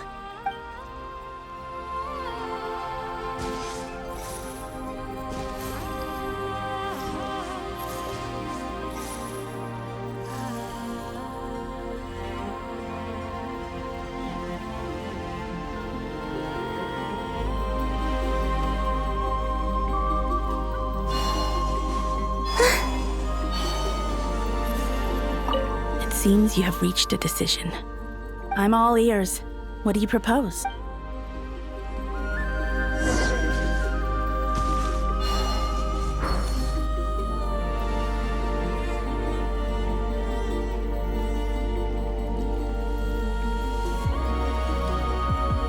Have you figured it out, Columbina?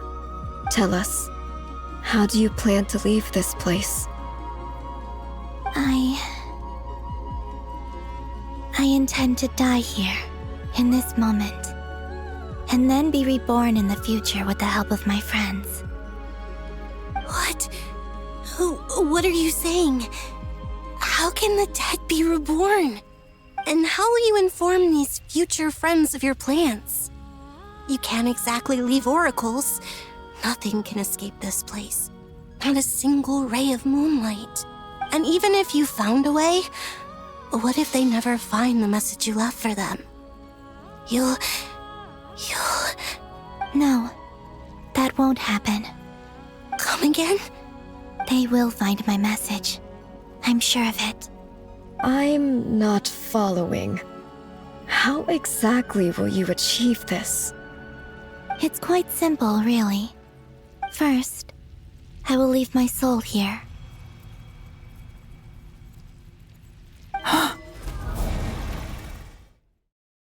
I see it. Your soul? You mean your divinity? Yes. I once left a portion of my soul in the future. One so small that this prison barely noticed anything. In this very moment, she can resonate with my soul across time. When the time comes, I believe that she can serve as an anchor to pull my soul from here back to the future reality. Just as gravity connects the world to the moon. Exactly. In the future, where I came from, the moon has been cast beyond the false sky, but I can still feel that it is there. In a similar way, I can feel a connection to the soul fragment I left behind even now. My friends can use it to detect my presence. But how do you just leave your soul here? Is that even possible? On my way here, I met an ordinary mortal who entered this place long before I did. Her body is long gone, but her soul remains. And before that, I encountered an old enemy whose entire soul survives here intact, while the power that once corrupted his body has faded away. So, perhaps this space is specifically designed to imprison divinity and authority, but not the physical body. Still, even if your body can escape, would it not just be a lifeless husk without the soul inside? Wait, is that what you meant when you said you wouldn't leave alive? Yes. I shall turn my body into moonlight and pour it over Nod-Krai. That power shall protect the land and quietly blend into it, awaiting my soul's return in the future. However, I cannot do this on my strength alone. I would need your help to do this, so I'm humbly asking for your assistance. Oh, dear sister, you need not be so formal. As I said before, we are but remnants of a bygone age. You, on the other hand, were born alone in that distant future, and you have walked a long and lonesome road since then. How could I bear to let your story end here in this dungeon? Don't forget, we are your sisters, your family. Arya's right. Actually, I've always wanted a little sister. Can you imagine how it's been for me? Getting nagged by two older sisters all the time. Now, I finally get to be the big sis. And not just that, but I get to help you return to your world, too. How could I say no to that? Sonnet. Kennen? I'm sorry. I know this is a bold request. The Frost Moon is rightfully yours. and it remains intact. Oh, no, please, don't misunderstand me, Columbina. I was just thinking back on the years that the three of us once spent together. You cannot imagine how happy I am to hear of the future world you describe. The Frost Moon Scions, your lovely, kindly friends. For the three of us, whose purpose in life was to maintain the peace in Teyvat. It is a great relief to know that the people of this world live in such an abundant future. If your plan can save them and save Nod-Krai, I will gladly give you all that I can. Besides, the three of us have been together since the day we were born. I could never abandon them to live on alone without them.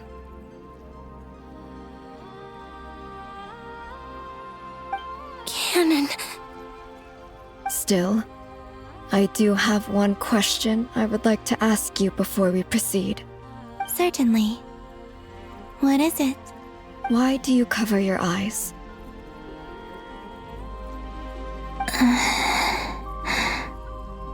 Yeah, I was curious about that too. But it seemed personal, so I didn't want to intrude. There was a time when I refused to look upon the world. I believed it was full of nothing but lies and falsehoods. I wished to hide my feelings, seal my heart, until I could return to my true home. I see. Perhaps that decision saved you from ever having to see the false sky again. But at the same time, you likely missed out on many true and precious things, like the smiles on your friends' faces. Promise me this, Columbina. When you return to the future, open your eyes, take a look at the world around you. I'm sure that you know this already, given that you long to return. But that is your true home. Give me your hand, Columbina. Arya, Sonnet, you too. Okay. All right.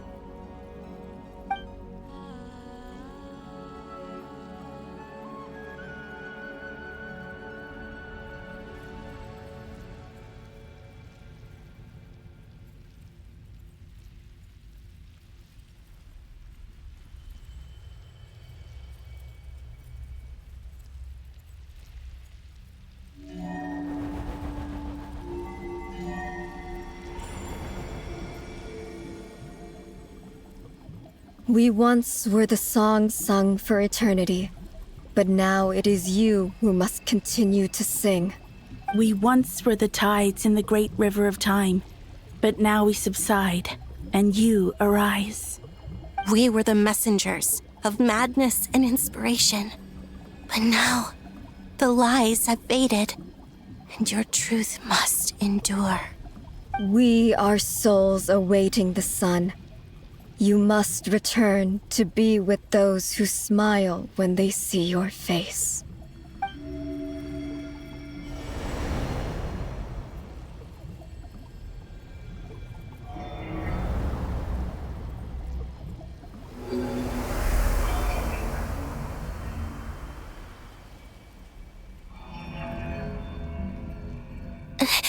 Is it done? Yes. We have transferred the authority over all 3 moons to Columbina Hyposelenia. From this moment on, she is the Tri-Lune Goddess, the one and only moon goddess of this world.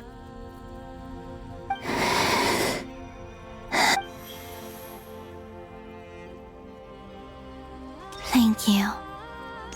Thank you, my sisters. Now go, and do what you believe is right, Columbina Hyposelenia. Be aware that we cannot grant you the power of the 3 moons beyond these prison walls. The conflict that arose over their remains following our disappearance will still take place.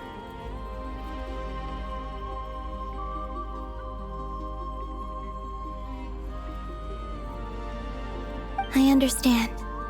Sisters, oh, my body. It feels... Now that we have given up our power and authority, our bodies are merely mortal shells. This prison is dissolving them as we speak. It's okay, Sonnet. The end must come for every god, just as it does for every human. That's all this is. The final destination of our lives. Canon and I will be by your side the whole way. We have one final request, Columbina. Could you use the Three Moons' power to send us back into the real world? Now that we have lost our powers, I doubt this space will seek to hold us further. It's just... we would like to spend our final moments together in the only place we ever called home. Of course. Gladly. Sonnet. Yes. Don't... I wish I could tell her not to give in to the abyss. Not to be afraid. But is this really what I should say at this moment? Don't forget. I'm so glad to have a big sister like you. No, Hypo. Thank you. I'm okay. I'm not afraid. As long as my sisters are with me, I won't be afraid. It looks like this is goodbye, sisters. Goodbye, Columbina. Take care of this world in our stead. I will. And now, it's time for me to bid farewell to my body, too. May it become the moonlight that keeps Nod-Krai company through the long years ahead. So this is why Nod-Krai was not always home to Kuvaki. It only appeared after I poured my body out upon this land, and only this land. Kuvaki responds to me because it is me, my body, answering the call of my soul. And the golden energy I've encountered on my way here was, in fact, that very soul, which I am about to leave here to guide me. O power Trilune, eternal moonlight. I, Columbina Hyposelenia, lay aside my body. Let it be cast into the dark night to illuminate the future. May it be a companion to all who dwell beneath the moon.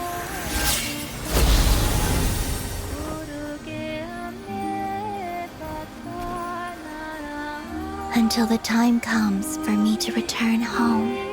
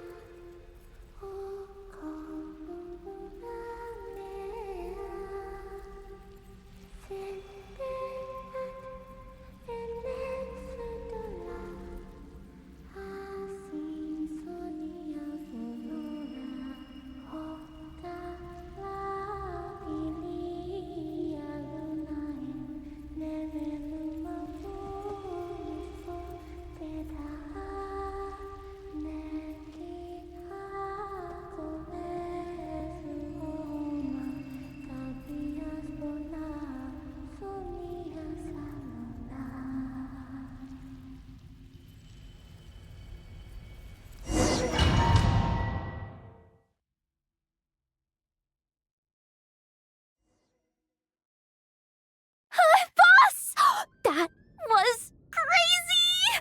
Were we even allowed to see that? Is anyone? Oh, can you still see? How many fingers am I holding up? I see 2 fingers. And a look of sheer terror on your face. Truly astounding, Miss Nefer. Your eyes have glimpsed the very ends of the world, and yet they remain as sharp as ever. Or is the credit for this miracle due to Miss Lauma? It seems that even time itself is no match for your medical skills. Surely you jest, Mr. Flint. I suspect we have Columbina to thank. She must have realized the immense toll that the ritual would take and purposely set aside some of her power in the past to protect Nefer's eyes when this moment arrived. There is always a great price to pay for witnessing the truth, but it seems that this time, Columbina has shouldered that burden on our behalf. She chose the perfect method of getting a message to us. Though her eyes were always shut, she was clearly so perceptive. She knows us well. She knew exactly how we would think and what we would try. Despite being separated by time and space, we're seeing the same possibilities and seizing the same opportunities. We still don't even know if she's okay right now. But as long as there's a chance we can do something, we'll fight to make it happen.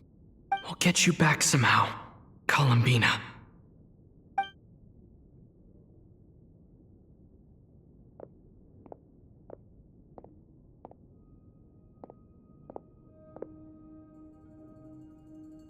Well, based on the information we now have, let's figure out our next moves.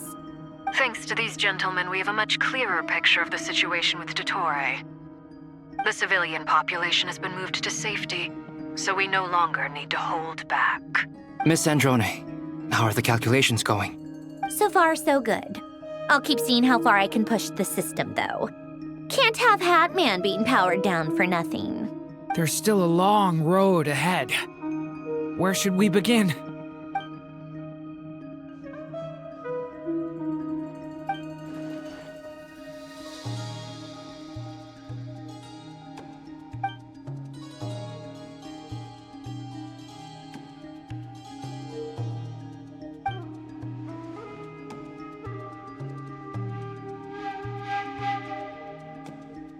Our plan is clear. Time is short, so let's get moving. There's just never enough time, is there? Time is the bane of my existence. Ugh. Anyway, I'm gonna get back to work.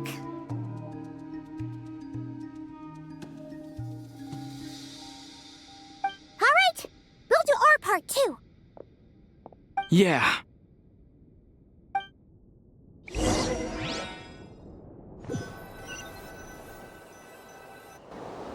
Albedo's theory says that elemental energy can dilute the light realm's power. But I'm no expert in building elemental defenses. Sounds like something out of the advanced elemental theory section of the library. Whew.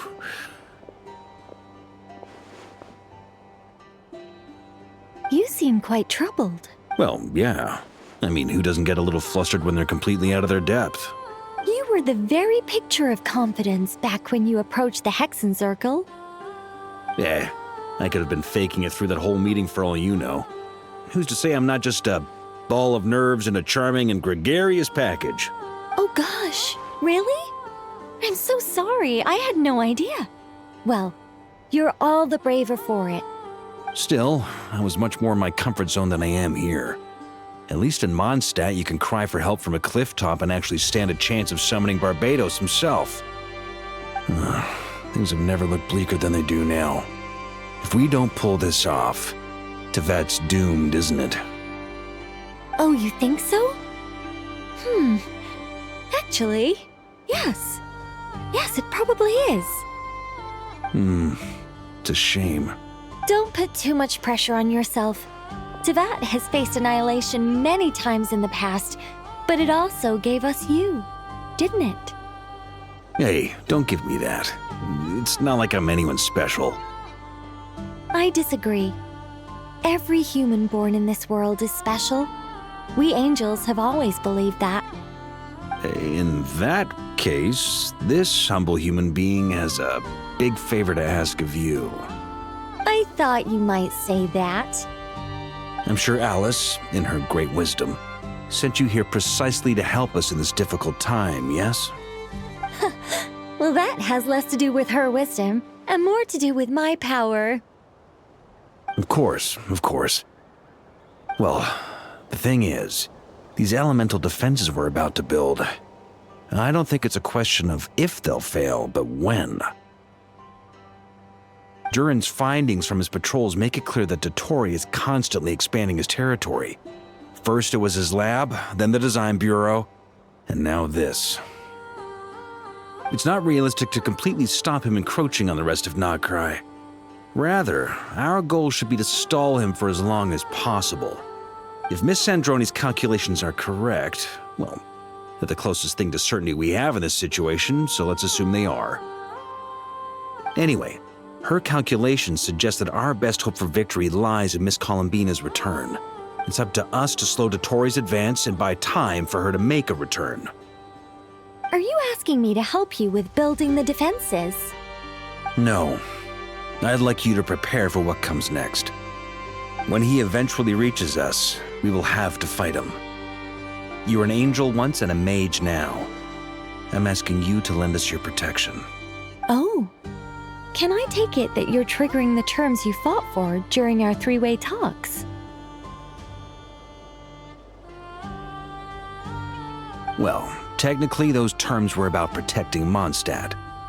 But if you're happy to agree to the change in location, then yes, let's do that.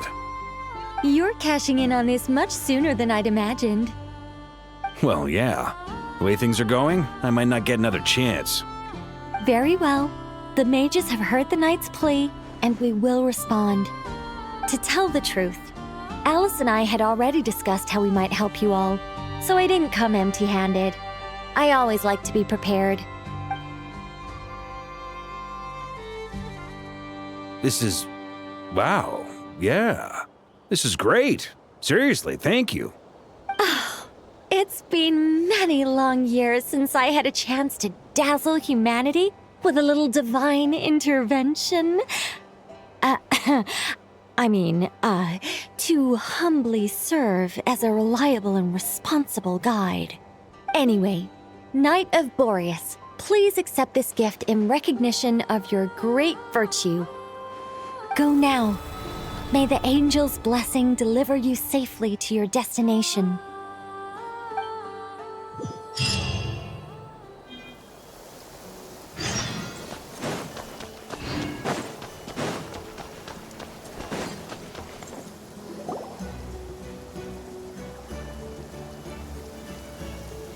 You're here. Sandroni! How are things going? Glad you asked. You two are about to become the first people to lay eyes upon my masterpiece. Or should that be the first person and the first, specter? Hey! Whatever. Come, feast your eyes on this. Wow! We've never seen something like this before. This meter displays the progress of my formula. Currently, it's still making the most important connections. Once it's finished running, I'll deliver it right to your side. And then, we can finally bring Columbina back. What do you mean, deliver it? Can't you just tell us over the Dodo communication device? It'll just be some numbers, right? Ugh, you're such a greenhorn. This isn't the kind of formula you solve in math class. It's a highly complex algorithm capable of constructing a framework of rules. Ugh, whatever. We'll be here all day if I start trying to explain it. All you need to know is the formula must be completed before we can bring Columbina back. I'll share the data with you. Nicole's agreed to let me use her information channel, so we just need to use the Dodo communication device like so. And... there. Now you can check in on my progress. Wow! Look at that! You're amazing, Sandroni. About time you recognized my genius. Took you long enough. Anyway, that's all for me. You should check on the others if you have time. Make sure we don't have any weak links in the chain. That might sound harsh to you, but close supervision is a common practice in the Fatui. Not looking to catch anyone out. I just care about everything going smoothly. I'm kinda stuck here while the formula's running, so I need you to be my second pair of eyes in the meantime.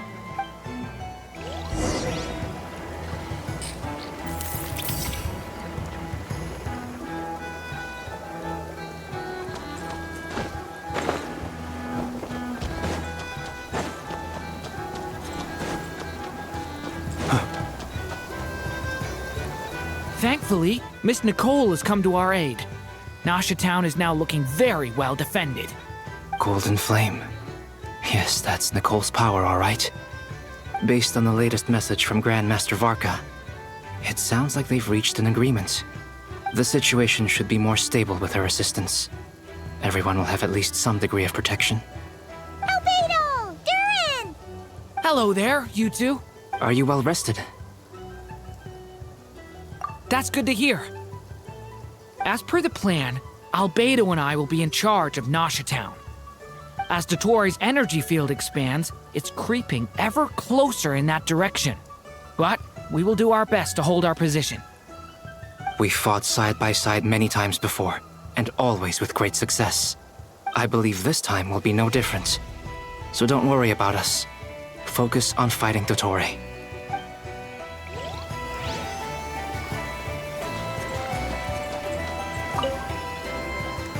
Traveler, Paimon, a pleasure to see you both. Friends! How's everything coming along? Fairly well, if I do say so myself. Personally, I am ready to confront Dotori head-on. Ooh, you sound much more serious than usual. To be honest, I am not usually fond of exercising my full strength. For one thing, it's hardly conducive to maintaining a low profile. Besides, I believe one should have the right to choose when to show their hand. I am conserving my strength until the moment of battle is upon us. Anything to boost our chances of victory. Seeing you get into the zone like this really puts Paimon at ease. Huh, Traveler? I consider it an honor to have your trust. Rest well. I look forward to seeing you both in your element during the battle.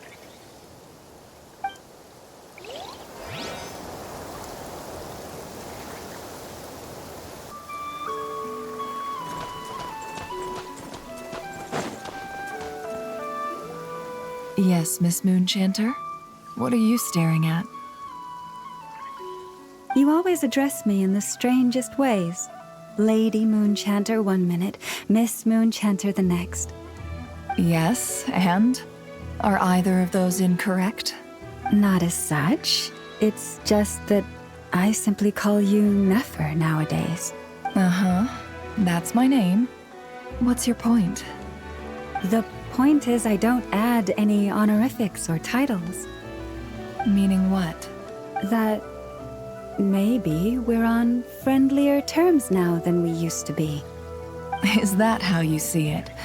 And I thought I was the one with eye damage. Never! Wilma! Paimon, Just swinging by to check in on you. How are things going? Did you manage to get some rest? Don't worry about me. I won't slow us down. And I give my all to ensure our victory. Ah, yes. Allow me to give you two a quick checkup.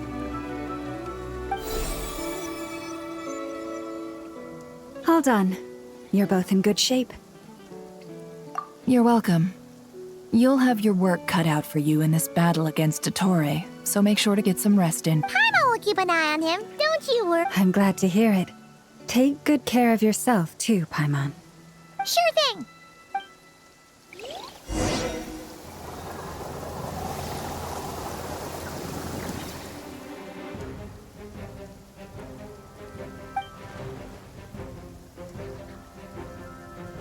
Here they come.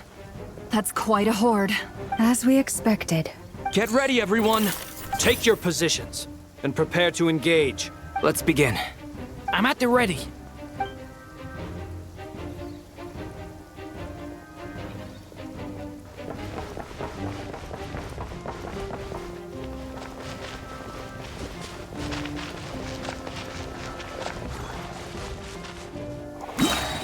What a waste of time! Yours go!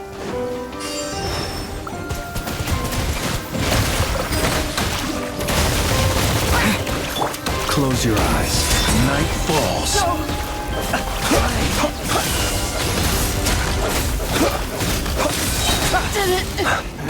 Another one. 5.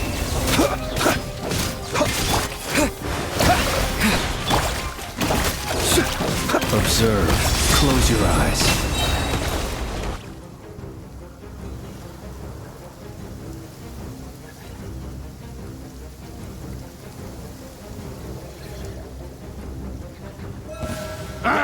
It's your skull! By the frost moon of old. These creatures cannot stand against us. Oh, fighting talk. Just don't let your guard down.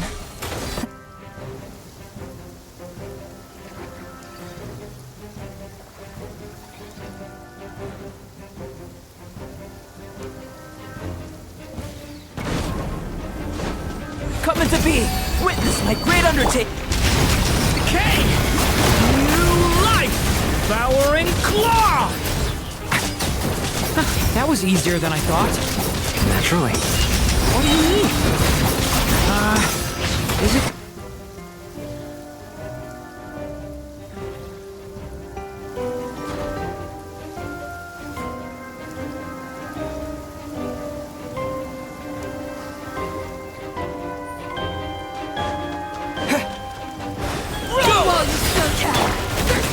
Night falls. People have always used fire to drive away wild beasts. Wouldn't a lantern work just as well? You read my mind, my dear friend. I was just about to say that. All right then, dear friend. Bring the light!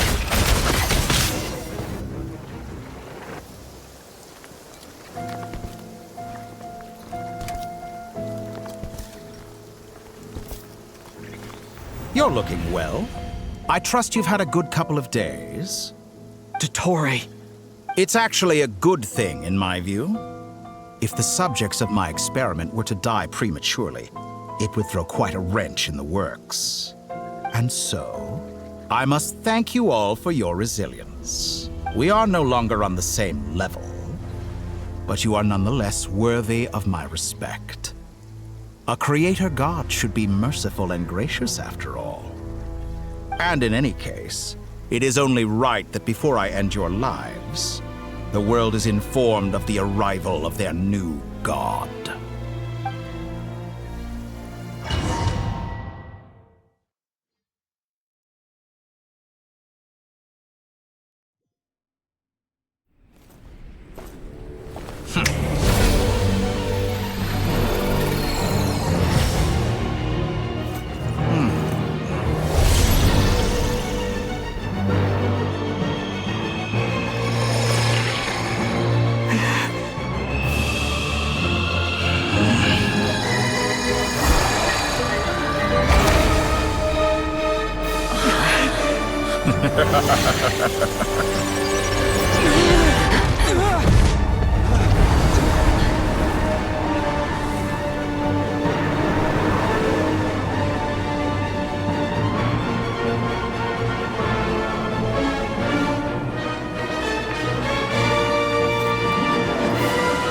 The experiment begins.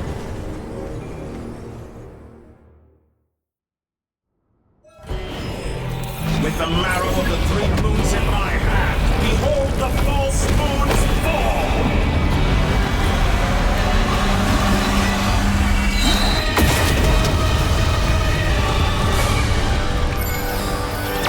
Water technique! Forest, protect us with one heart. No more lies.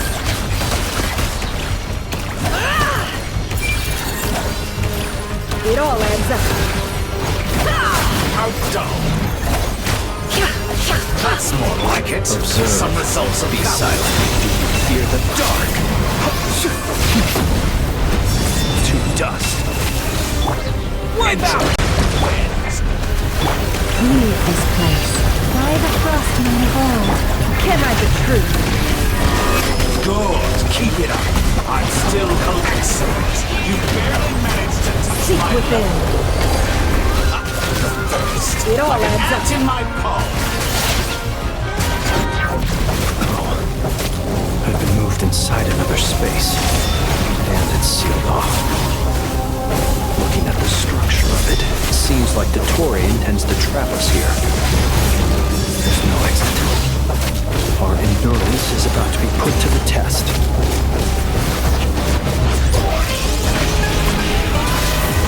Water jet! Boys, protect us. Can't hide the truth. Time to come clean.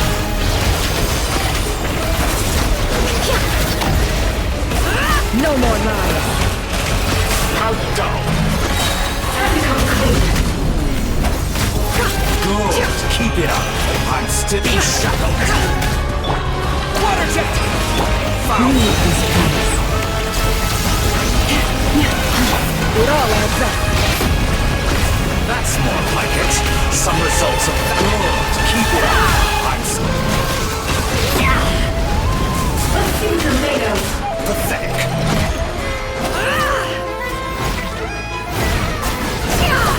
With the marrow of the three moons in my hand, behold the false moons fall!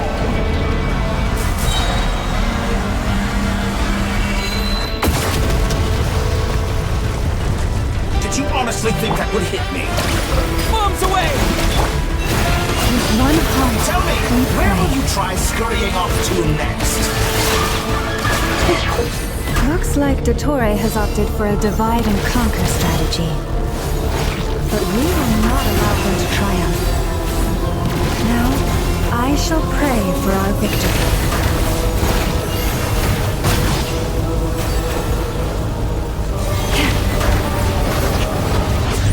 Entropy bends to me!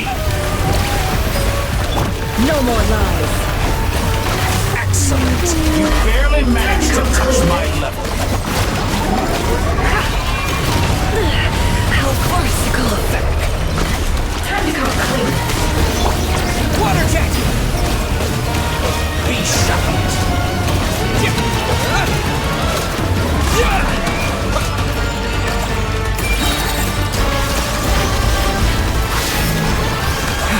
The mystery unravels. Can I be truth? Let's see the tomato.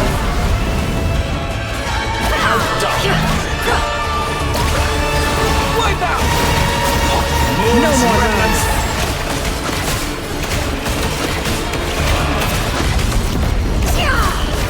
Good. Keep it. I'm still.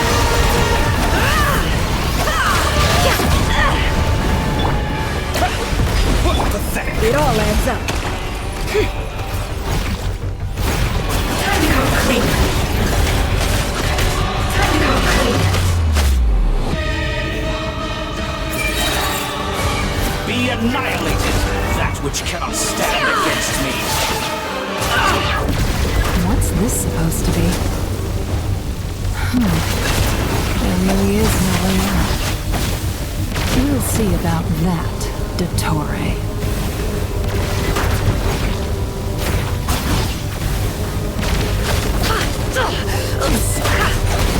Water! And My fault. I had not intended to take your teammates from you. Do you have a choice? Obey, and I can release them. An excellent deal, if you ask me.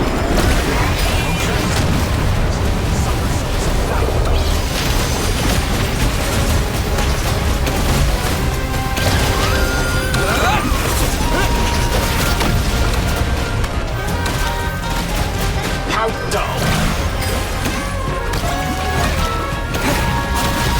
Beat.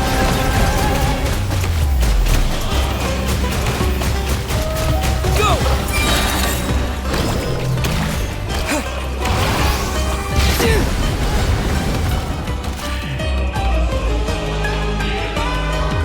I'm aware you've been working on some little tricks to surprise me with, but it appears that none of them have come to fruition. My guess would be that you're trying to bring Columbina back. But then, where is Sandrone? Or are you trying to buy time for her? I always found their friendship to be a curious phenomenon. Two highly incongruent personalities, and yet they share a deep connection. Speaking of Columbina, I once saw her as like a younger sister. We got along quite amicably while she was with the Fatui. But then one day she suddenly decided she would refuse to take part in any further experiments. To this day, I truly don't understand what I could have done to upset her so much. It's such a pity. I could have had a sister, a family. But alas, she grew to dislike me. You're not fit to be family to her. That I can't deny. So many people, all obsessed with playing out the same tired old dramas. This world is rotten to the core. And then there's you. You had every opportunity to reach the right conclusion. The thought of... But I maintain that I approached you in good faith, so I will offer you another chance. Will you work with me? You have until I count to 10 to make your choice. 1, 2, 3...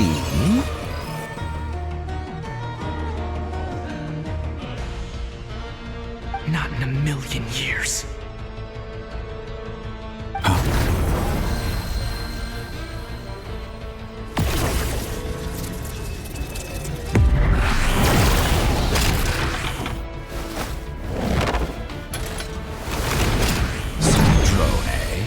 What a pleasant surprise.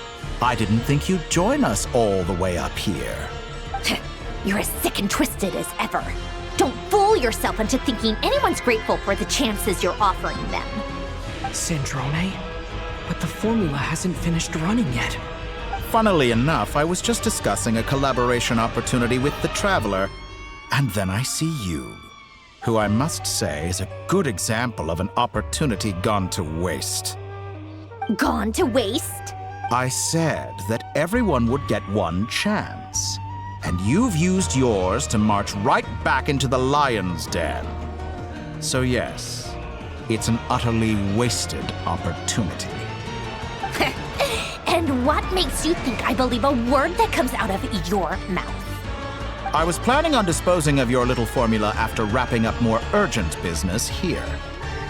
Since you've taken the trouble of serving it to me on a silver platter, I can simply bring it forward in the schedule.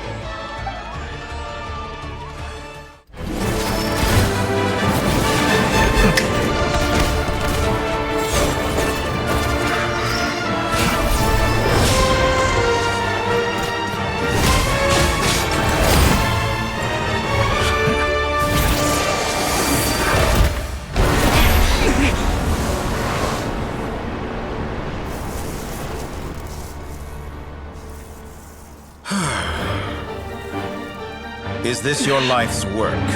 This piece of trash?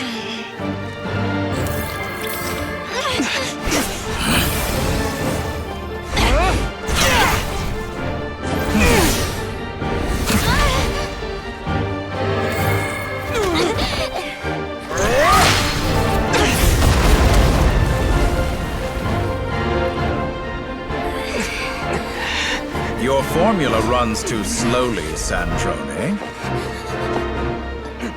You put your hope for success on others instead of fighting dirty.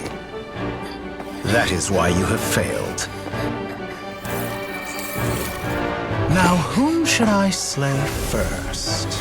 Any volunteers? No one?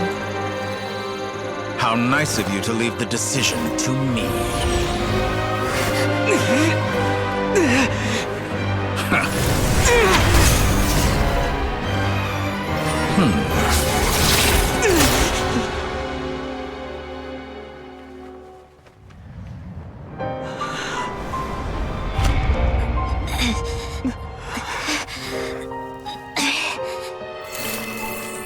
Oh, how unexpected. Sandrone, any last words for me, comrade?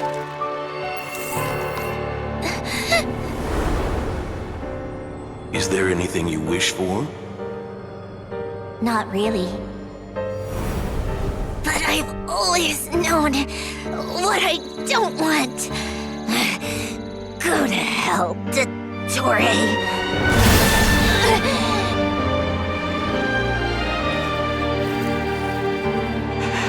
No!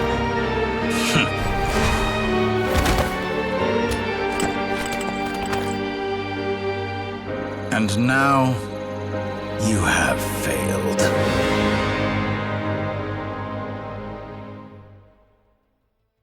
Sandrone! Now you see how fragile mechanical contraptions are. Just a gentle tap, and they fall to pieces. However keen of an inventor Sandrone may have been, her death spells the end of the formula that was running inside her body. Of course, I have to commend her for making it this far. As her colleague, I have to admire her stubborn tenacity. Now, it is time for you to take your place by my side. My count was interrupted, but the second chance I extended to you still stands. Once again, you are welcome to join me. By now, I'm sure you have gained a greater appreciation for the power and authority I wield. What is stopping you from embracing a new world of endless possibilities? Not in the mood to talk? As you wish. You seem less talkative than usual today. I'll change the topic to something more apropos. Sandrone was always like this, never trusting anyone, always so reluctant to share her research with them. Objectively speaking, she had her strengths. It is remarkable how she extracted and even optimized the world formula from so much data. But her inability to trust was her undoing. Had she allowed someone else to monitor or run the formula for her, you might still have a chance at victory even now. But regrettably, she was a stubborn fool. As much as it pains me, she had to go. Dottore.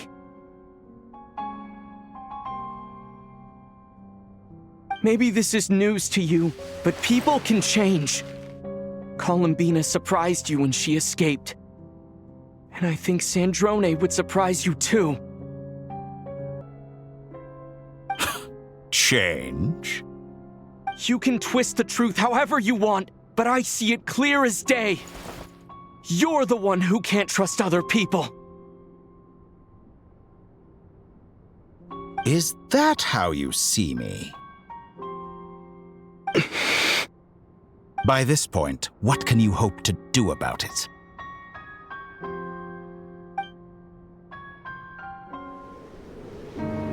It is pointless to fight on. You've already lost. Wrong. You can't win this, Dottore.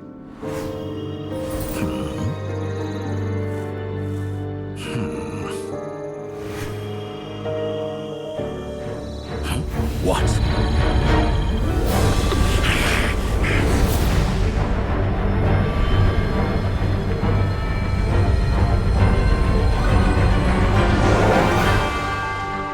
My formula can get us 90% of the way.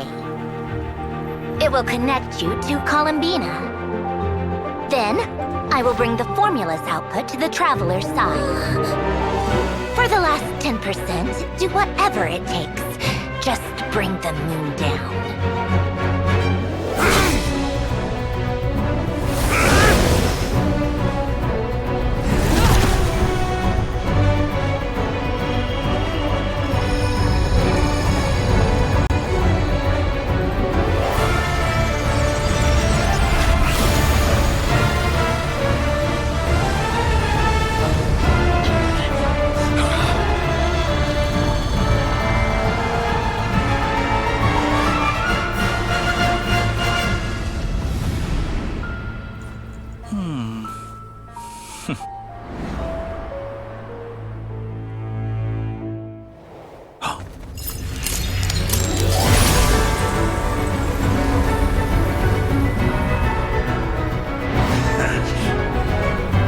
The moon will never be yours!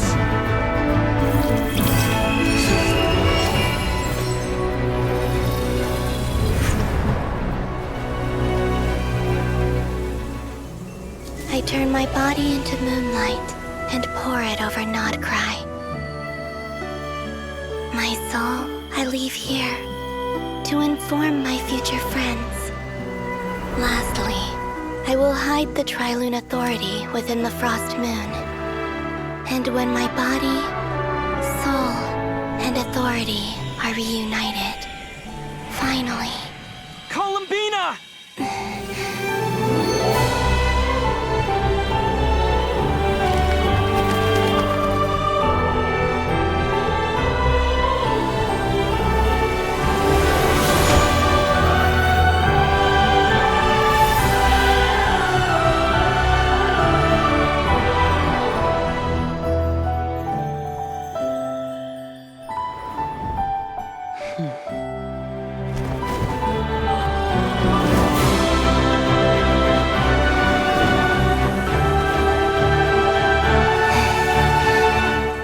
It's been too long.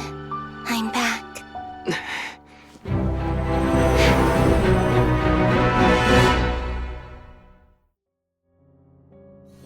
Stay focused on the battle, Traveler. What a touching reunion. Though I personally find myself repulsed by the sight of weaklings huddled together for war. Now you're quite finished patting yourselves on the back. Show me how long you can struggle before you drown. What's up, Columbina? He can manipulate things himself. I know. Wait for the right moment. We'll strike together.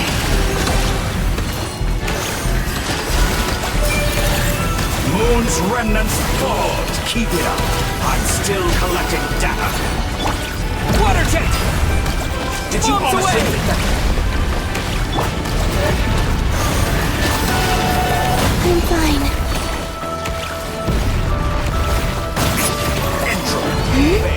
Surge. Water jet!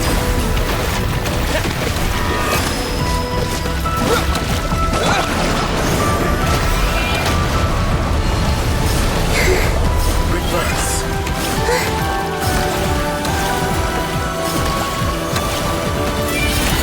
Enough! Go first! Like an ant in my palm!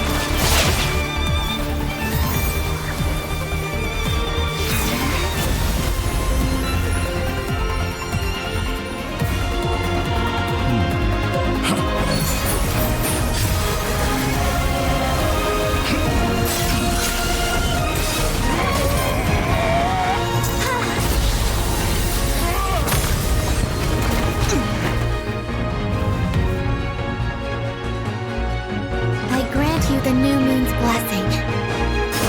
The new moon shines upon you. I am growing weary of your stubborn resistance.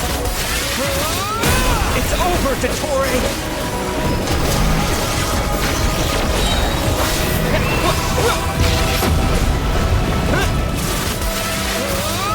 Time to pay for... No longer must the world cower in the cold night. The new world. Future is... Let the moonlight dispel the darkness. Wallow in this rotten, decaying world. Everlasting as the moon. Shape the new world. Only I.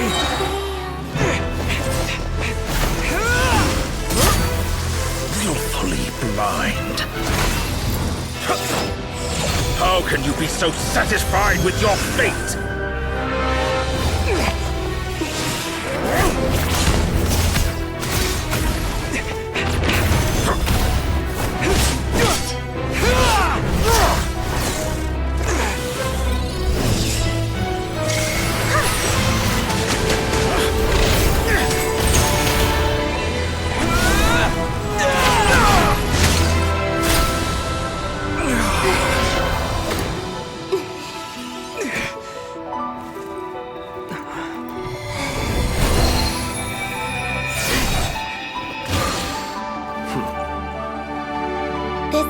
Was never about fate.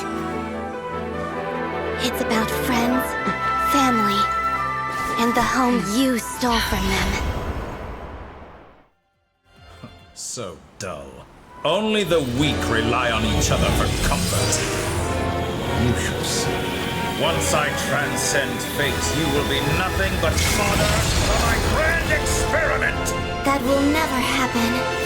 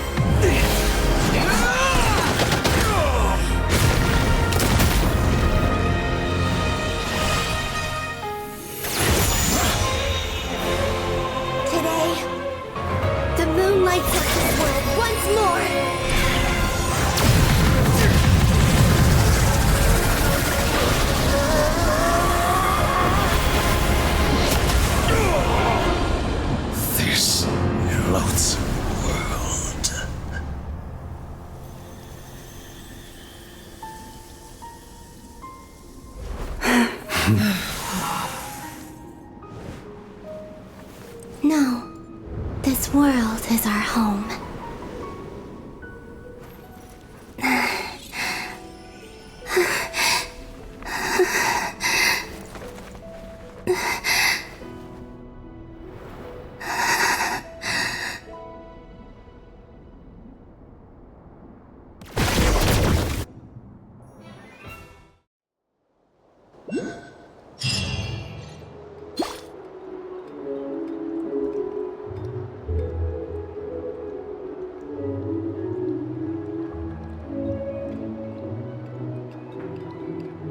No, you're doing it wrong. The moon looks like this now. What are you trying, children? The new moon, Mom. It looks different than before, doesn't it? Also... Can I go buy a sugar sculpture today? Please? Just one? All right. I suppose today is a special day after all. Almost like a festival. Extra, extra! Get the latest Nasha Express here! Post-disaster report! Nasha Town reborn beneath a new moon! The voyage begins today! The future looks bright thanks to the League. Want a copy? I knew things would be different. But I didn't think that would include the moon. They say a new moon goddess has been born. A new moon goddess? Who's saying that? The Frost Moon Scions? I guess so. I'm not too clued up on the details. As far as I'm concerned, the moon's still in the sky and it's business as usual. Hey, since we've come all this way, shall we grab ourselves a free meal while we're here? Are you a convert now? Or are you just here for the free lunch? Oh, come on, what does it matter? After everything we've all just been through? That smells good. All right, that's it. I'm hungry. Time to eat. Come on! We gotta get there early, or there won't be any good spots left! Shh, keep it down. This is a residential area. What if people are still sleeping?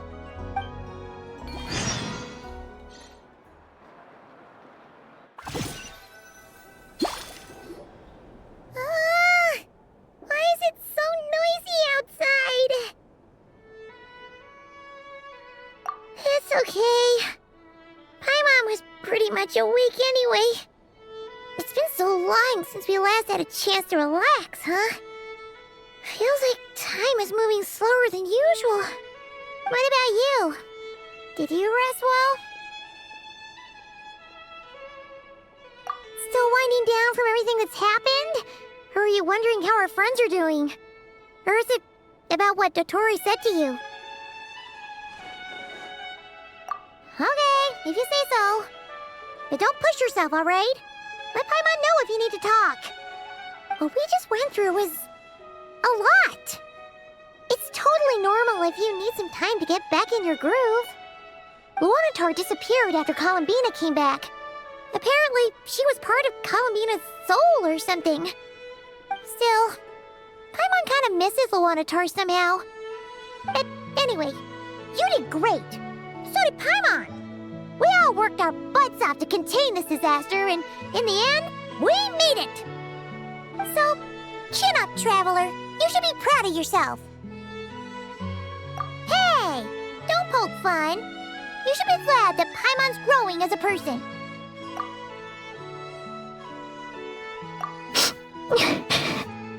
Paimon didn't think you'd mention it. You have no idea how anxious Paimon was.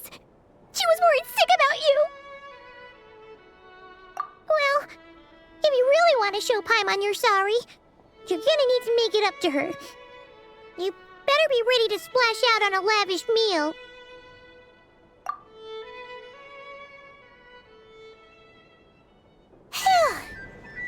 Okay. Paimon's full now. Huh? Oh, well... Hey there, Traveler and Paimon. Good morning. Morning, Yehuda. Here for some breakfast? Oh, I've already eaten. Just need some water. I was mostly worried you might forget what day it was today. So, I came over to remind you. Careful there, Paimon. Too much food will make you drowsy. Don't let anyone catch you hiding at the back and nodding off during the League meeting. You should probably be saying that to Aino. She's the baby of the group, if anyone. True. You know, I'm surprised that all these competing groups are actually coming together to try to solve things together. Definitely a first for Nod-Krai. Well, nothing like a region-wide calamity to bring people together. After that, surely even the most self-interested people have to realize that going it alone isn't worth the risk, right? Try telling Boss Neff that. She's not exactly convinced that people are gonna get with the program. Really? But if she's so pessimistic about it, why'd she agree to be the Curatorium's representative in the League? Probably 'cause even though unity sounds like a pretty far-fetched idea, the benefits it would bring make it worth a shot. I think things will work out, though. I swear, Nod-Krai feels like one big family now with everything that's happened. More than it used to, anyway. Paimon's with you on that one. And it seems like plenty of other people agree, too. Just listen to the bustling streets. All right. Everyone's been rebuilding these last 2 weeks, and the evacuees have been coming back in droves. Life's slowly returning back to normal. Which means my workload's probably gonna shoot back up. Were you about to head out? There's still some time before the ceremony begins, you know. Yeah, we were gonna take a stroll around the square and say hi to some friends first. Sounds good. See you later then.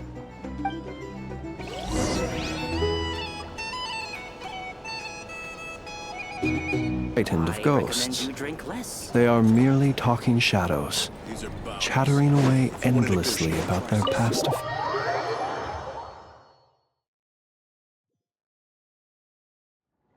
Please accept today's boon. Are Paimon's eyes deceiving her, or is that Inefa handing out food for the Frost Moon Scions? Hello there. Would you like a feast of the moon along with some snacks of the day? So, what's new, Inefa? It was only a few days ago when we last saw you, but it looks like you've joined the Frost Moon Scions in that time. And Aino too? What are you talking about, Paimon? We're just here to help. Duh. In the wake of the disaster, it's all hands on deck. We responded to Lama's request for support. At times like these, the smallest good deed can inspire others and help them through the hard days ahead. And we're using eggs and heating tubes to make that a reality. In true Krumkake Crab Shop style! Inefa! Did you hear that? The Traveler said I did good. The Traveler! That's because it's true, I know. Proposal. If you can resist eating today's dessert, I will provide you with compliments, too. No way! Well, That proposal got shot down quickly. I need something to get me through the hard times too, you know. Mom! Yes, dear. Go right ahead. Excuse me. Could I take a photo with the robot lady? She helped us get safely out of Nod-Krai, and she helped us get back home too. She's the best. Of course she is. And since I'm the whiz kid who built her, that makes me even better than best, right? But you stole my snacks though. Oops. Shall we move to the open space near the center? The view there is better. Thank you! Aren't you the better pick for this job, Flint? You underestimate yourself yet again, Master Ilua. Not at all. I rarely come by Nasha Town. I don't know any of the big shots here. All in good time. Socializing is a step-by-step journey. But you're much further ahead on that road, aren't you? You're not seeing the full picture. You know the truth now. My friends do not understand my habits. There is no question about it. The Lightkeepers need a representative in the League. Someone who is upright, cares about other people, and can realize their self-worth through group action. You say it like you wouldn't make the cut. I am most flattered that you think I would.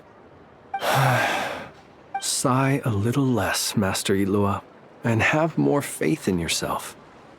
All the Lightkeepers agree that you're a very promising young man.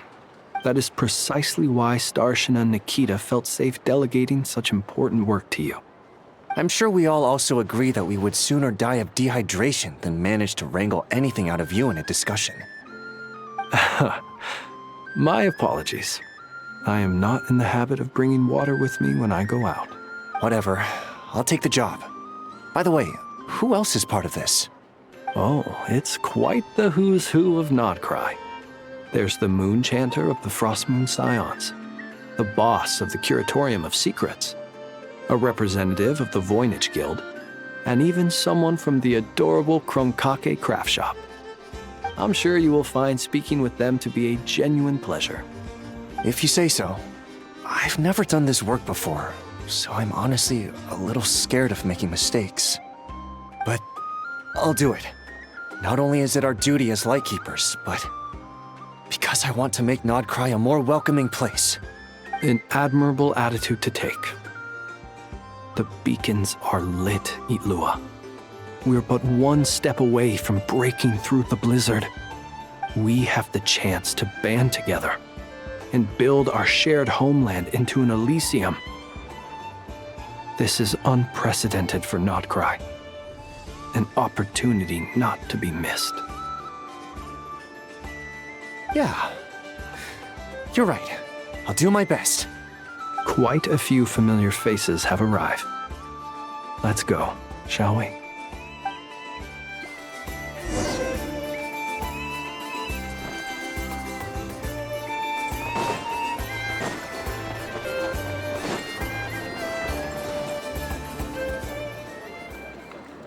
Wow! Everyone's here! You seem well rested. I know no one's asked, but I'm sure you all want to know, so let me just say, we're doing great. Thanks. Well, great, but not perfect. I'm starting to lose my mind from boredom. Can't drink a drop of alcohol while I'm waiting for my wounds to heal. I'm sure you had a sneaky swig or two. Wait, how'd you find out? I'm sure you must be missing Mondstadt after all these years away, Grandmaster. Yeah, you could say that again. Every time I get news from Mondstadt, it makes me want to go back and see the place for myself. Honestly, once things are wrapped up here, I think it'll be time to head back home. Hey, looks like someone's taking the stage. Can everyone see okay? Anyone need a boost? I'll just listen from the back. It's fine. You're taking this pretty seriously, huh, Durin? Well, it's not every day that I get the chance to see how people speak in official settings. Soak it up like a sponge. I'll make sure you get a chance to practice for yourself later down the line. Actually, I know just the thing. You can debrief the Knights of Favonius for me. Mr. Varka, are you forgetting that I'm not a Knight of Favonius? I can knight you. Any particular title you'd like? Is he joking? I really can't tell. You'll have to figure this one out for yourself. It'll be a good learning experience. It is my honor to host the opening ceremony for the League, and to have this opportunity to speak to you all in my capacity as Voynich Guild representative. Could this person also have been pushed onto the big stage by the real big shots? Guess I'm not the only one then. We come here today, having weathered the trials and hardships of yesterday, and having learned from them the importance of unity and cooperation. All right, here we go. Uh-oh, looks like Aino's off in Dreamland already. Wait, Boss is looking kinda drowsy too. What's up with her? Come on, get this speech over with already. Nod-Krai is our home, the land we rely on for survival. And as we chart a course for the future, may we persevere through the storms ahead as we sail towards a new era of prosperity, freedom, and hope.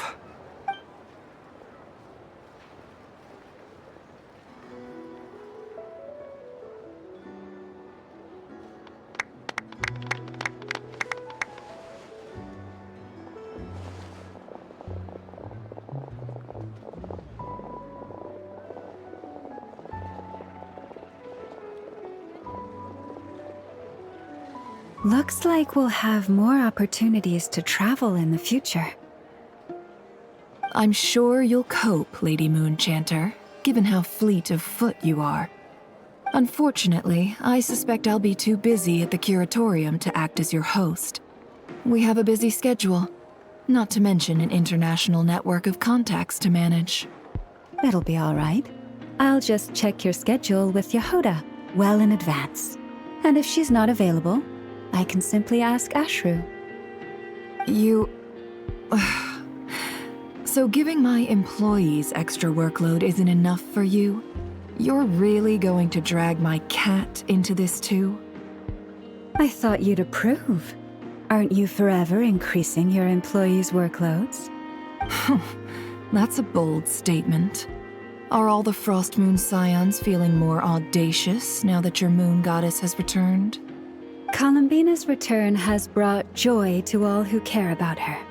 That includes both you and me. As for the Frost Moon Scions, we are learning how to thrive independently, without relying on the moon goddess. It is up to us to make our home a more livable place. Joining the League is one of the steps we are trying towards that end. I like the word try. It's nice and non-committal. You can opt out at any time and still say you tried. You don't see a bright future for the Frost Moon Scions? Or did you mean the League? I'm just not as optimistic as you. The Frost Moon Scions should count themselves lucky that they have a leader as stubborn and enterprising as you. But Nod-Krai's a big place, with all kinds of people. Most of them don't enjoy answering to a leader, or even listening to reason. Well, that's where you and your methods come in.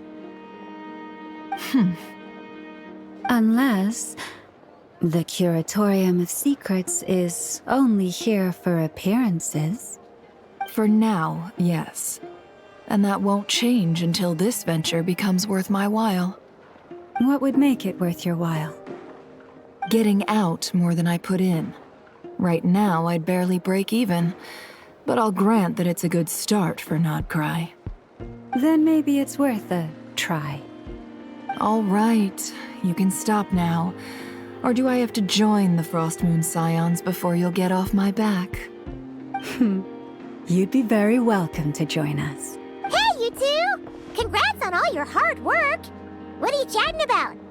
Nefer was trying to dissuade me from adding to her employees' workload.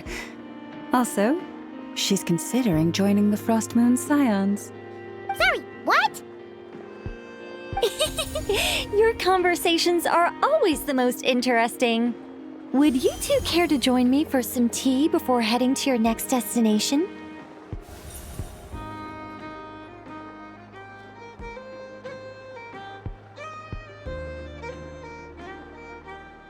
Nicole? Wait, where are you? Aren't you gonna show up today?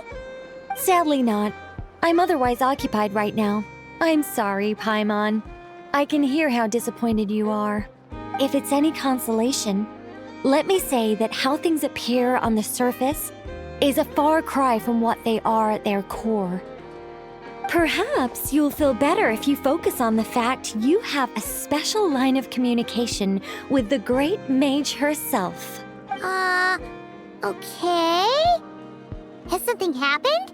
No, or not yet, anyway. Well, that's not ominous at all. Not for the time being. Just think of this as a general check-in to make sure this communication system is still running smoothly. Besides, it's good to chat once in a while if we want to maintain our friendship. You could have just said so. Paimon got all worked up for nothing. Still, the best friendships are built through face-to-face interaction, you know. It's never gonna stop being weird having tea with you when you're not there and just talking to thin air. All right, fair point. I'll bear that in mind for next time. Yeah. Any update on that crisis at the world's borders? Alice just informed me that they had their work cut out for them, and now everyone's thoroughly exhausted. But they did finally get things back under control. Still, we can't let our guard down yet. The disruption caused by this disaster has made Teyvat easier to detect from the outside universe. She plans to wait for things to stabilize, then reschedule her Mondstadt vacation plans. As for me, I agree with Hat Guy's perspective. This is a time when many new variables are emerging, and the situation is changing constantly. Plus, most of this change is for the worse. We have to remain vigilant and ensure that the embers of chaos are not rekindled. I did notice that the energy in Nod-Krai changed somewhat after the War of Funerary Flame, but since it was still aligned with the Light Realm, I never gave it a second thought. It looks like I'll have to examine the connections between phenomena I observe more closely in the future. Just doing my duty. It's more or less second nature by now. Of course. To give you the full picture, I'd have to start with the substance from which angels were formed. Never mind. Paimon's right. Showing off my knowledge would be much more satisfying in person. By the way, you did receive the gifts from the Hexen Circle, yes? I'm not trying to claim credit or anything, but my pride demands that I at least mention it. They're quite similar to the protective talisman that Alice gave Dory, but with some very special enhancements. Oh! So that's what kept our friends safe when Dotori trapped them. Indeed. We went to great lengths to make sure they were invisible to his eyes. I'm so happy they came in handy. Still, not fishing for gratitude, by the way. I just want you to be aware that sometimes your friends may be protecting you in ways you cannot perceive. Anyway, I'll contact you if anything else crops up. If not, you know what they say, no news is good news. Oh, my angelic instincts are tingling. They say you should head to the docks next. Your friends are about to board their ship home.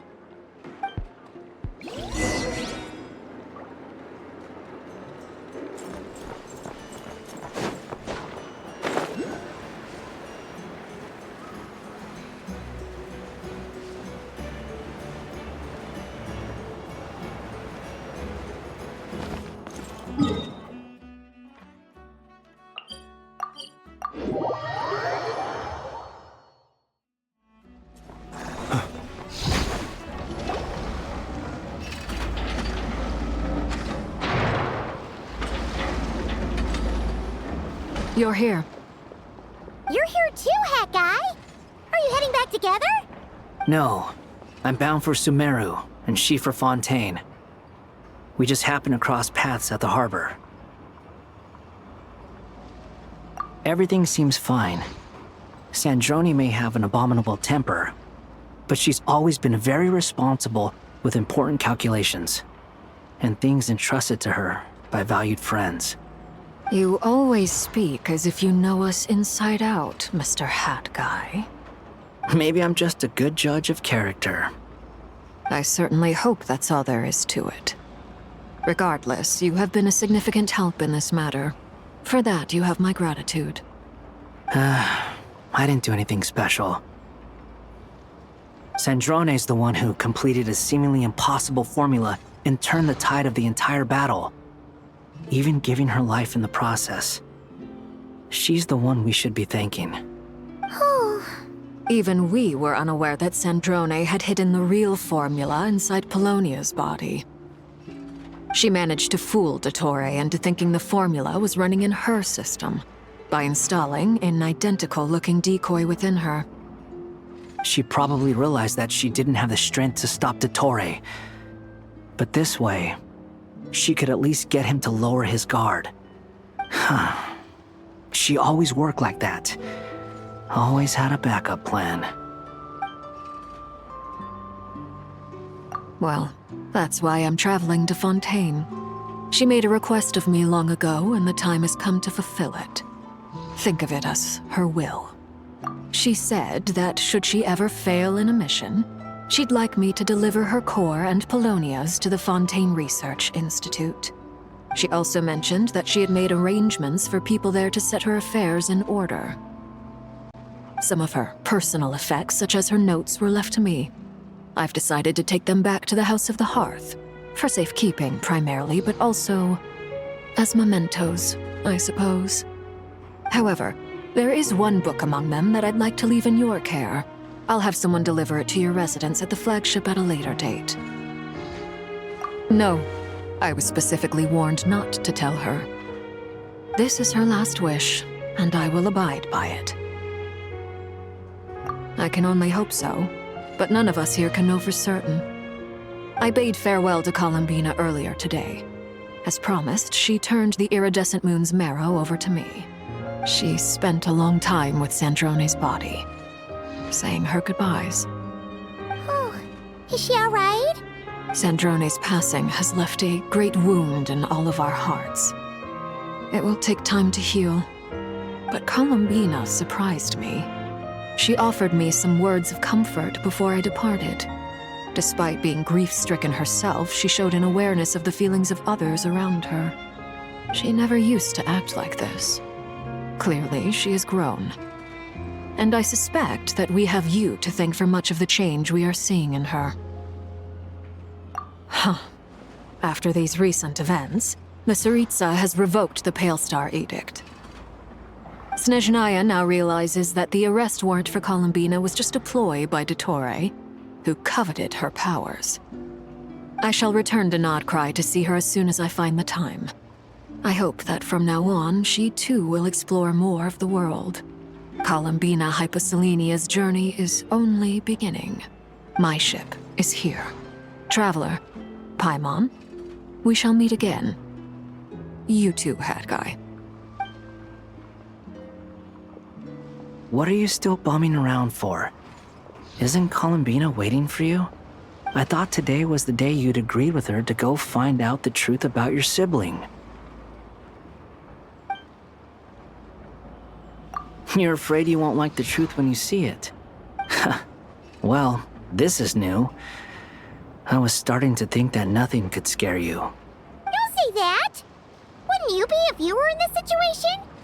Fair point. But I'd say I have more experience facing up to unpleasant truths than the Traveler. They say blood's thicker than water. I know how much you need your family back. More than you need any of your friends. And I'm sure that all your real friends understand that too.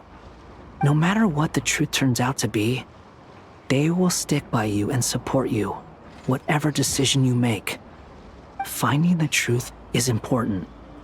But more important still is what you choose to do once you've found it. At least, that's the life lesson I've learned from my experience grappling with the truth. What? Now that Dottoro's dead and gone? A little, I guess. But it hasn't solved everything. Maybe I regret not getting to end his life with my own hands. Or maybe it's something else. But for whatever reason, I still feel like I have a chip on my shoulder. Either way, I'm going back to Sumeru.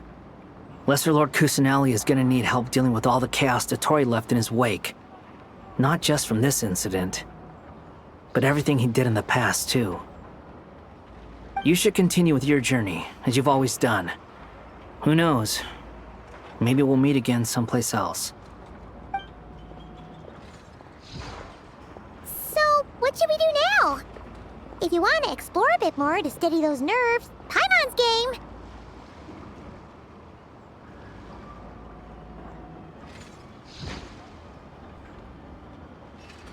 After all, when Columbina said she knew where your ship was hidden, Paimon promised to give you two some alone time with the truth. It hasn't been all that long since we were last apart, sure, but with Columbina there, Paimon's sure things will be just dandy. Ain't no biggie. Paimon might be all about that food and fun, but she knows how to do right by people.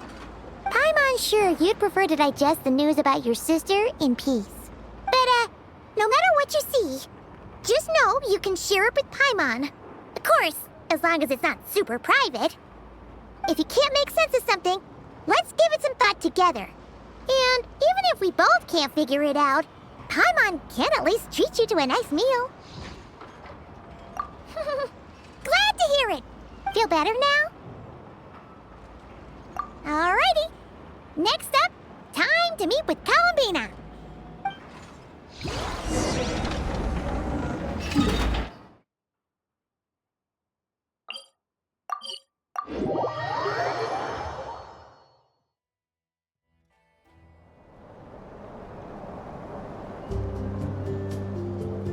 Columbina, we're here!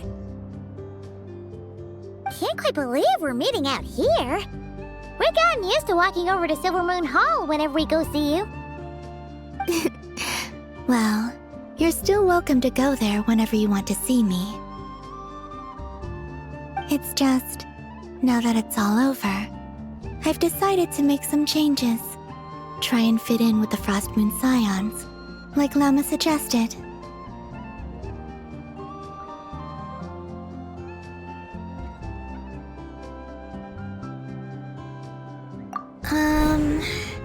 The older generation are still timid around me. They don't dare get too close, and they bow their heads when I walk by. But things are much better with the children. I see more curiosity in their eyes. Hopefully, by the time the next Moon Prayer Night comes around, I can enjoy the festival with them as myself, without having to pretend that I'm only dressed up as the Moon Goddess. You'll do fine, Columbina. Paimon's sure they'll realize you're super nice once they get to know you better. You really think so? When we first met, you thought I was a little up in the clouds. Oh, we were just starting out then, come on! So Alba told you, huh? I'm only teasing. I know that I have you to thank for pulling me back down to solid ground. It feels good to finally stand firm on the earth where I was born.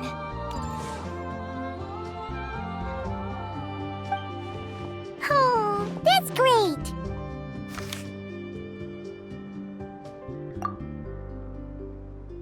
Thank you. I'll make sure not to lose it this time. Well then, are you ready? Lumine, what happened to our spaceship back then? Why did you leave? It's time to learn the truth at last. Ready as I'll ever be. Good. Then let me open the way for you.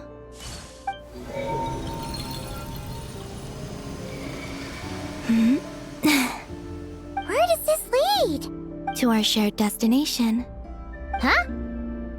Do you remember me telling you about my missing prologue back when we just met? I said that my story began on the moon. But while I was inside the moon's reflection, I realized that my prologue was really hidden in the future. I just had yet to discover it at that point. The story of the time before I was born was in fact the story of my distant future. It's truly fascinating.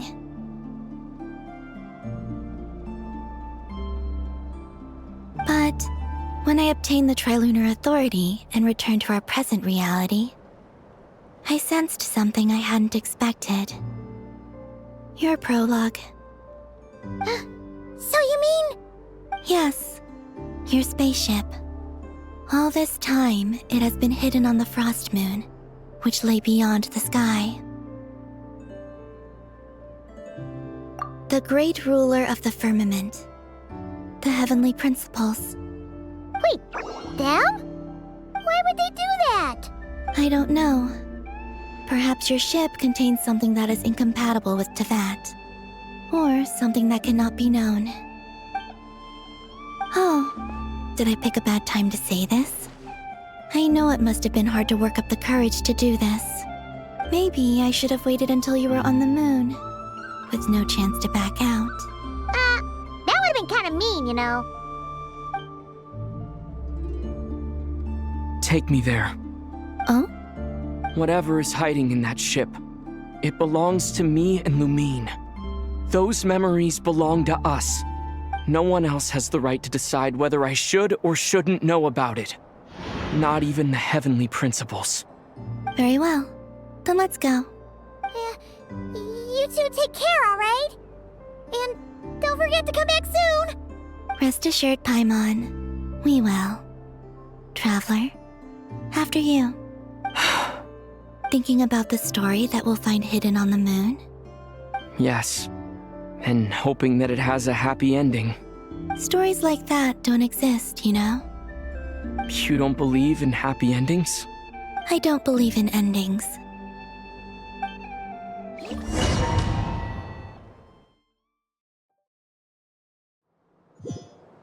Where am I? This is the pathway I built between Teyvat and the Frost Moon. The moon is very far away from us, so it could be a long journey.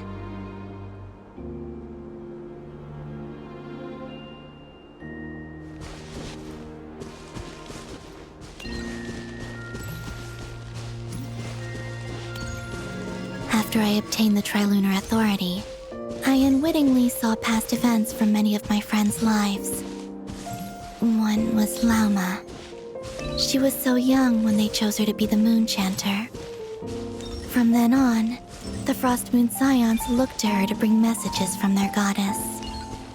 But, for better or worse, I had left Hisi Island before she was ever born.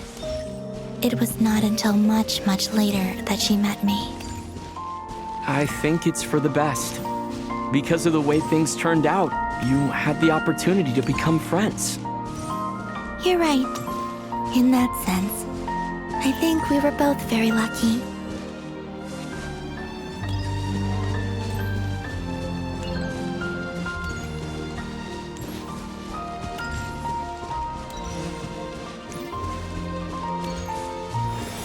Oh, and about that mage, Nicole. I only recently learned that she has lived in Teyvat since the time of the Three Moon Sisters.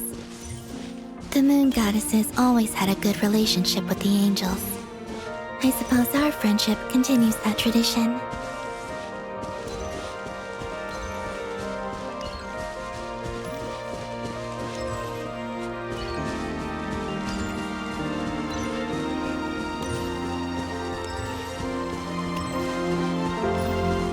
And then, there's Sandrone.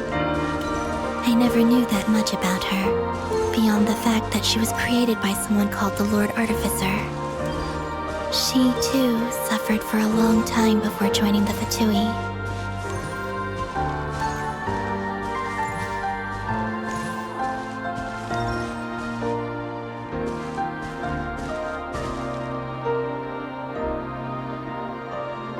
How I wish I could talk to her again, even if only to hear her say nasty things to me.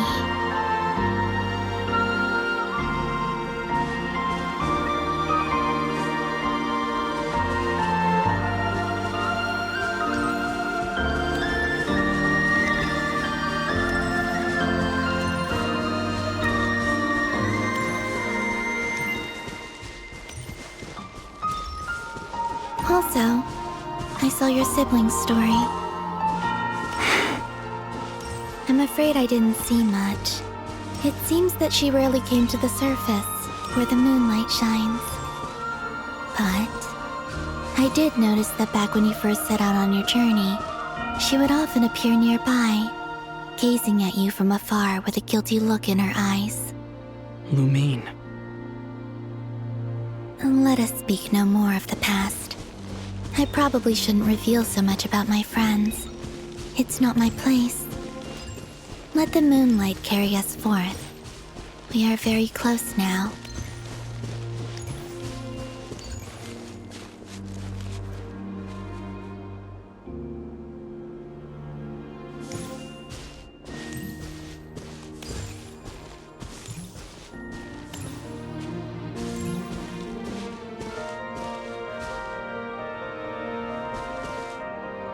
After this, I'd like to bring some kuhenki to the moon as well.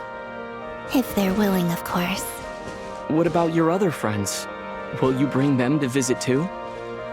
Certainly. But I'll need to tidy the place up first. This home hasn't received any guests in a long, long time.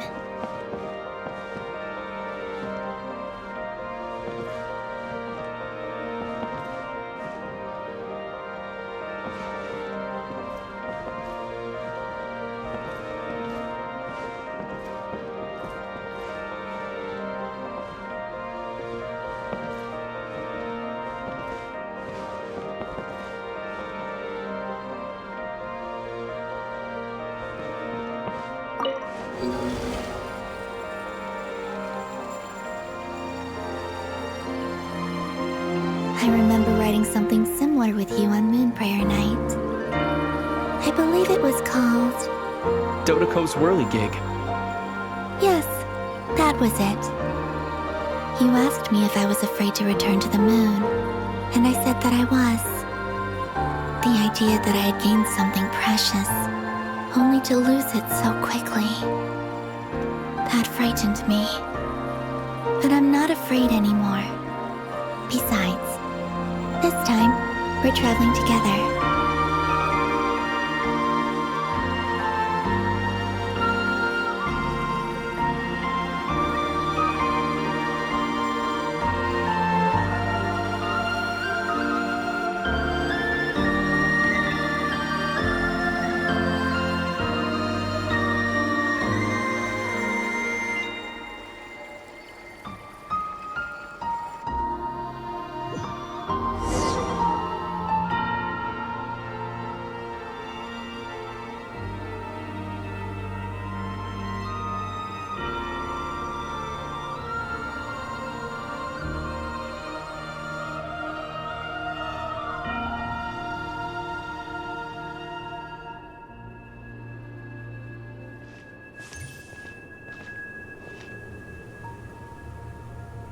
We're here.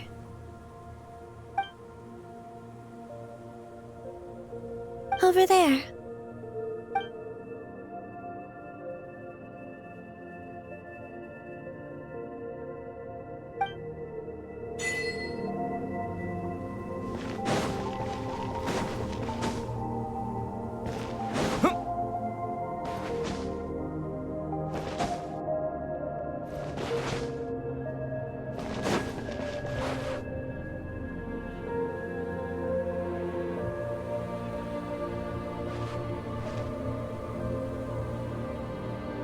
Our spaceship. It's huge. I suppose that the moon is the only place one could hide it. It'll be all right. Huh? The way you feel in this moment, I went through it too, on Moon Prayer Night. The door was right in front of me, but I struggled to find the courage to step through. Solitude for me once meant living a life in which even I was absent. Before I met you, that was the only life I knew. But that night, solitude meant throwing away the life I had gained after meeting all of you. Columbina. Go. Retrieve the part of your life that was once lost. Try trust me. You will lose nothing by doing so. Look, Teyvat is right there. All of our friends are down there, waiting for us. You're right. Thanks, Columbina.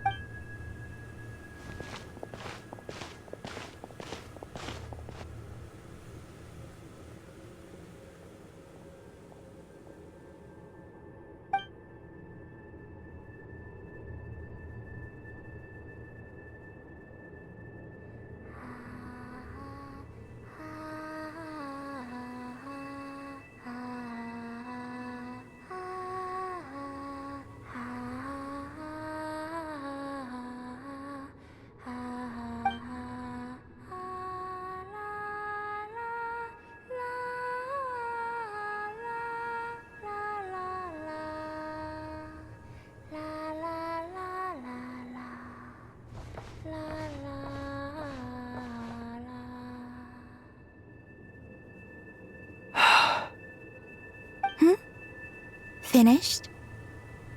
Yeah. Why did you take your eye mask off? Well, since my return, I've decided to take more opportunities to see the world with my own eyes. Besides, I've always wondered how Teyvat looks from the moon.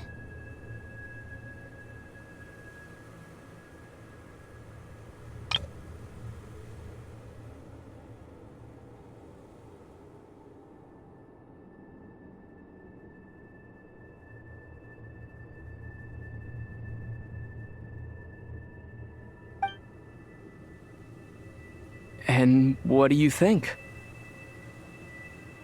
It's beautiful. I could spend a whole day here just gazing at it. What about you? What do you think of the truth you found?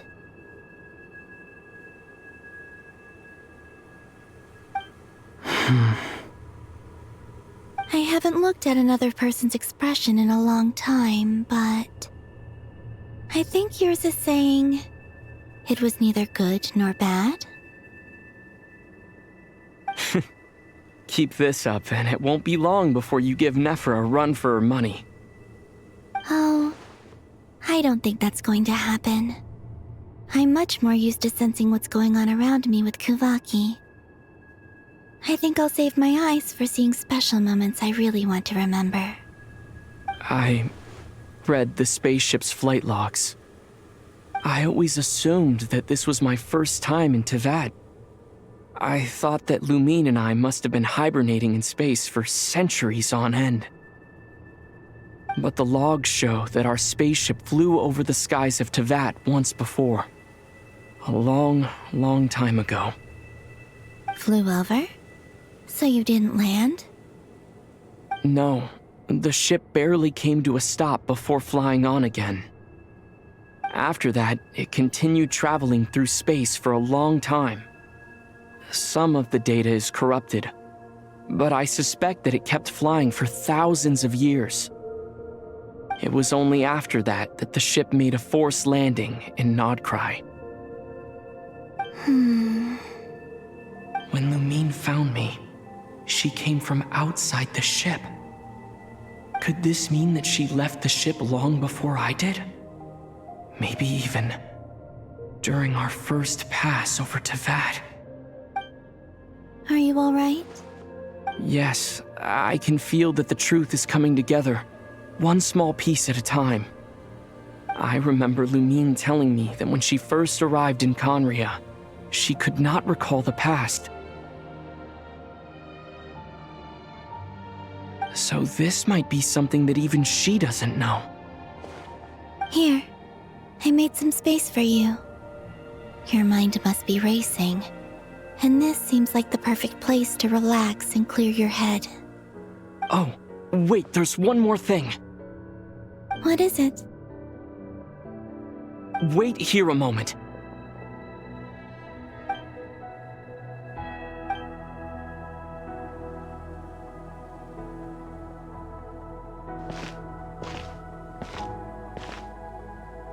Hey, Columbina.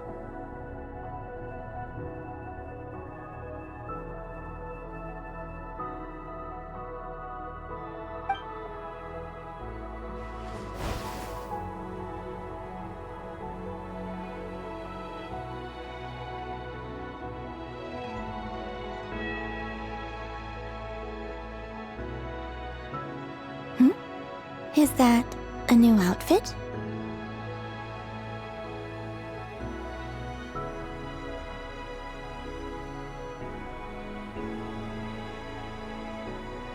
An old one, technically. It's been in a cabinet inside the ship this whole time.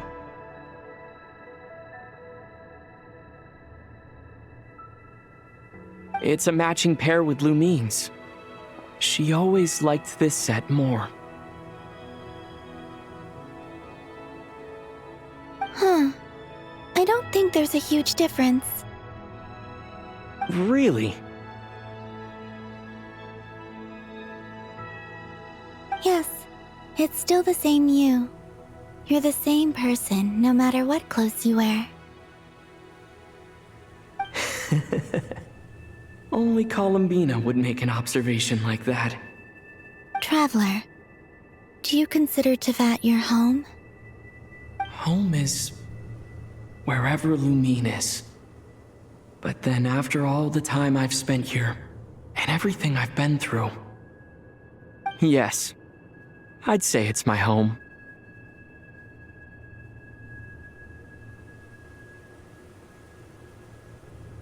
Would you change your answer if Tevat changed appearance?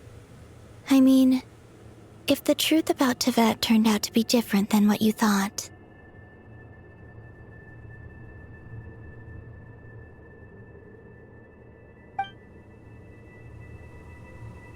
I don't know, but I don't think so. The truth is not what matters most to me about Tevat.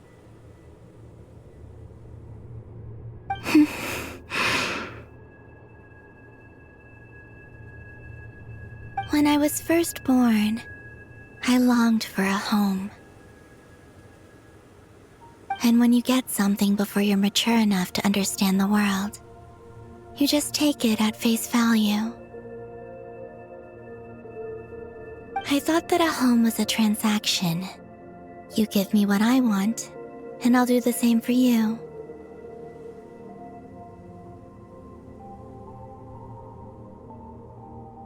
But you and your friends taught me what a true home should look like. You never— That's because your friendship matters to us. It was worth it. In the past, I thought that my birth in Nod-Krai must have been a mistake. But after journeying to the distant past where the story began, I realized that it was I who chose Nod-Krai to be my future home. Now, I am glad that I made that choice. I'm sure your friends are just as glad. In fact, I intend to make the same choice today as I did back then. What do you mean?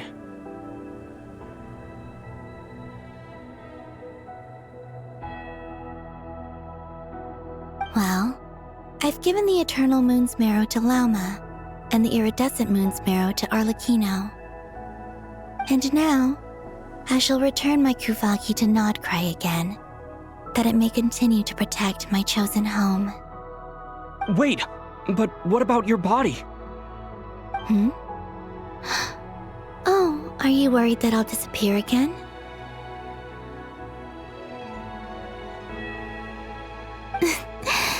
I won't. Not this time. The Frost Moon has now entered the fall sky, and I am the Tri-Lune Goddess.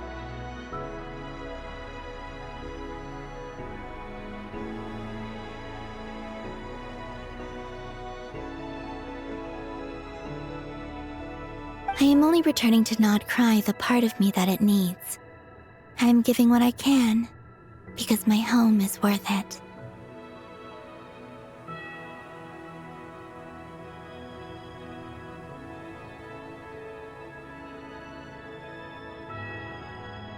Oh, and I have something for you, too.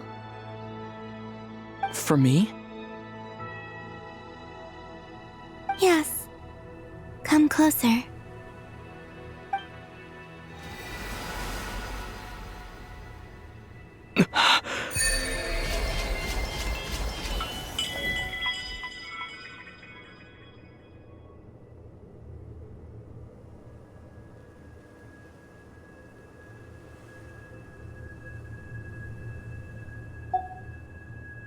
What was that? I lifted some of the restrictions this world placed on you. I trust this will help in your future adventures. My power. It feels like it's grown. I can use the elements more freely now.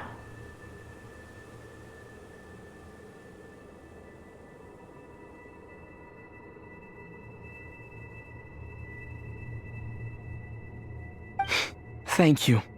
This will be a great help.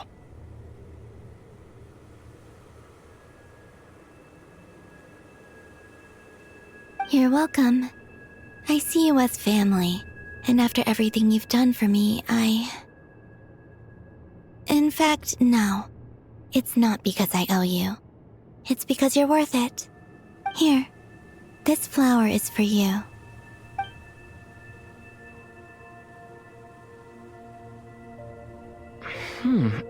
Isn't this a moon prayer blossom?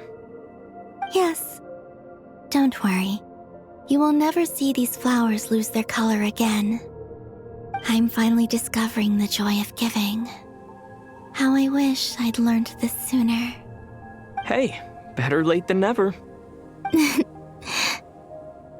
What are you thinking about now? Why don't you take a guess? You get 1 shot. I don't think I'll get it in one guess. But I'm sure it's a happy thought. That's kind of a sneaky answer. I can't say you got it wrong. Down into that, the moon seems so far away. I felt it might always lie beyond my reach. But on the moon, everything feels so close by. The haze that once enshrouded the skies has finally been dispersed. I feel like a traveler on a winter's night, starting a new chapter in my tale by the warmth of a bonfire. I don't have a lot of luggage, but I do have a lot of hope for the future. Well, what's next? Next, to start with, I want to stay here just a little longer. After that, let's return home and continue our journey.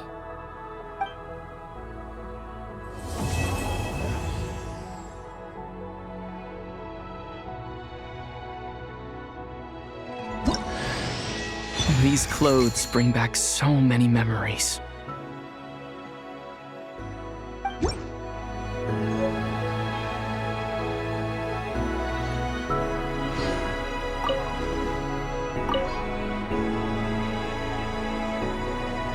The journey goes on, for you and for me. Like I said, this is not the end. I don't believe there has to be an ending. Oh, is that your next destination? Most people would probably tell you to pack some warm clothes. But I experience things differently than most people, so I can't know how cold it is. In fact, it is home to quite a wondrous heat source. I think they call it Kreshnik's torch. Every city in Snezhnaya is built around one of those. I sensed the energy it gave off as I was passing by on a railway train. It felt grand and distant. I also recommend the Korolievsky troupe in Snezhnograd. They give performances quite regularly, and entry was free for harbingers. I liked them a lot.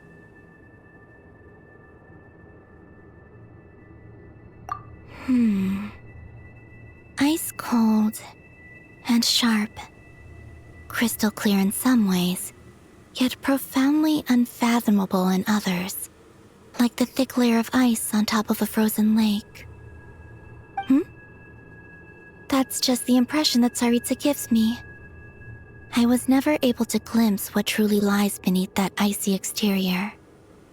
In fact, I don't think the people of Snezhnaya even know what kind of power their god wields. Maybe that's because the Tsaritsa herself has never acknowledged, nor accepted that power. There's Regrator, the Rooster, and the Jester. Between them, They control a lot of what happens in Snezhnaya, but I can never wrap my head around how exactly power is split between them.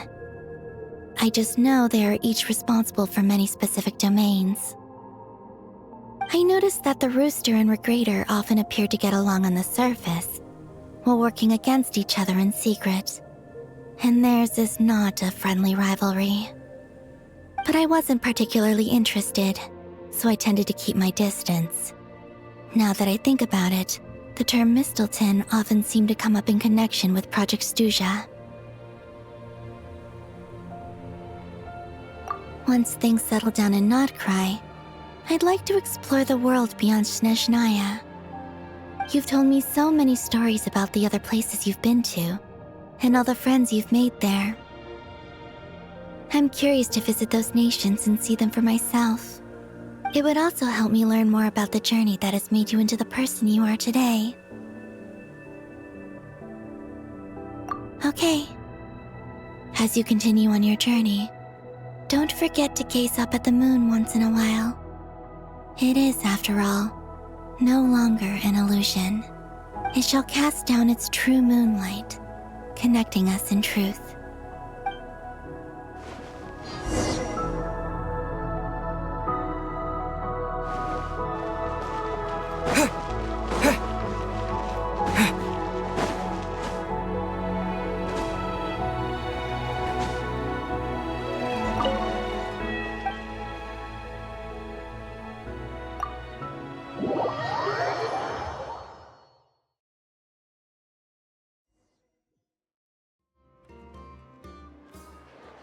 To Jean, Acting Grand Master of the Knights of Favonius.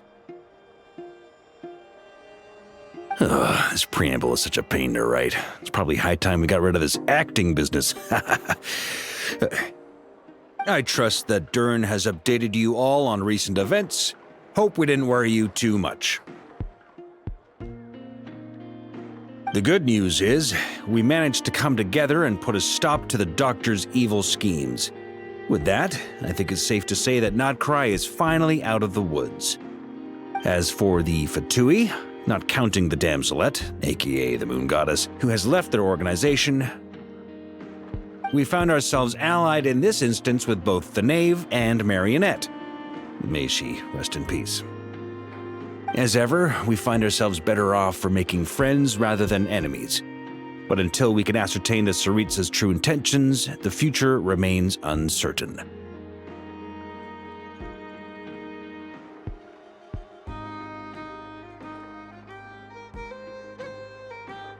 In a short while...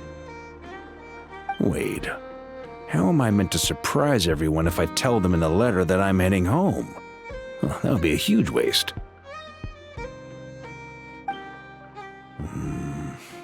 Okay, got it. I will begin sending the expeditionary team back home in waves. I'm sure they'll be able to answer any questions you still have. I hope they won't gloss over the details of my many heroic deeds, but if they do, I'm sure it'll be because they're just too exhausted from the long journey. I think of Mondstadt daily.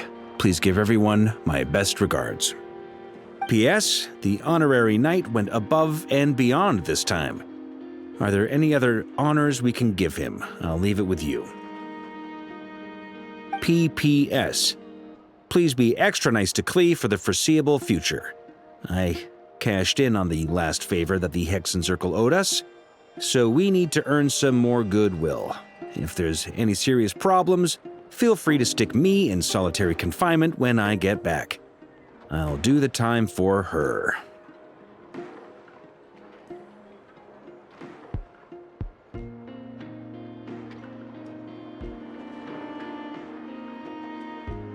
Whew. And that, as they say, is all she wrote. End of an era. And with the moon shining down brighter than ever, I think everyone is going to sleep well tonight.